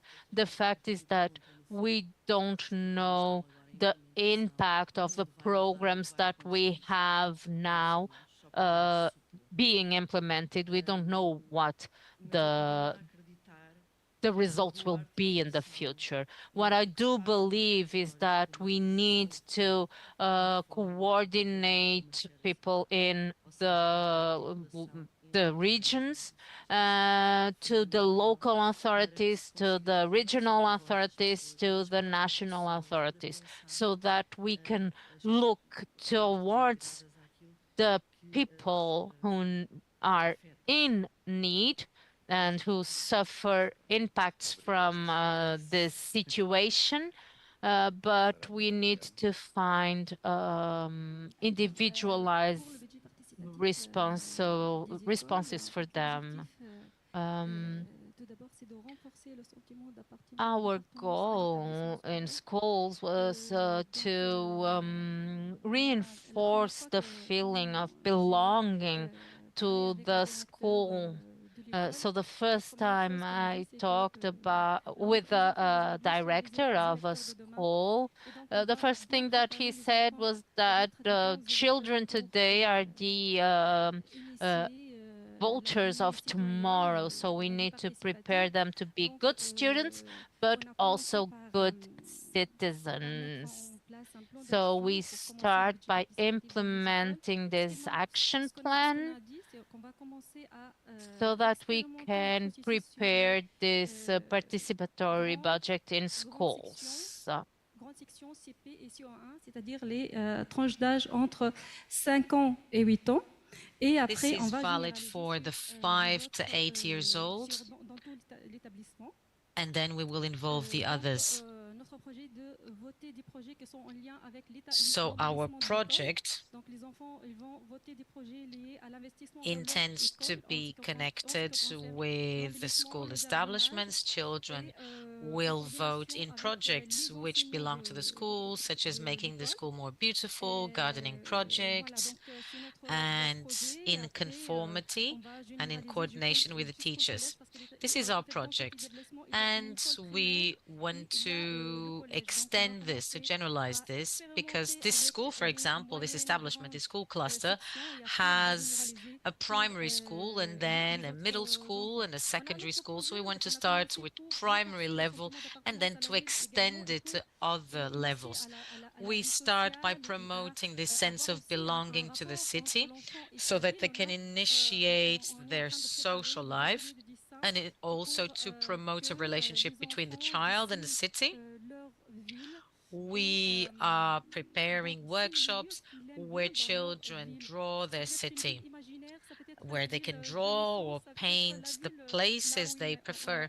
It could also be an imaginary city, the city where they study.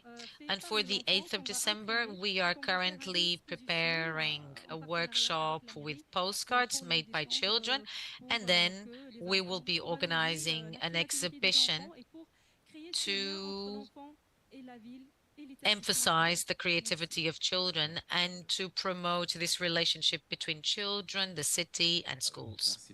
Thank you very much.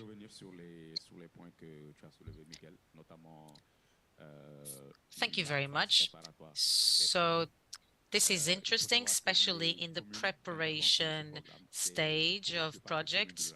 I have to say that the municipalities which are intervened, there is a lack of capacity from municipal teams. These concepts are not that new, and when the concepts are new, there might be some apprehension. So previously, it is necessary to do some awareness raising in order to gain their support. And following this, there was a launching event, a workshop, a formal event to which mayors were invited, and it was an opportunity to formalize the commitment. The information session was only to inform. The launch, or the second phase, was aimed at gaining a formal commitment by signing commitments. Regarding the election of the representatives, there is a certain lack of skill and capacity, and municipal teams must have capacity building and trained in certain concepts of governance. They need to have this capacity building. Regarding the political validation, it is necessary to know, as I said before, there are two fora. The first two are only amongst the citizens. There is a first forum at neighborhood level where citizens express their needs, and then there are notes made about this. Then there is the appointment of 1, 2, or more delegates, saying they will represent them in the next forum. For the delegates forum, the needs are prioritized, and then we will make notes of the most urgent needs. The third forum is the place where there will be a political validation with the municipal councils. I'm not sure about other countries, but in Senegal, this is where we have a debate for participatory budgets. So they will be voting before a definite voting on the budget. Regarding results, and following this approach, we can see there has been an improvement. For example, some actions have been carried out, and they are specific to a gender. So within, for example, health, we see that in some places, in some locations, women had to do long distances in order to give birth to their children. So here we took into account the construction of a maternity, also the purchase and the distribution of bicycles of children who live far away from their schools. There is also training for middle women who are in health centers, as well as the support of cultural days for youth associations, alongside with the purchase of equipment for people with disability. Thank you very much. Well, thank you, José. First of all, I'd like to say that in the academic world, any review work needs to start with a definition of the object of review, of this historical review. In our case, and I say our case, let me just clarify. This is valid for the team I worked with. So we were commissioned to do a historical review of democratic institutions. So we chose to use the concept of democratic innovation based on what the scientific literature says about it, which enabled us to define the scope of our review. Let me give an example. If we had chosen to do a historical revision of the concept of participation, we would probably have had different conclusions. So first of all, the concept of democratic innovation is within a conceptual scope.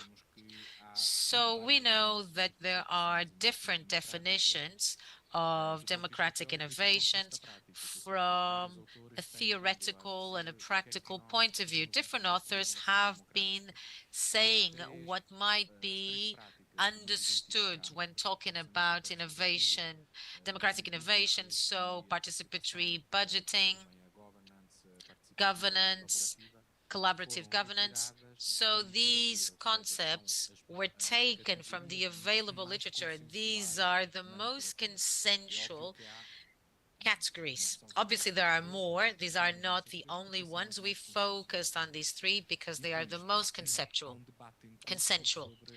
Having said this, there is an ongoing debate on agency. Who is behind these democratic innovations? Where are the actors? Self-organized groups, movements, and so forth. So there is an ongoing debate on the role of these actors I can't tell you exactly how, from a theoretical, practical point of view, we can fit this, but I can say that there is this ongoing effort. Recently, Sonia Busu, Adrian Bua have proposed a concept of democracy-driven governance in opposition to the other one, who was initially proposed by Mark Warren and adopted by other authors. I can also say that more recently, other authors have proposed the concept of citizenship-led innovation, which embraces citizen movements and self-organized movements. This is an ongoing reflection. So we find examples of these innovations in self-organized groups.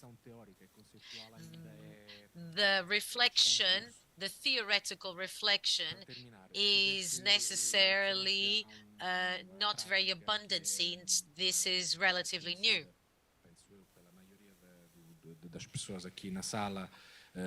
Most people in the room, Portuguese or residents in Portugal, might be aware of a program. In our understanding, based on our conceptual framework, is not a democratic innovation proposed by self-organized groups. It is a program launched by a municipality where the participation of communities, organized groups, is in it, but it is not purely bottom-up in the traditional sense of bottom-up, as we understand it.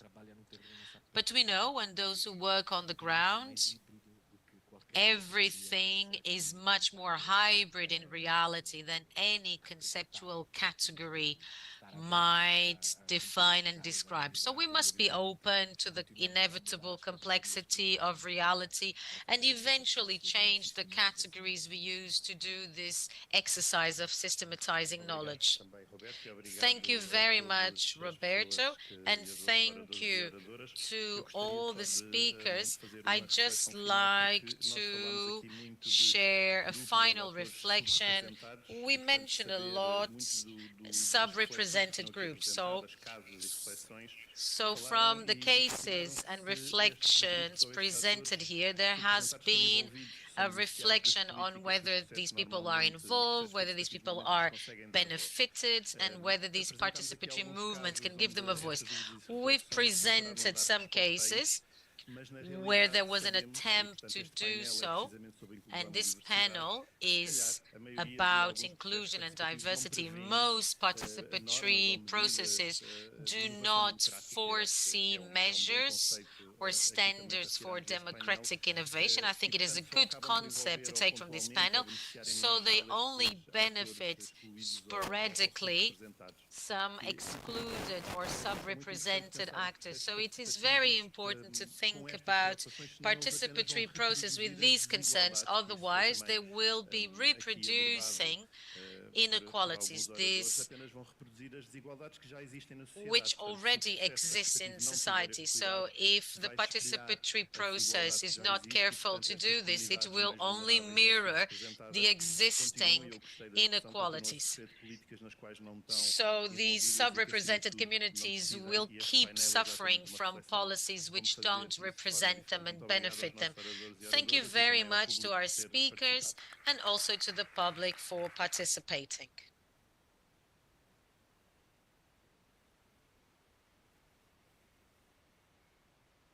Agora intervalo de 30 minutos. Now we will have a 30-minute break and we will be back. Let's go to our coffee break now.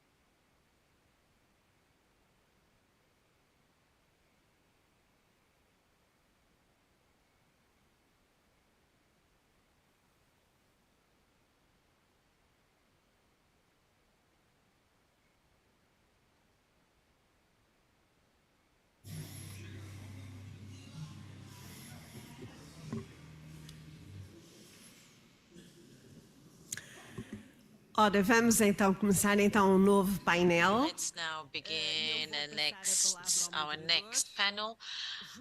I will, without further ado, hand the floor to our next moderator, Julião Zacarias Gueza. Thank you very much. It is a great joy and pleasure to be here. The Mozambican delegation is represented here, and we will be sharing the experience of participation mechanisms and say that Mozambique values these moments. This is why we are here, about 40 members in our delegation. We're still a very young country with a still very young municipalization of about 20-25 years. So this is an opportunity to gain experience, to share also the practices we engage in Mozambique. In this panel, we will have 3 speakers. First of all, onde nós vamos poder ter o conhecimento sobre as várias formas. We will be able to know better the different ways in which Mozambican citizens in some municipalities will be shown here. So we will have our first speaker, Javiel Citina. She is the president of the Municipal Council, which in other sites we call Prefeitura, of a new network. This is a new municipality within the 65 municipalities in Mozambique. Besides being the president of the mayor of the Muima municipality, she's also vice president of the National Association of Municipalities.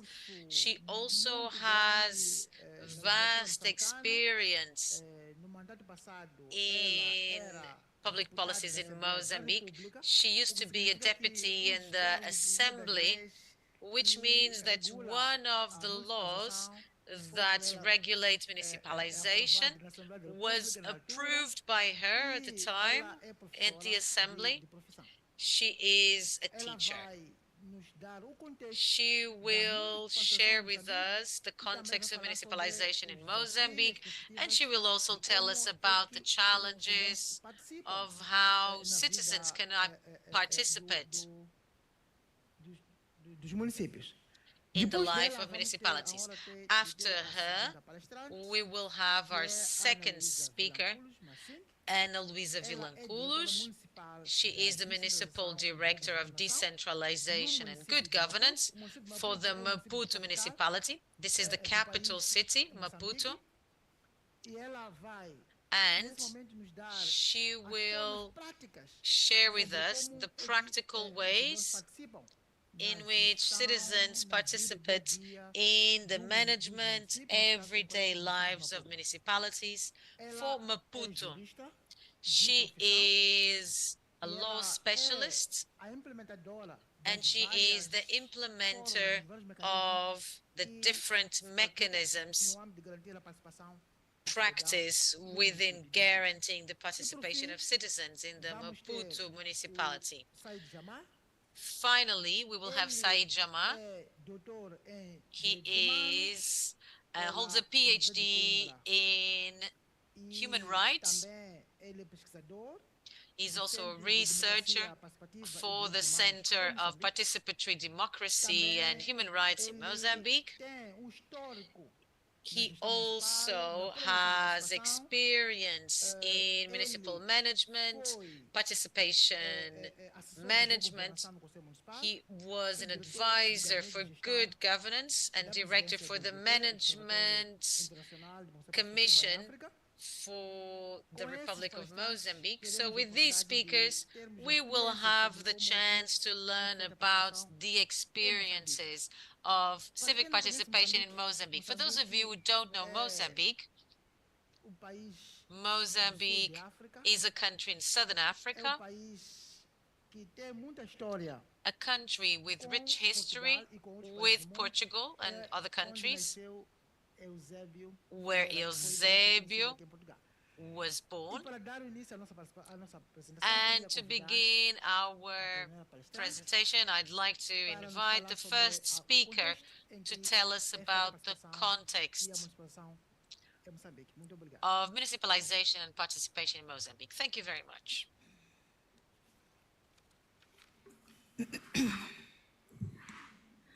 Boa tarde a todas e a todos. Good afternoon, everyone. On behalf of the National Association of Mozambican Municipalities, I'd like to present the topic of citizens' participation in the governance process in Mozambique. Amongst the different participation forms, Mozambique prefers decentralization, aimed at mainly organizing the participation of citizens in solving their own problems in their own communities and in local development. In these terms, the Constitution of Mozambique in 1990 instituted the creation of municipalities, which were approved by a law approved in 1990, where the legal framework was created for local municipalities. After the law was created and after the conditions were created for the implementation of decentralization, in 1998, the first municipal elections were organized, covering 33 municipalities, thus marking the beginning of the decentralization process. This process follows a principle of graduality. We started with 33 in 98. At the moment, we have 65 municipalities. We acknowledge it's still not much, because the goal is to have all. Mozambique has 128 districts, and we have municipalities for 65. This is a great goal, but the objective of the government is to municipalize all the headquarters, and then we will be implementing this. This is the process underway. We would also like to highlight that this graduality is done every 5 years, as municipal elections are organized every 5 years. So bit by bit, we add the districts in this decentralization process. These bodies of decentralization have financial and administrative autonomy. Thereby, they have the duty of providing basic services to the populations, such as water, infrastructure, energy, education. In this governance,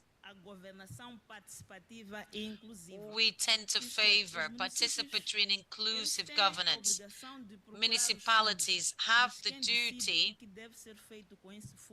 to seek the funds, but who decides what to do with the funds are the citizens. So this governance is a lot more focused on the participation of citizens. The citizens decide whether they need a school, water, energy, or a road. It is not the municipal council, the mayor and the councillors who decide. The inhabitants decide what needs to be done. We believe that this participatory, inclusive governance promotes the participation of citizens in decision-making. It is important to mention that municipalities are directed by two bodies, the municipal council, and there is the municipal assembly, which is the legislative body. These two bodies are elected through universal direct voting, where all citizens residing in the area have the right to elect and be elected through a political party or a group of citizens. They can apply to be a member of the assembly or the council. We also feel that this election form opens the possibility for any citizen to participate by their application to be the president of the council or a member of the assembly. The assembly is a legislative body which represents the residing citizens. There is an aspect, the members who apply for the assembly, who reside in the area, involve almost all the neighborhoods. And this enables a participation of nearly all the population, which means that this member ends up representing this municipal area.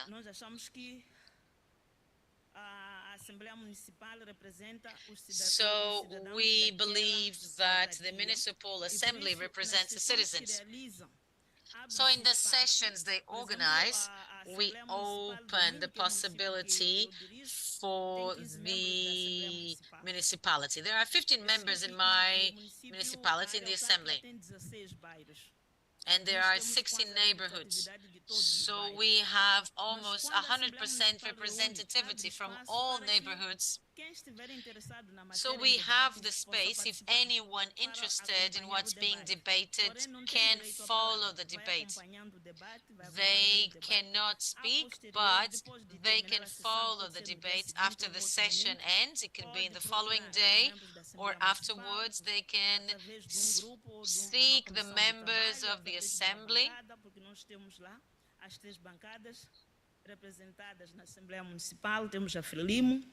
So we have three-party representations, Frelimo, Renamo, MDM.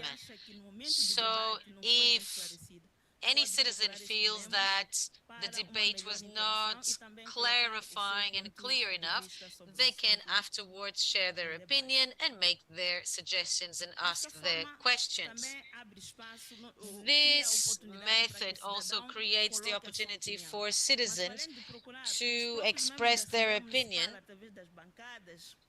But besides doing that, regularly they go to neighborhoods to meet the residents in order to see what they think about the municipality, what needs to be improved and done. This happens regularly through the municipal assembly. The municipal council and the presidents, generally speaking, have an open presidency. That means they visit the neighborhoods, but also daily they receive audiences, hearings, people who want to wish about something, who want to ask questions. This also promotes participation.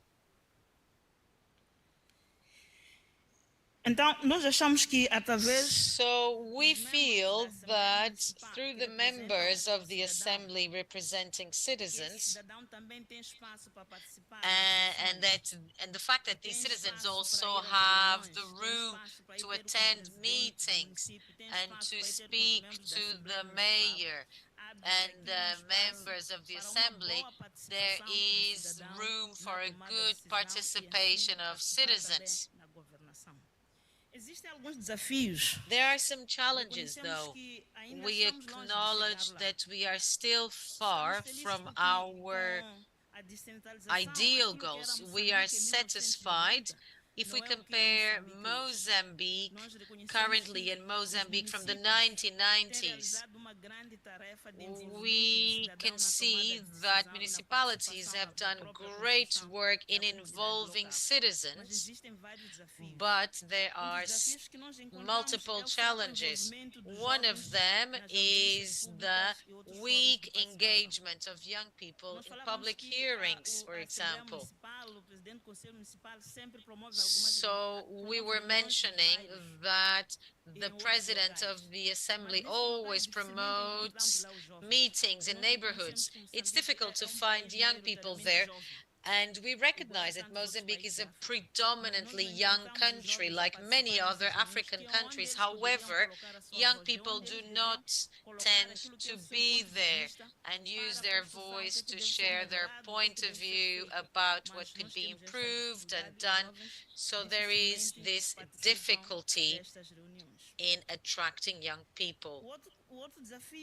Another challenge which we see is the insufficiency of funds to operationalize plans and governmental plans. Like many other African countries, we have this difficulty. We have few resources, but with the few resources we have done our best in order to satisfy the most basic needs of populations. In addition, we have the problem of corruption, which can be seen in illicit activities such as nepotism, extortion, and influence trafficking. Besides this, one of the big challenges we're also facing is that there is a weak engagement of people with disabilities in municipal assemblies, as well as in the municipal council.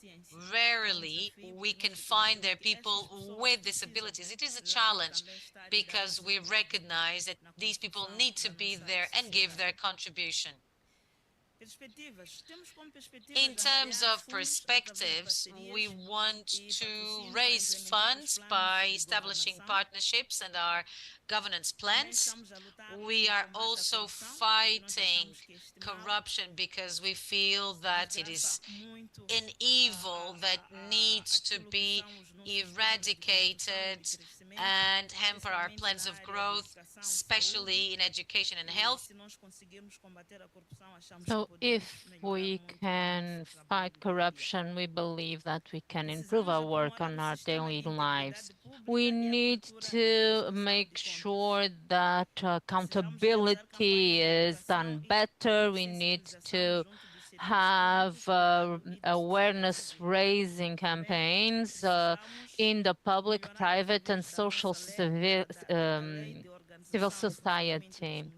We also need to improve the legislation on the working of municipalities. We need to make some clauses in the legislation for handicapped people. So these are our challenges. So this is what we what I wanted to share with you regarding the way that the citizens can take part in the governance or the governance of Mozambique. Thank you for your attention. Thank you. So we also learned how this municipalization in Mozambique came about. We also learned how the citizens can take part. So in institutions that the citizens can use and other mechanisms that are still being worked. So we only have 26 years of age of local authorities. And so we are trying, and then we implement what we feel, what we see is right for our population that that is a young population in its majority. So now we are going to listen about what happens in Maputo. So we are here to realize and to understand how the citizen can engage in public life. Thank you. The municipality of Maputo has adopted several mechanisms for participation and participative democracy. Now we have, for instance, the municipal observatory, the open presidency, the accounting reports, and also the consultative councils of district and neighborhood. So in 2019-2023, Maputo has passed a law on the observatory, the municipality observatory. So the idea is to promote an open governance that is inclusive, democratic, that promotes a public debate on the issues of society and wants the participation of everybody to present their solutions.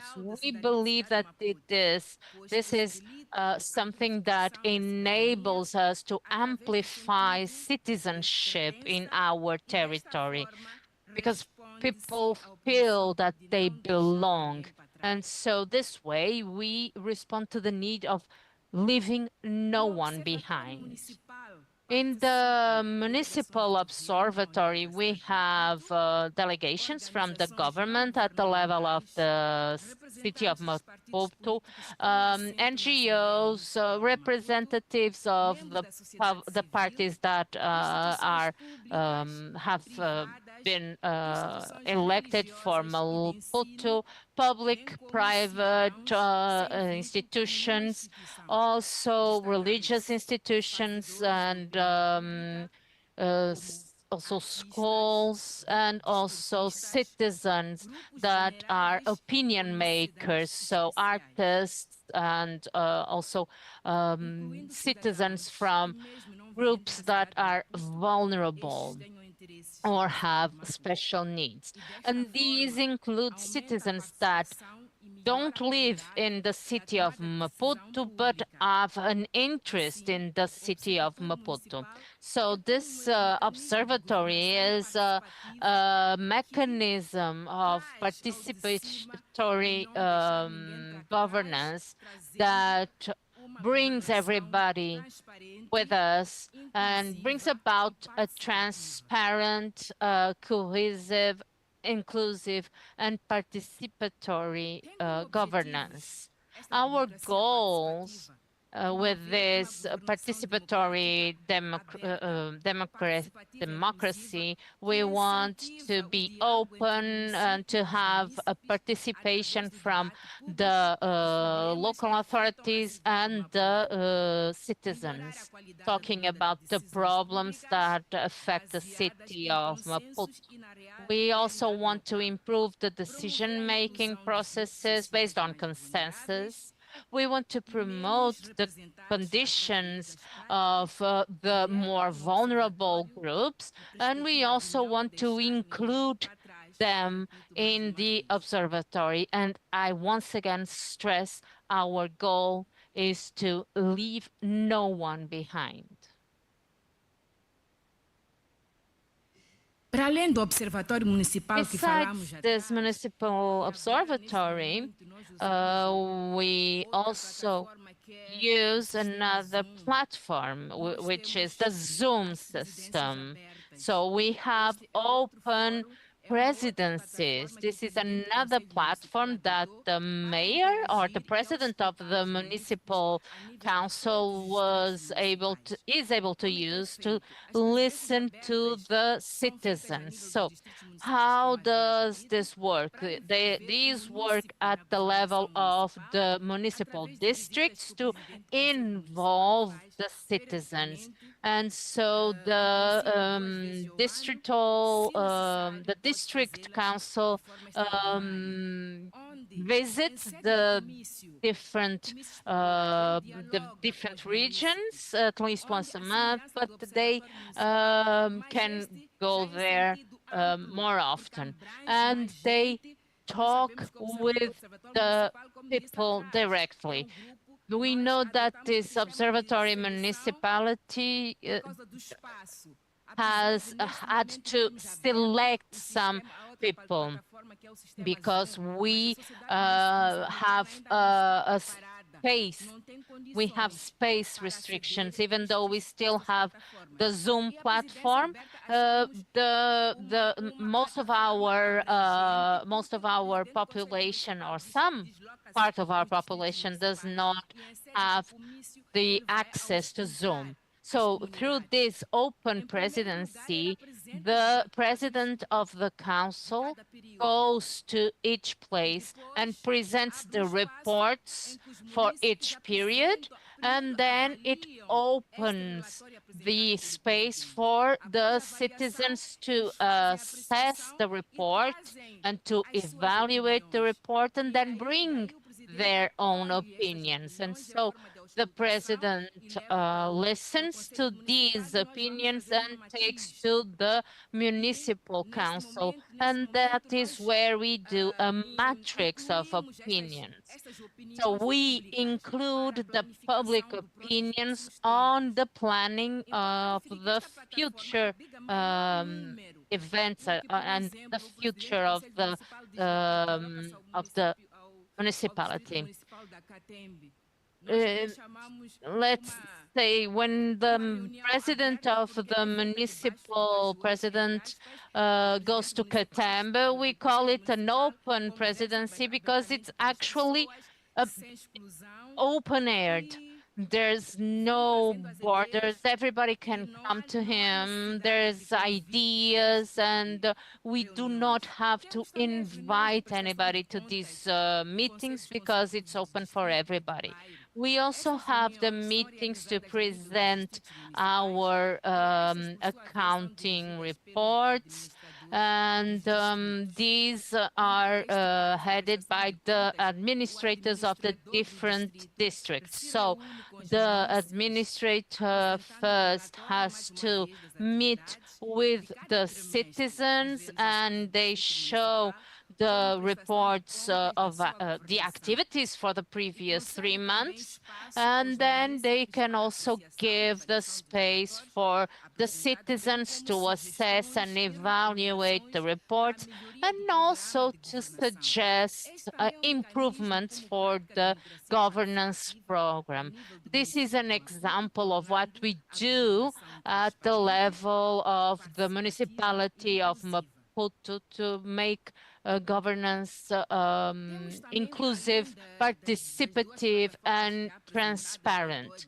So besides these two ways of participatory democracy, we also have the district council, which is also led by the chair of the municipal council, and we have secretaries from the neighborhood, community authorities, religious authorities, also members of the central government, and it meets twice a year. Of course, there can also be extraordinary meetings called when it's needed. This is also a body that spreads its actions towards many aspects of the society, so economic agents, religious representatives, and social representatives. And so we believe that this is a way for the citizen to reach us in a direct way. The citizen can contribute to the municipal governance. We do not leave anyone behind. So these are the several practices of participatory democracy in Maputo, but we want to go further. We want to find other ways to engage the citizen in our governance, because we think that there are still ways to engage people that will allow the participation of the citizens in a more profound way. So we will find them. Thank you for your attention. Thank you. So now we had the opportunity to listen to how Maputo has been improving or engaging their citizens to take part in the democracy. Now I would like to call the next speaker. There's something that is interesting, because we are asking people to be included. However, we do not have any sign language interpreter here. For those who can't, someone who can't hear would be able to understand what we are saying. But this reality is also what happens at the level of the municipality. So how do we know that the citizen will understand that they can participate? And how does the municipality really open the doors for the citizen to participate? These are some of the issues that Jamal is going to address. Is really participation representative?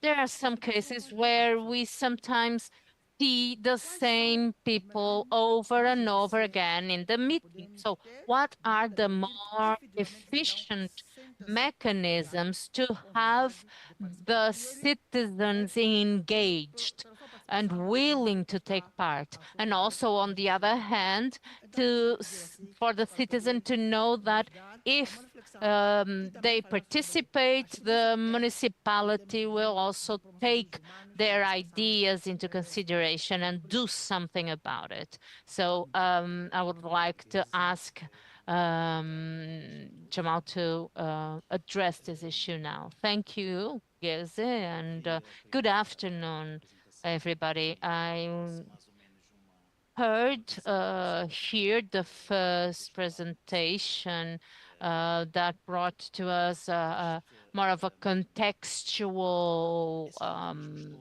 integration of all of the participation mechanisms. So that starts at the local level with decentralization. At the national level, there are studies that show that participation started back during the colonial war from the Portuguese perspective, and the freedom war from the perspective of Mozambique. So we are talking about the liberated areas where the Mozambican people were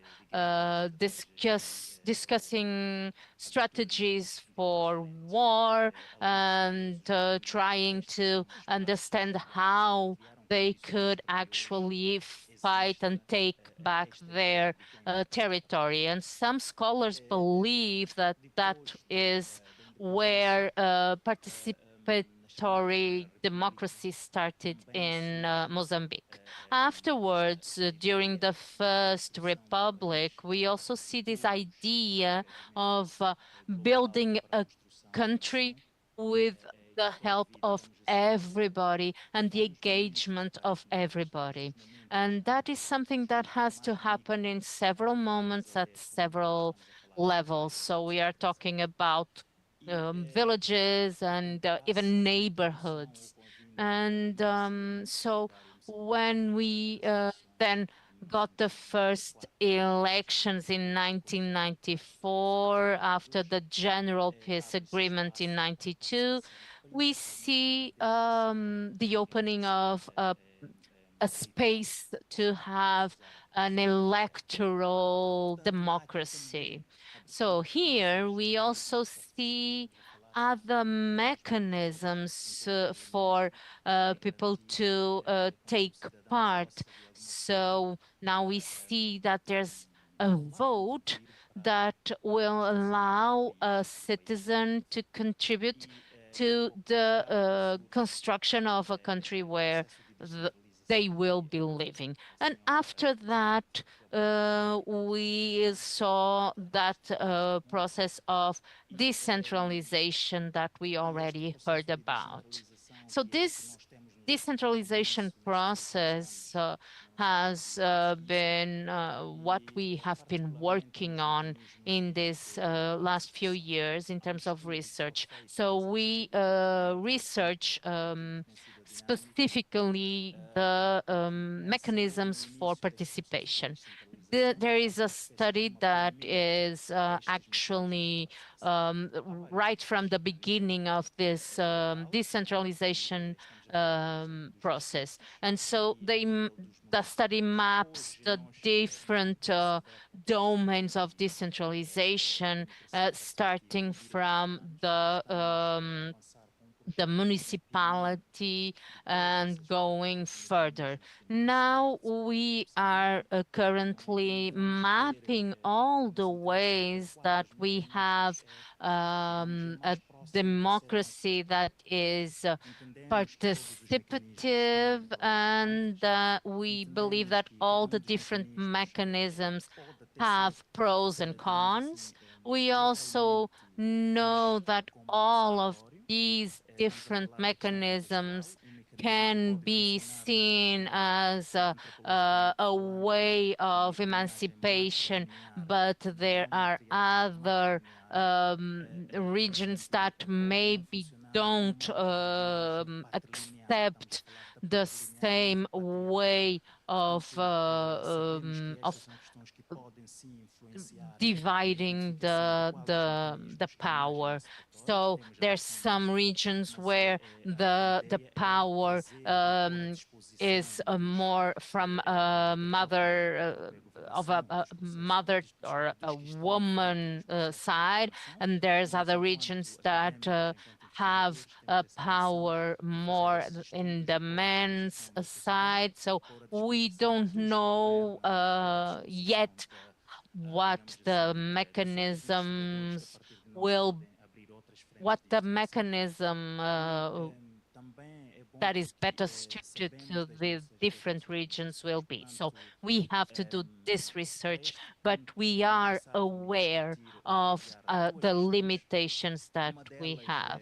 Now I'm going to share with you some more issues. One of them is very specific to the participation in the municipal meetings. We are talking about participation of the youth, and there are some studies that show that the majority of the population in Mozambique is young. So we're talking about 60% youth.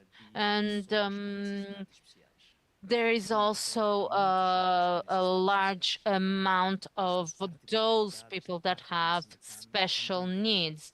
And we know that these people also have to take part in our processes to build the country and to make decisions. There was an experiment done in a southern municipality, and the idea was to try to assess and see in which ways that the young people with special needs can take part in decision making. So how are they listened to? Uma das conclusões que na altura não era conclusiva. One of the conclusions that we got was that mechanisms that were implemented showed some difficulty in translating in practice the needs of these groups. I'm talking only about young people because I had to decide on a specific group. But we are still working on frameworks and recommendations. Que os governos locais, principalmente os municípios, adotem mecanismos de percepção ou mecanismos que podem levar a perceber a linguagem. Mechanisms of perception to be adopted to understand the language of these groups with special needs. For example, Braille reading. So municipalities should start adopting this. Municipalities, especially the members of municipal assemblies, it is important that they learn to communicate in sign language in order to be able to understand what is being said. It is also necessary that municipalities, as meeting points, meeting hubs, are not only accessible from a point of view of the infrastructure. This is on the law, for example, having available ramps and so on, but not only in terms of physical infrastructure, other types of mechanisms for real participation. Yesterday, we spoke about the crisis of populism. There are surveys showing a crisis in participatory democracy. So in view of this difficulty of progressing further with representative democracy, which is increasingly questioned, there is a need for us to open spaces for direct democracy.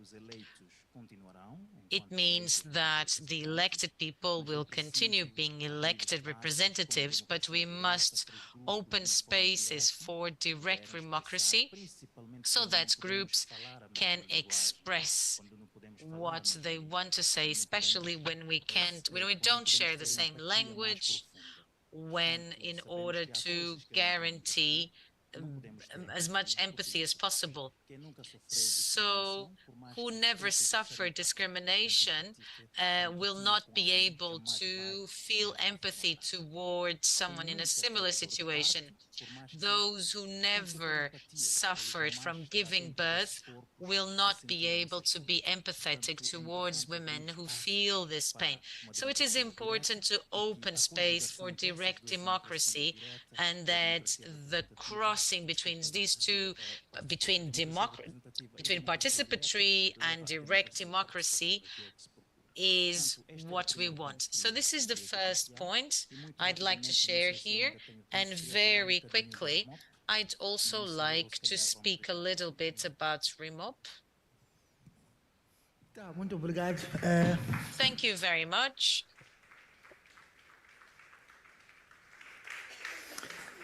tivemos aqui, na verdade, So we had an opportunity for finding from these experts, also from your experience in the Maputo municipality and your experience with the experience of participation. So we have few minutes available, but we can use these minutes in order to have more information on what has been debated here.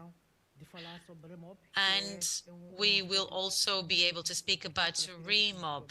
This is very important. So this is now the moment when participation is truly opened. So participation is not possible unless the audience also participates. So please, we would love to have a couple of people to ask us questions. Thank you very much. Please don't hesitate. The microphone is available. Sim, tem pedido. De outro lado.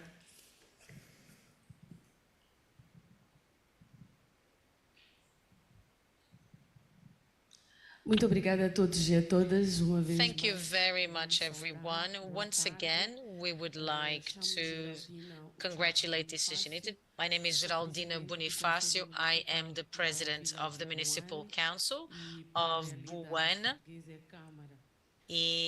which in Portugal would be a town hall, a municipality. For us, it's an honor to have such an incredible panel where we managed to have the presence of holders of public administration position holders.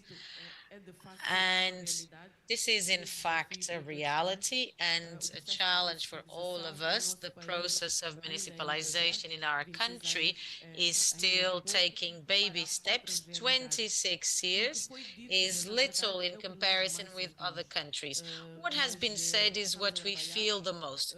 We are working, and I understood it is a very important experience whereby the Maputo municipality is doing these municipal laboratories. They are indeed an opportunity to being able to listen to all voices and also to advocate, to plan, to budget, according to the perspectives of these people who are in a situation of vulnerability and also people with disabilities.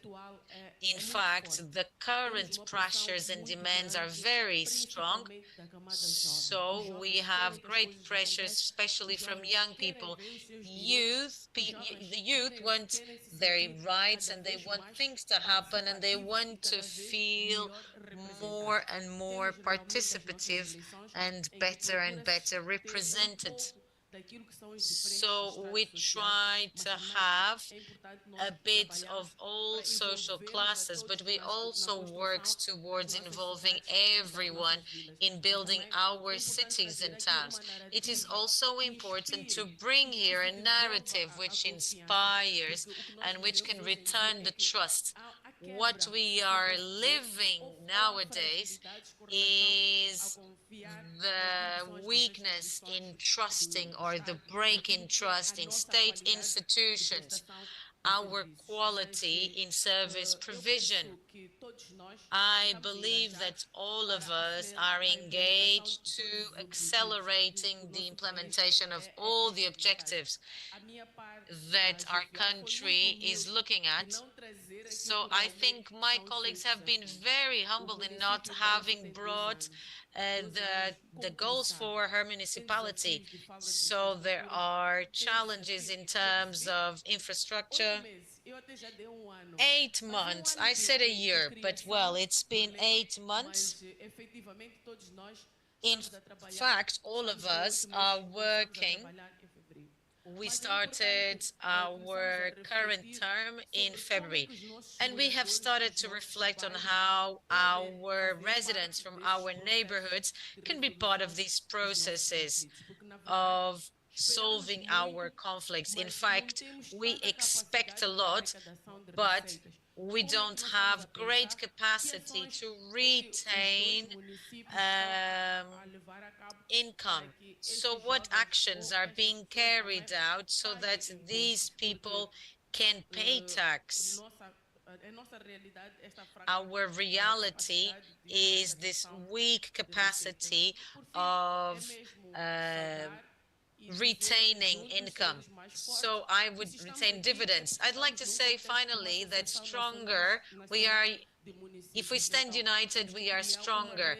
So we must create a network in order to allow an intergenerational pushing whereby everyone encourages everyone, people of different ages. Thank you very much.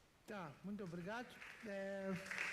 Já quase no fim do nosso tempo. Almost at the end of the time we have available, I would like to address some words about the form of participation, which is part of the participatory budget. It only has 1 minute. Thank you very much. So in fact, a minute is challenging. I speak about RIMOB because of the connection with OIDP. We're talking about the International Observatory. So this is the Mozambican network for participatory budgets. In 2016, when Matola received the conference of OIDP, later we created this network, this Mozambican network for participatory budget. What happens is that, well, in fact, a minute is very short. We did our work to see what's happening with the network, why it is not working, what the challenges are, and we identified foundational issues, even conceptual issues of the meaning of a network. I believe that the members did not understand exactly the role of each member specifically in the specific components for participatory budget. The presidency had the municipality of Maputo and it never left. So the network is now in a revitalization process. But before that, some studies should be done in order to prevent mistakes and to understand what can be improved. But I would also have to mention the issue of financial sustainability. It has become a great obstacle because there was no definition of parameters, the parameters that would lead to the financial sustainability of this network, knowing that it is based on a foundation which is not necessarily institutionalized. This is a network based on participatory budgets in the management.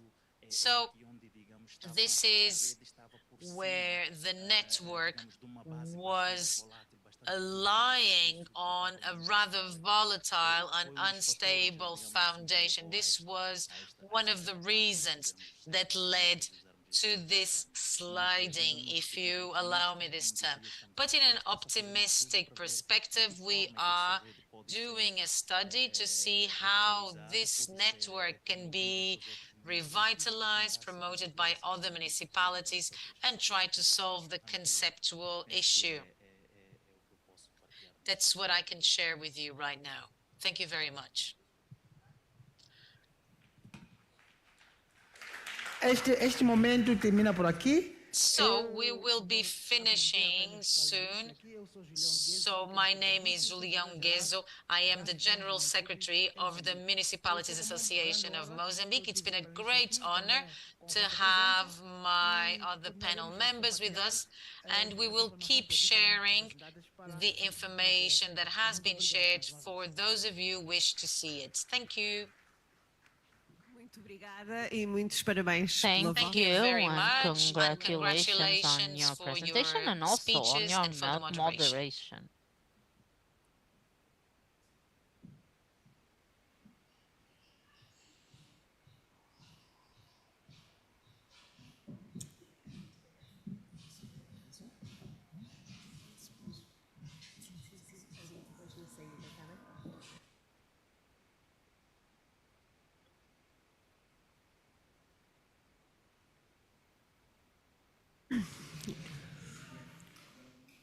Vamos passar de imediato para o novo Let's painel. now go immediately to the next panel, now with the moderation of Giovanni Allegretti. Thank you. Este será o nosso painel de fim de tarde. Depois já sabem, o jantar é no sítio do costume. Our evening panel, and the dinner afterwards will be in the usual place. It was very good to have you all here.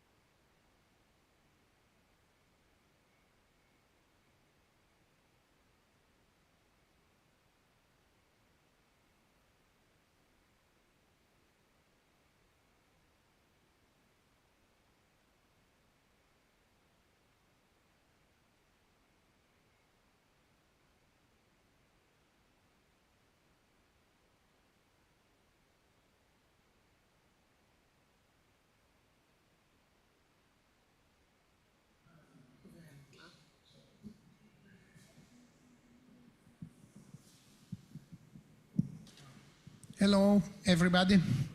Thank you very much for the patience, for the delay. We will start soon in order to avoid further delays. And where is the, oh, sorry, I don't know where is the, here.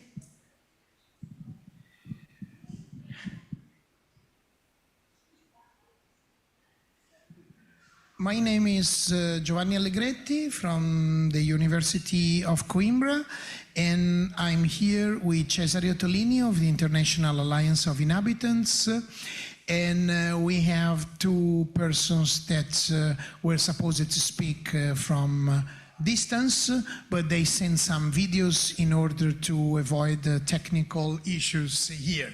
So we will be actually 4 persons.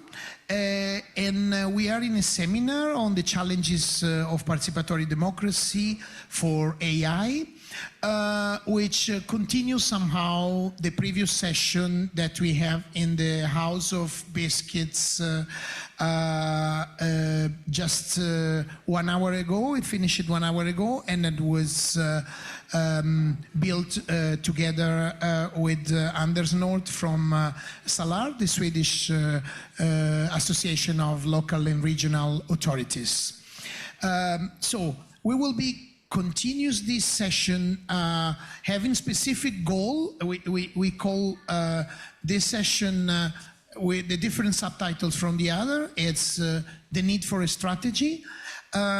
because we have the main goal to widen the awareness of the impact of AI on local communities at international level on issue of like housing, urban planning and governance.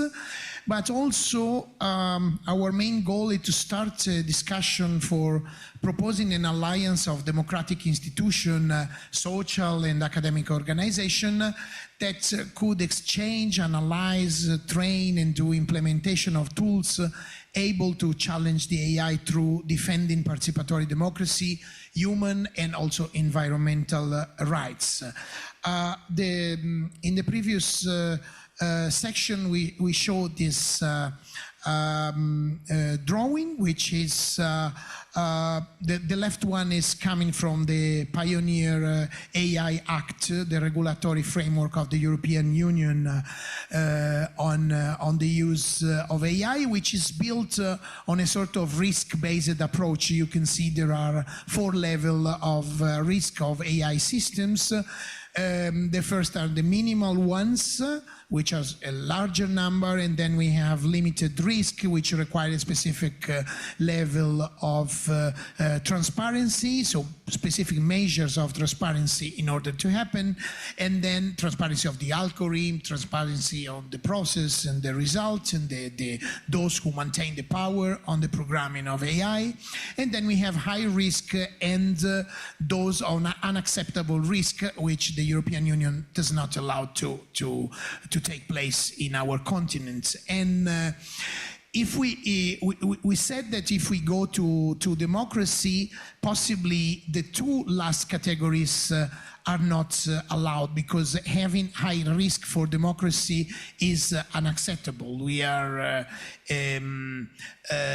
thinking about AI as useful tool for intensifying efficiency and participatory practice, increasing the attractiveness, reducing the participant fatigue. But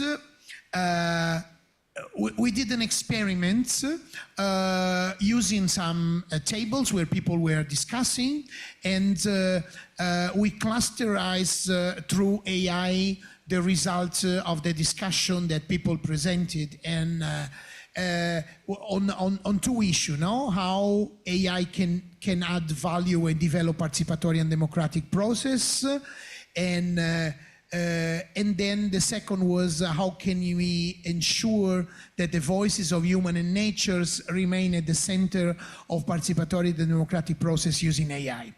And when the AI clustered the data we collect through Menti, it was interesting that several persons in the room protested of the way they didn't recognize themselves in the cluster. They didn't think that the cluster were like saying all the things that they were supposed to mean. They interpreted some words in a different way. Some even used their knowledge of AI to put ambiguous sentences that could be misinterpreted by the AI. And in the end, in the discussion, it was clear that even a small marginal use of AI in a participatory process can be criticized as a reduction of the complexity of democratic practice. And so it was clear that AI cannot be used as an input, to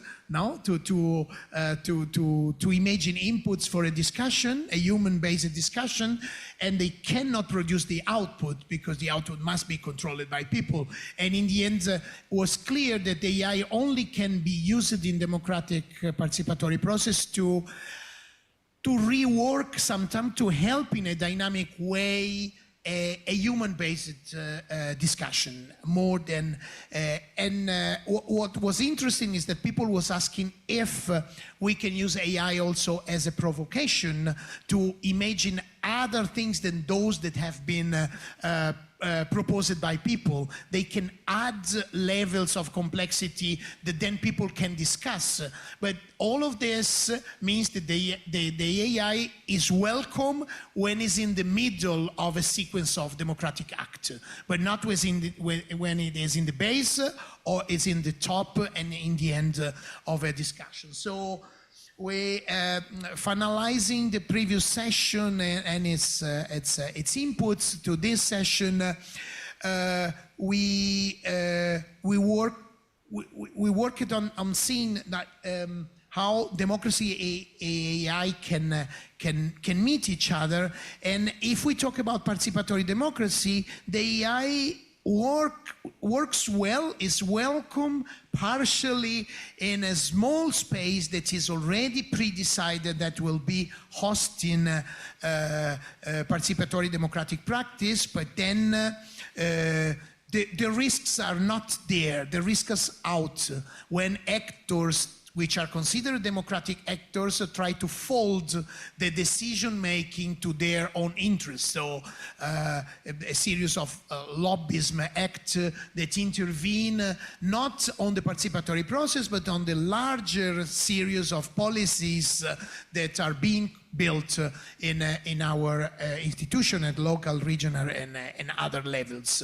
And so while we are very aware of external threats to democracy by foreign powers, bad intention and hacking, there are more difficult in understanding how other actors can use AI to divert the intensity of our democracy. For sure, we questioned something very simple in the previous question.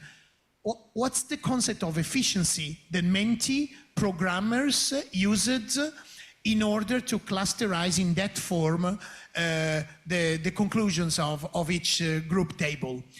We don't know, because that's the problem, the intransparency of the majority of AI, how they are programmed, what concept of efficiency and efficacy are used by the AI in order to work on our speeches and conclusions. And for that reason, the sense of this question is also to start to imagining what we can do together. Now we quoted social algorithms that exist in some energy communities, for example, forms of collective monitoring and oversight of the AI. But all of these questions, for example, our capacity as social movements, as people interested to democracy, to question the AI, because they are very complex, they require strong specific expertise, and many of the social movements are basing their work on volunteering. And volunteering has not enough time, energy, intellectual or cultural resources to dedicate it to a fight against something that is produced with a lot of billions by superpowers. And so how can we organize? We have some projects recently, for example, the Equitas project, the Bias project that are funded by the European Union in order to work on how, for example, AI can be debiased, for example, in recognizing some differential characteristic of people that in this moment are not taken properly into account. So the question is what we eventually can do as people fond of the intensity of democracy in order to join forces and try to intervene in the AI area with different proposals. And we will start now with two videos. The first one is short by Ana Claudia Marinheiro Centeno Rosbach, which is now the executive director of UN Habitat, which is the agency of the United Nations that deal with the territorial issue and human settlements. You can start the video.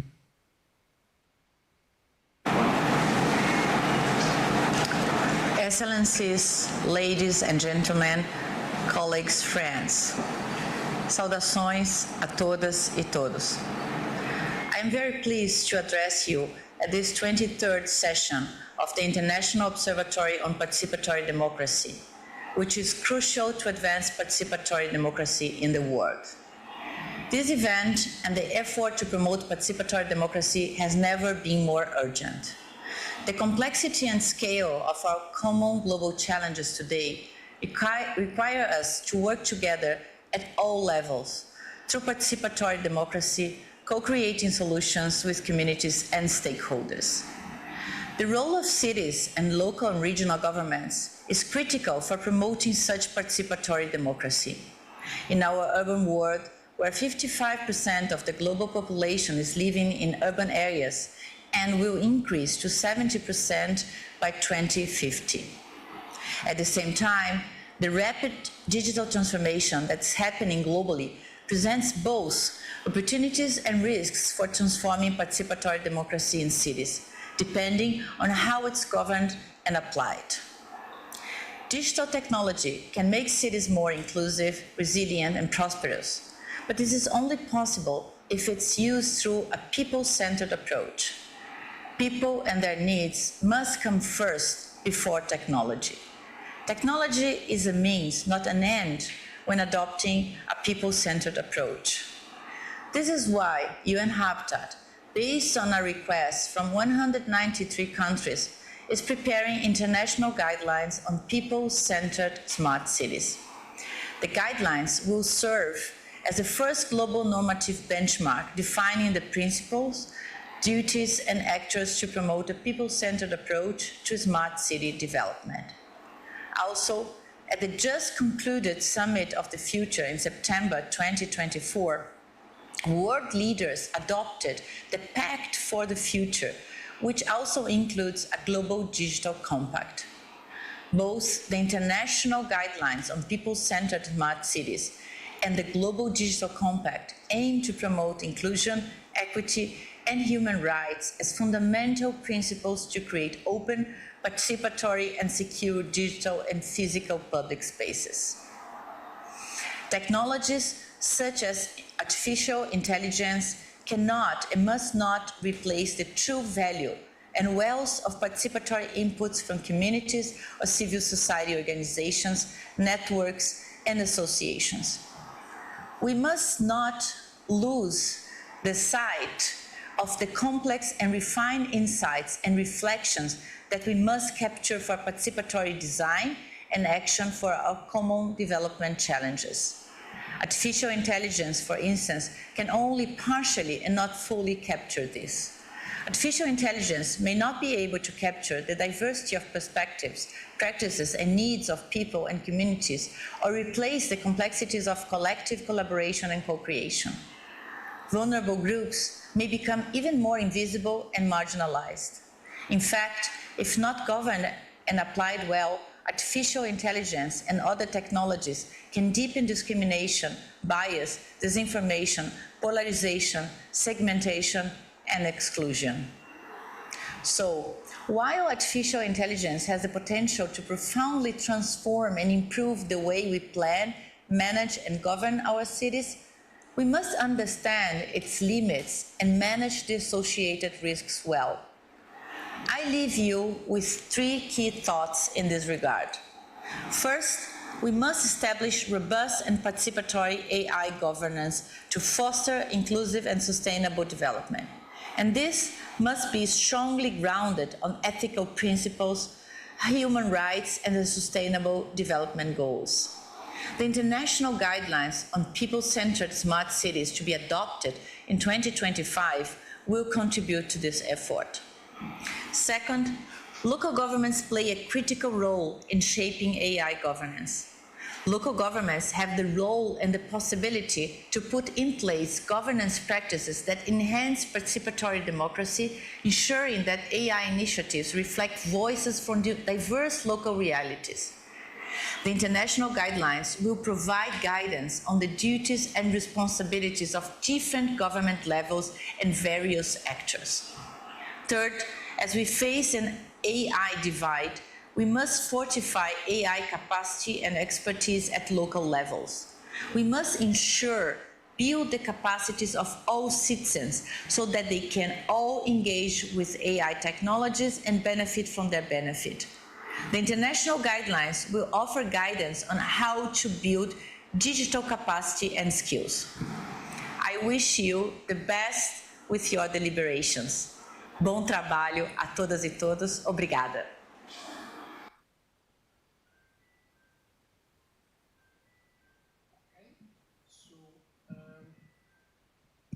The director of UN Habitat also quoted the Summit of the Future that was accompanied, maybe some of you know, by an experience of citizen assembly organized by the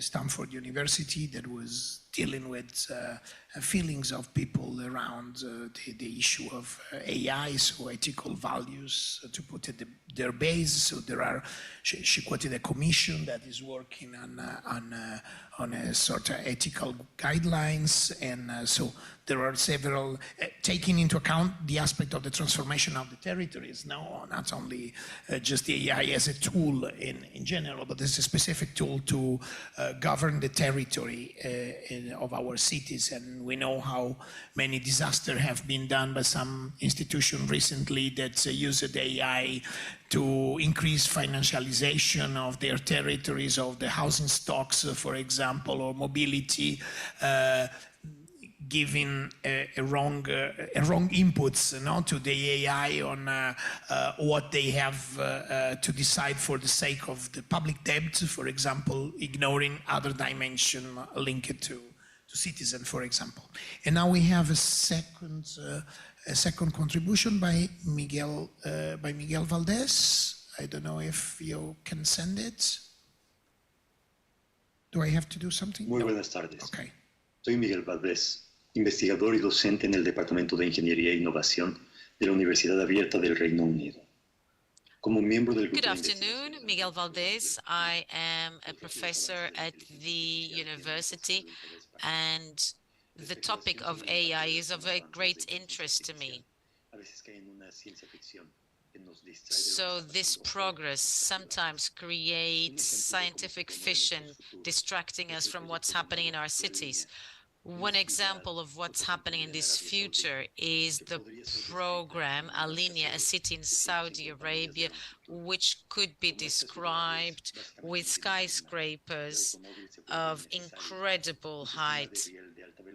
Cars will become unnecessary, high-speed trains, horizontal transports, and a number of sophisticated elevators where we will have an ecological city. This becomes a utopia. There is no space for hiding, and everything will work automatically. One important aspect of this city of La Linea is that it depends on robots.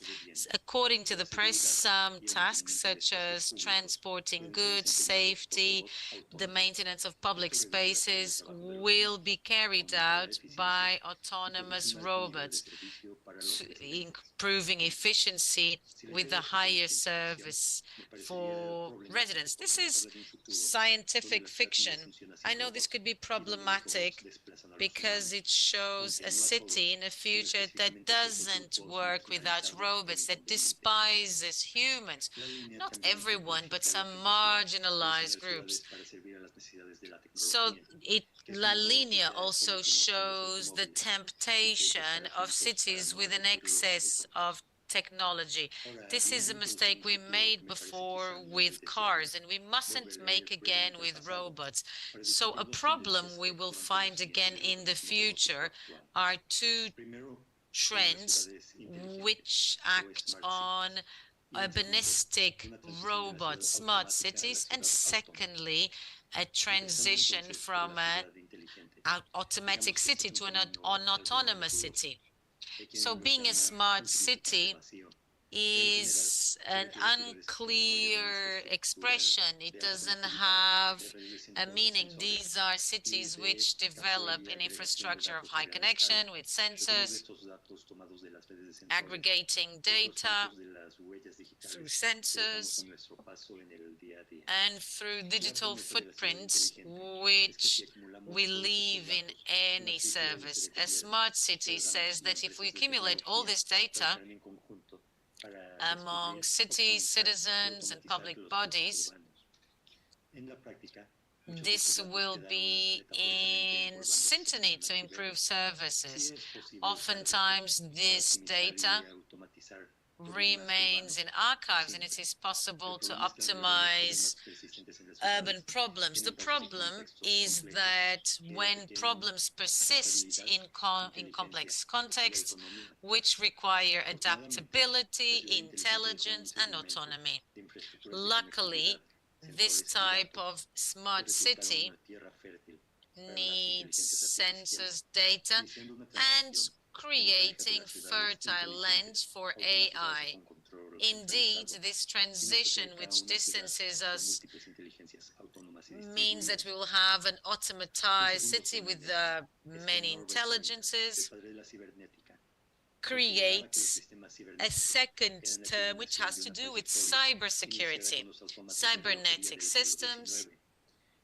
This is the way of culminating the automates that have been developed. Oftentimes, this AI is not more than the acceleration of these robots that work in factories, in production lines. These robots are in cages to prevent humans from interfering in their work, or even for humans. A more advanced application could be the case of Abu Dhabi, where the quick unmanned transportation system is an example. They are in a closed environment, so it's difficult to call them smart because they work when there is no chance to make decisions. It is the same as in the Heathrow Airport in the UK. It is difficult to say they are autonomous because they follow rules defined by humans in advance, considering all possible handicaps and eventualities. However, in some recent cases, robots were introduced in complex, unpredictable environments where they need to make decisions which humans could not predict and which make us closer to autonomy. In the case of the US, we have robots from 2019 introduced in industrial and academic environments, for example, in Virginia, to transport goods and food.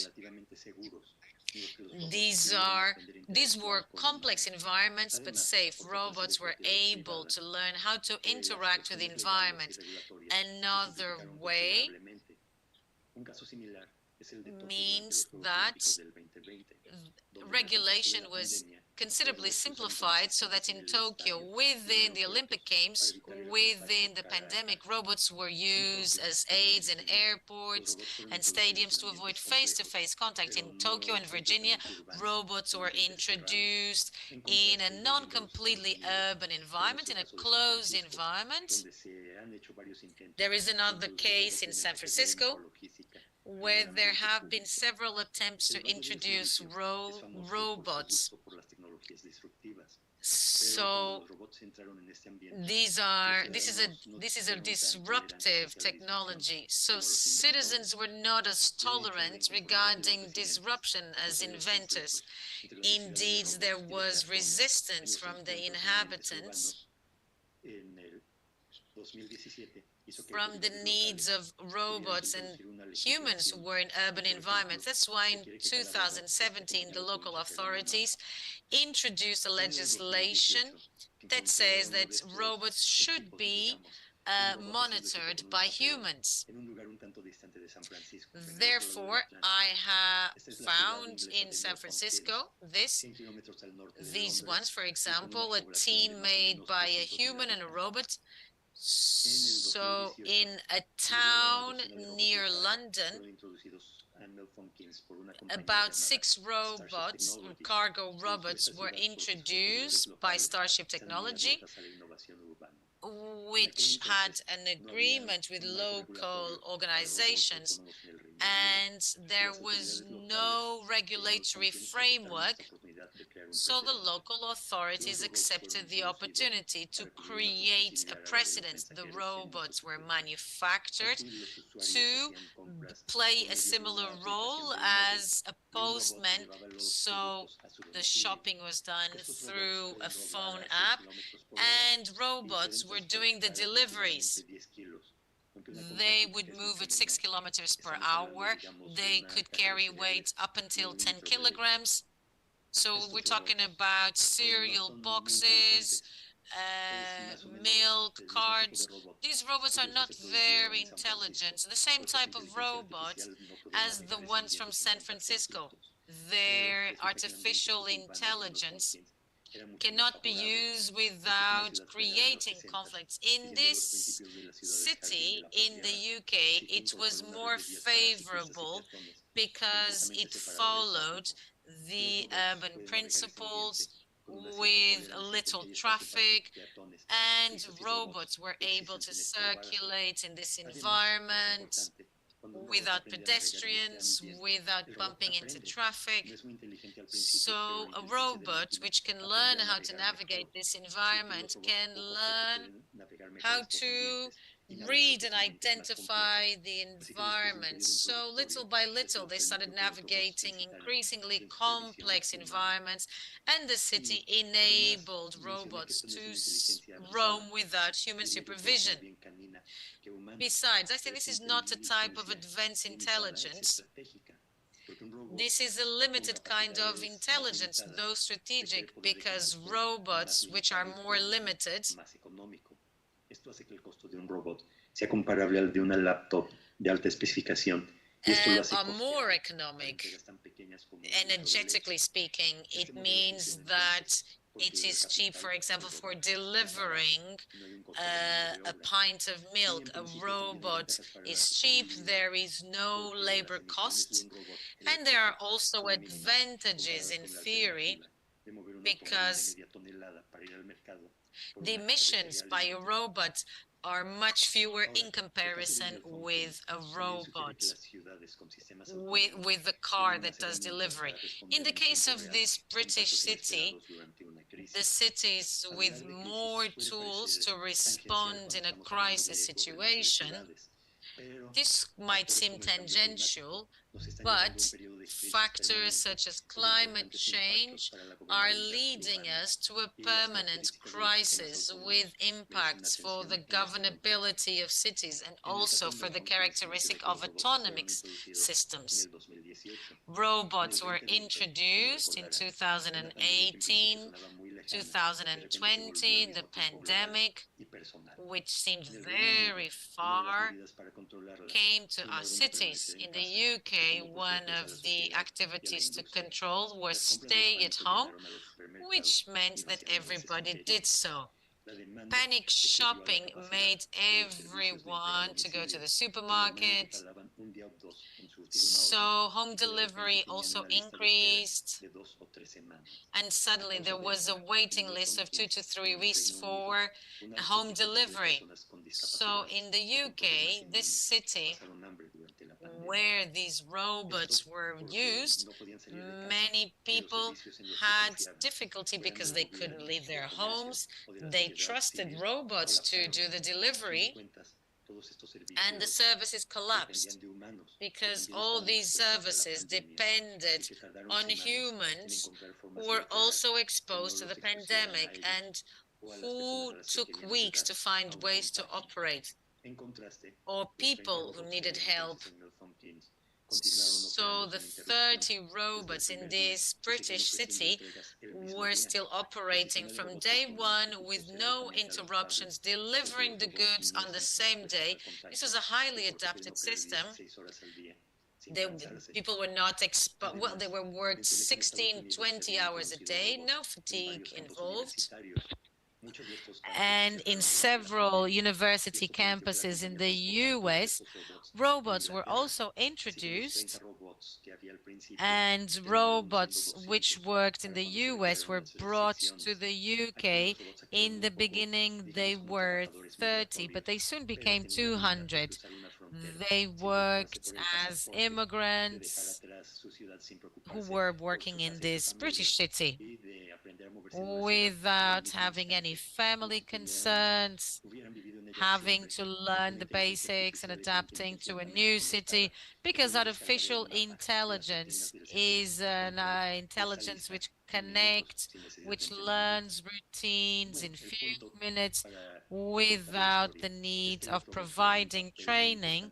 So for robots, they played a very important role, which gave credibility and created a precedent as consequence. There are about 500 robots operating in 6 cities in the UK, which have been operating after the pandemic restrictions. We are still analyzing this, but suggests that the use of robots can significantly improve cities.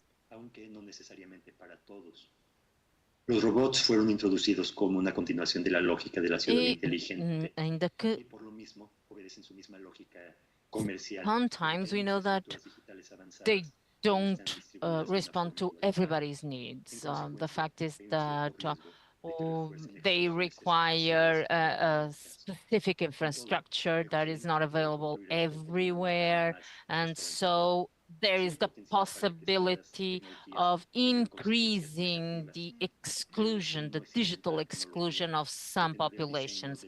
Of course, there is the possibility that the technology brings about negative aspects, but it's not the technology's fault.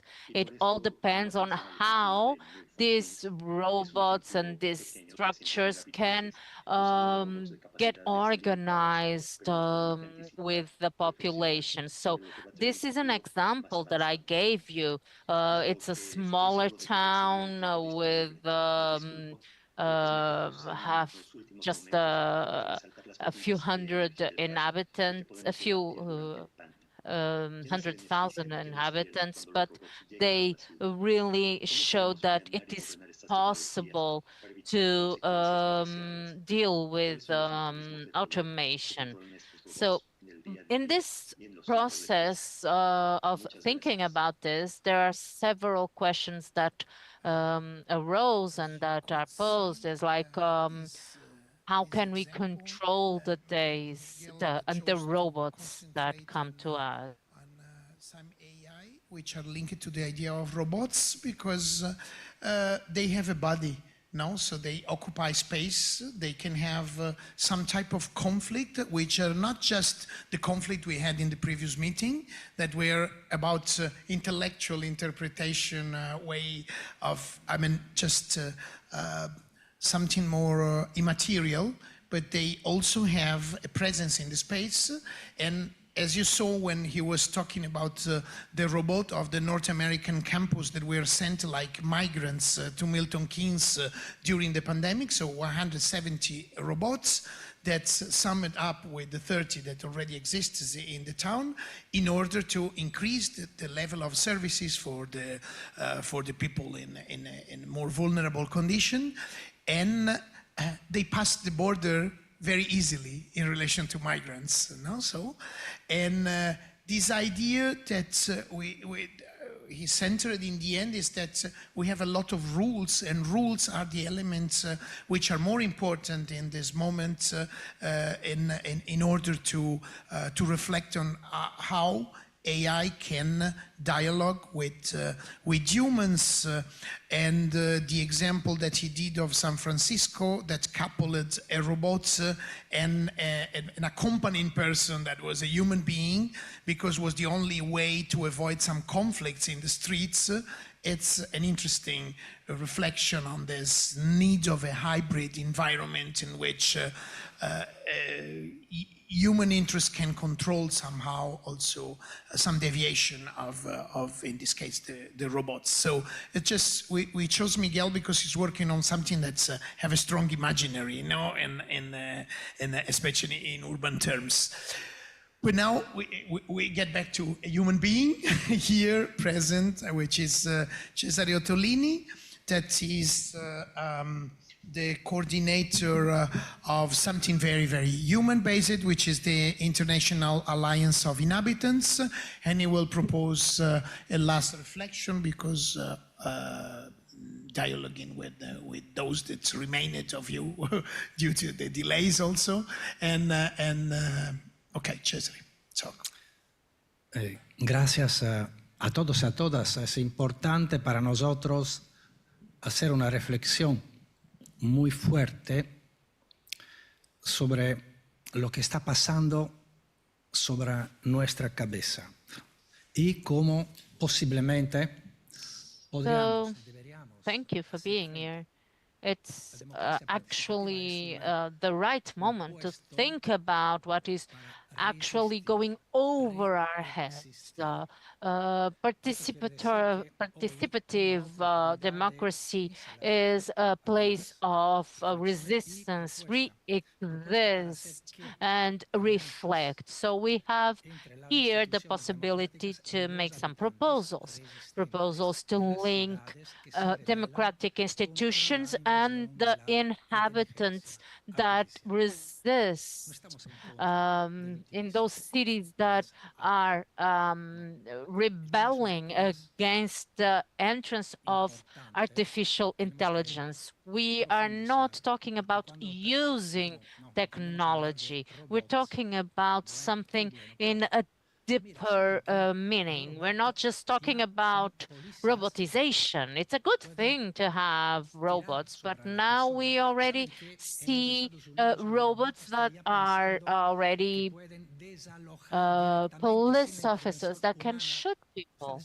Now in the United States, they are considering the use of robots to evict somebody from a house without intervention of a person. So when we're talking about this, just imagine what can happen.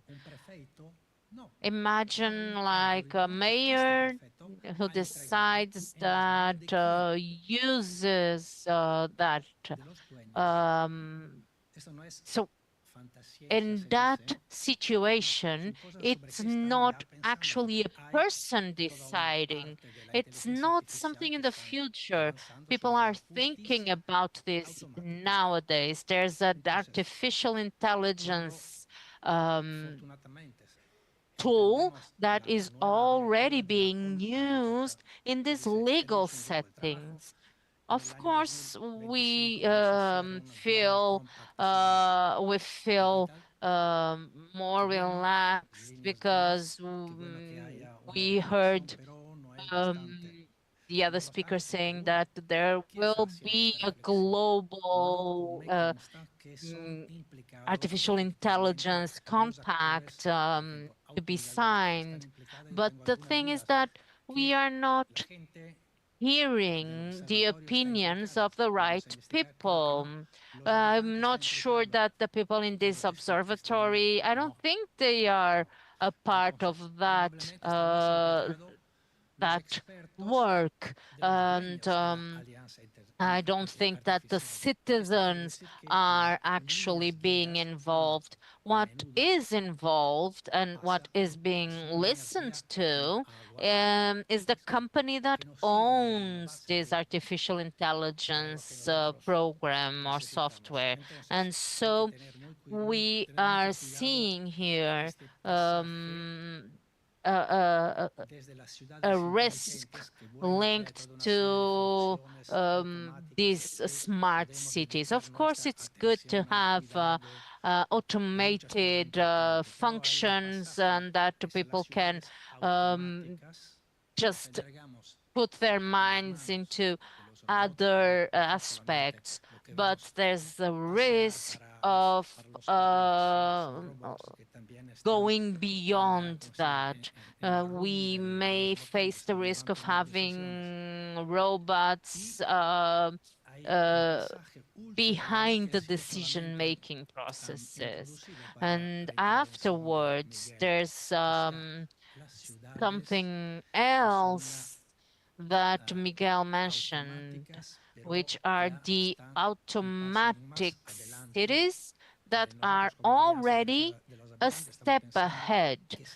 So we are considering that there may be cities that could already have this project, this futuristic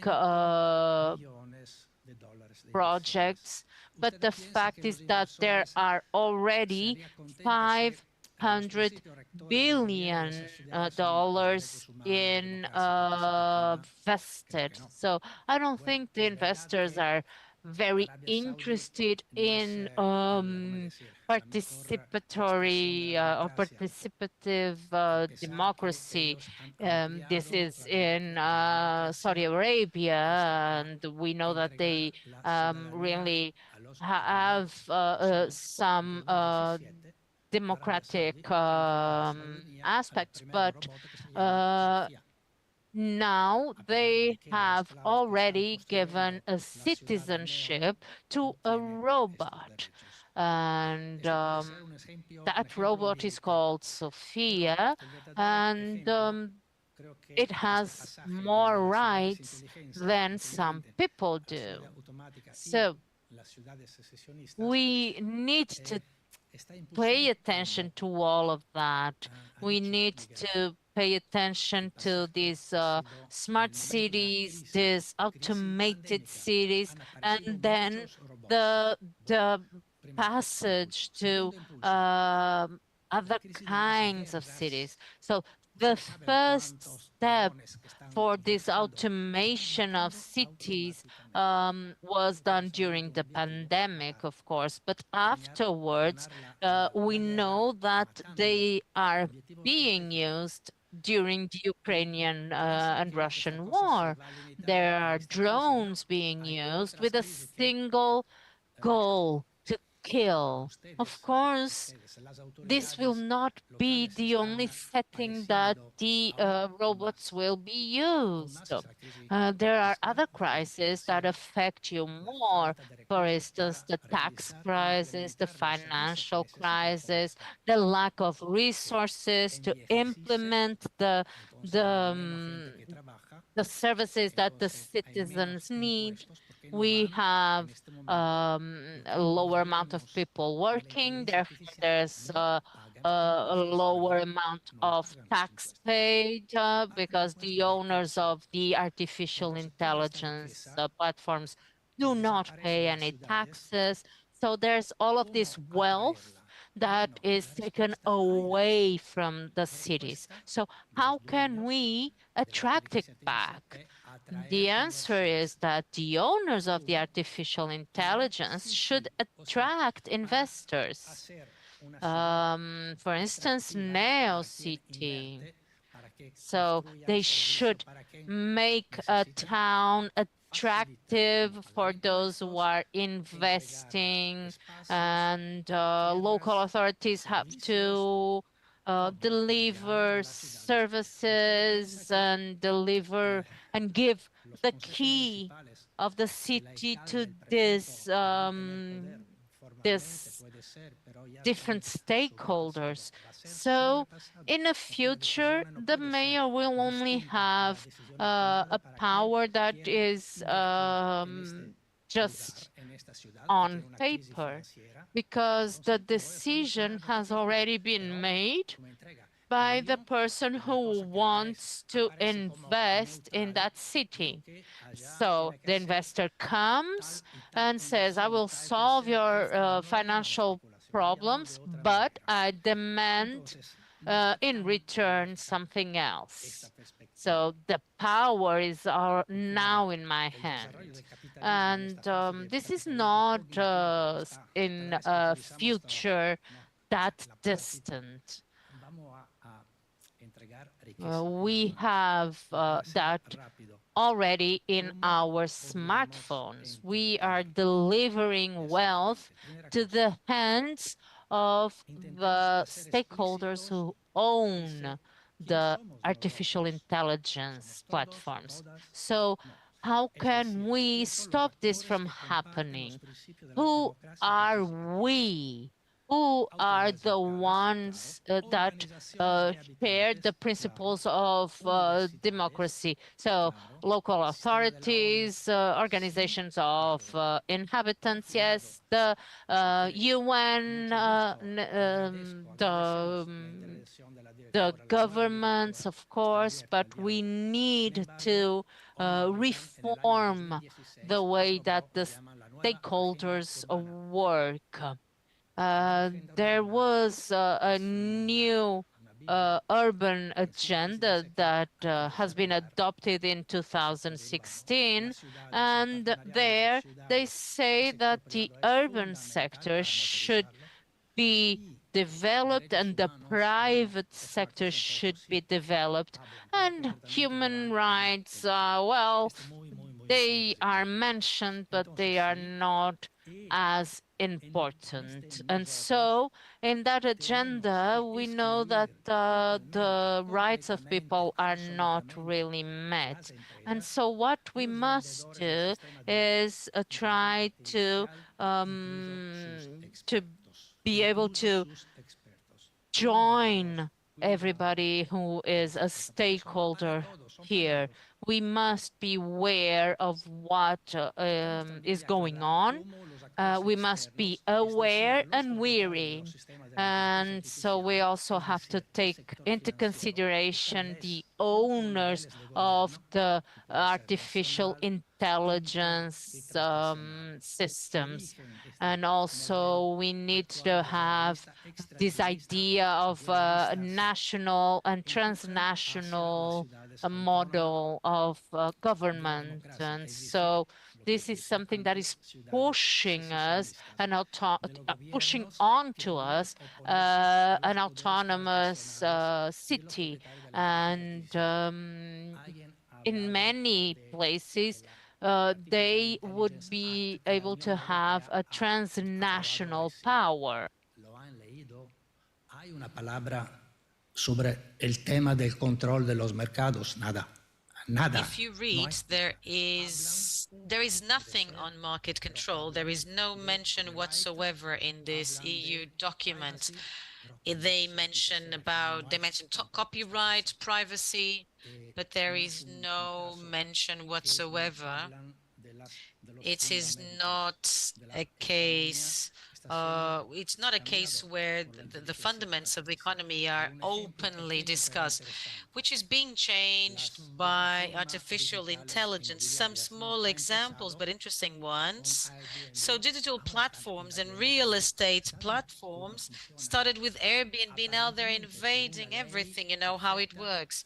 Apparently, according to the law,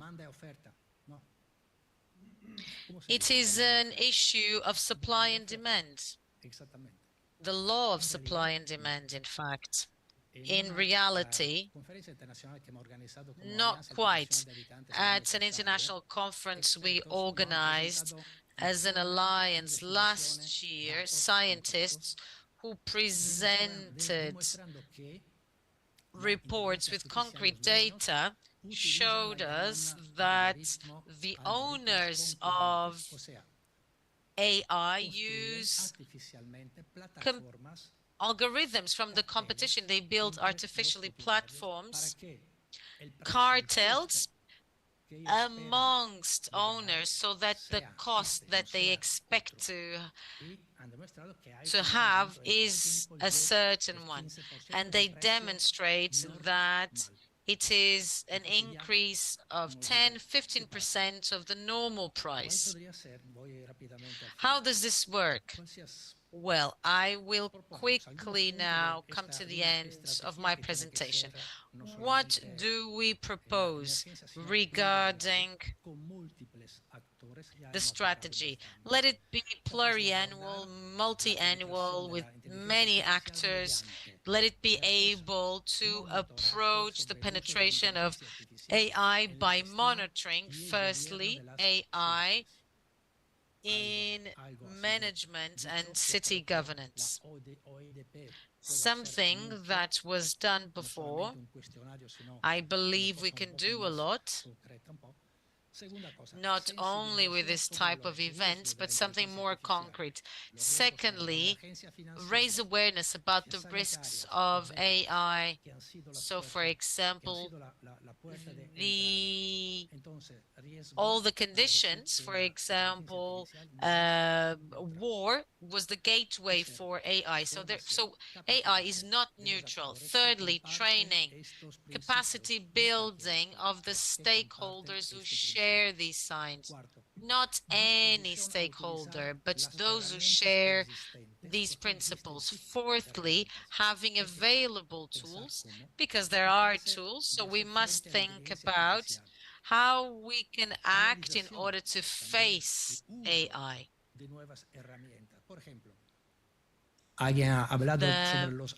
Using new tools, for example, someone mentioned solidarity algorithms. These are examples of local solutions. We must think differently, outside the box. So I also propose that we should build cities which are intelligent and have solidarity. Another important point is dialogue. So we can find this, we can promote this amongst trade union organizations, amongst and also to take into account human rights. Also the church, interestingly, there was a position by the Pope on this.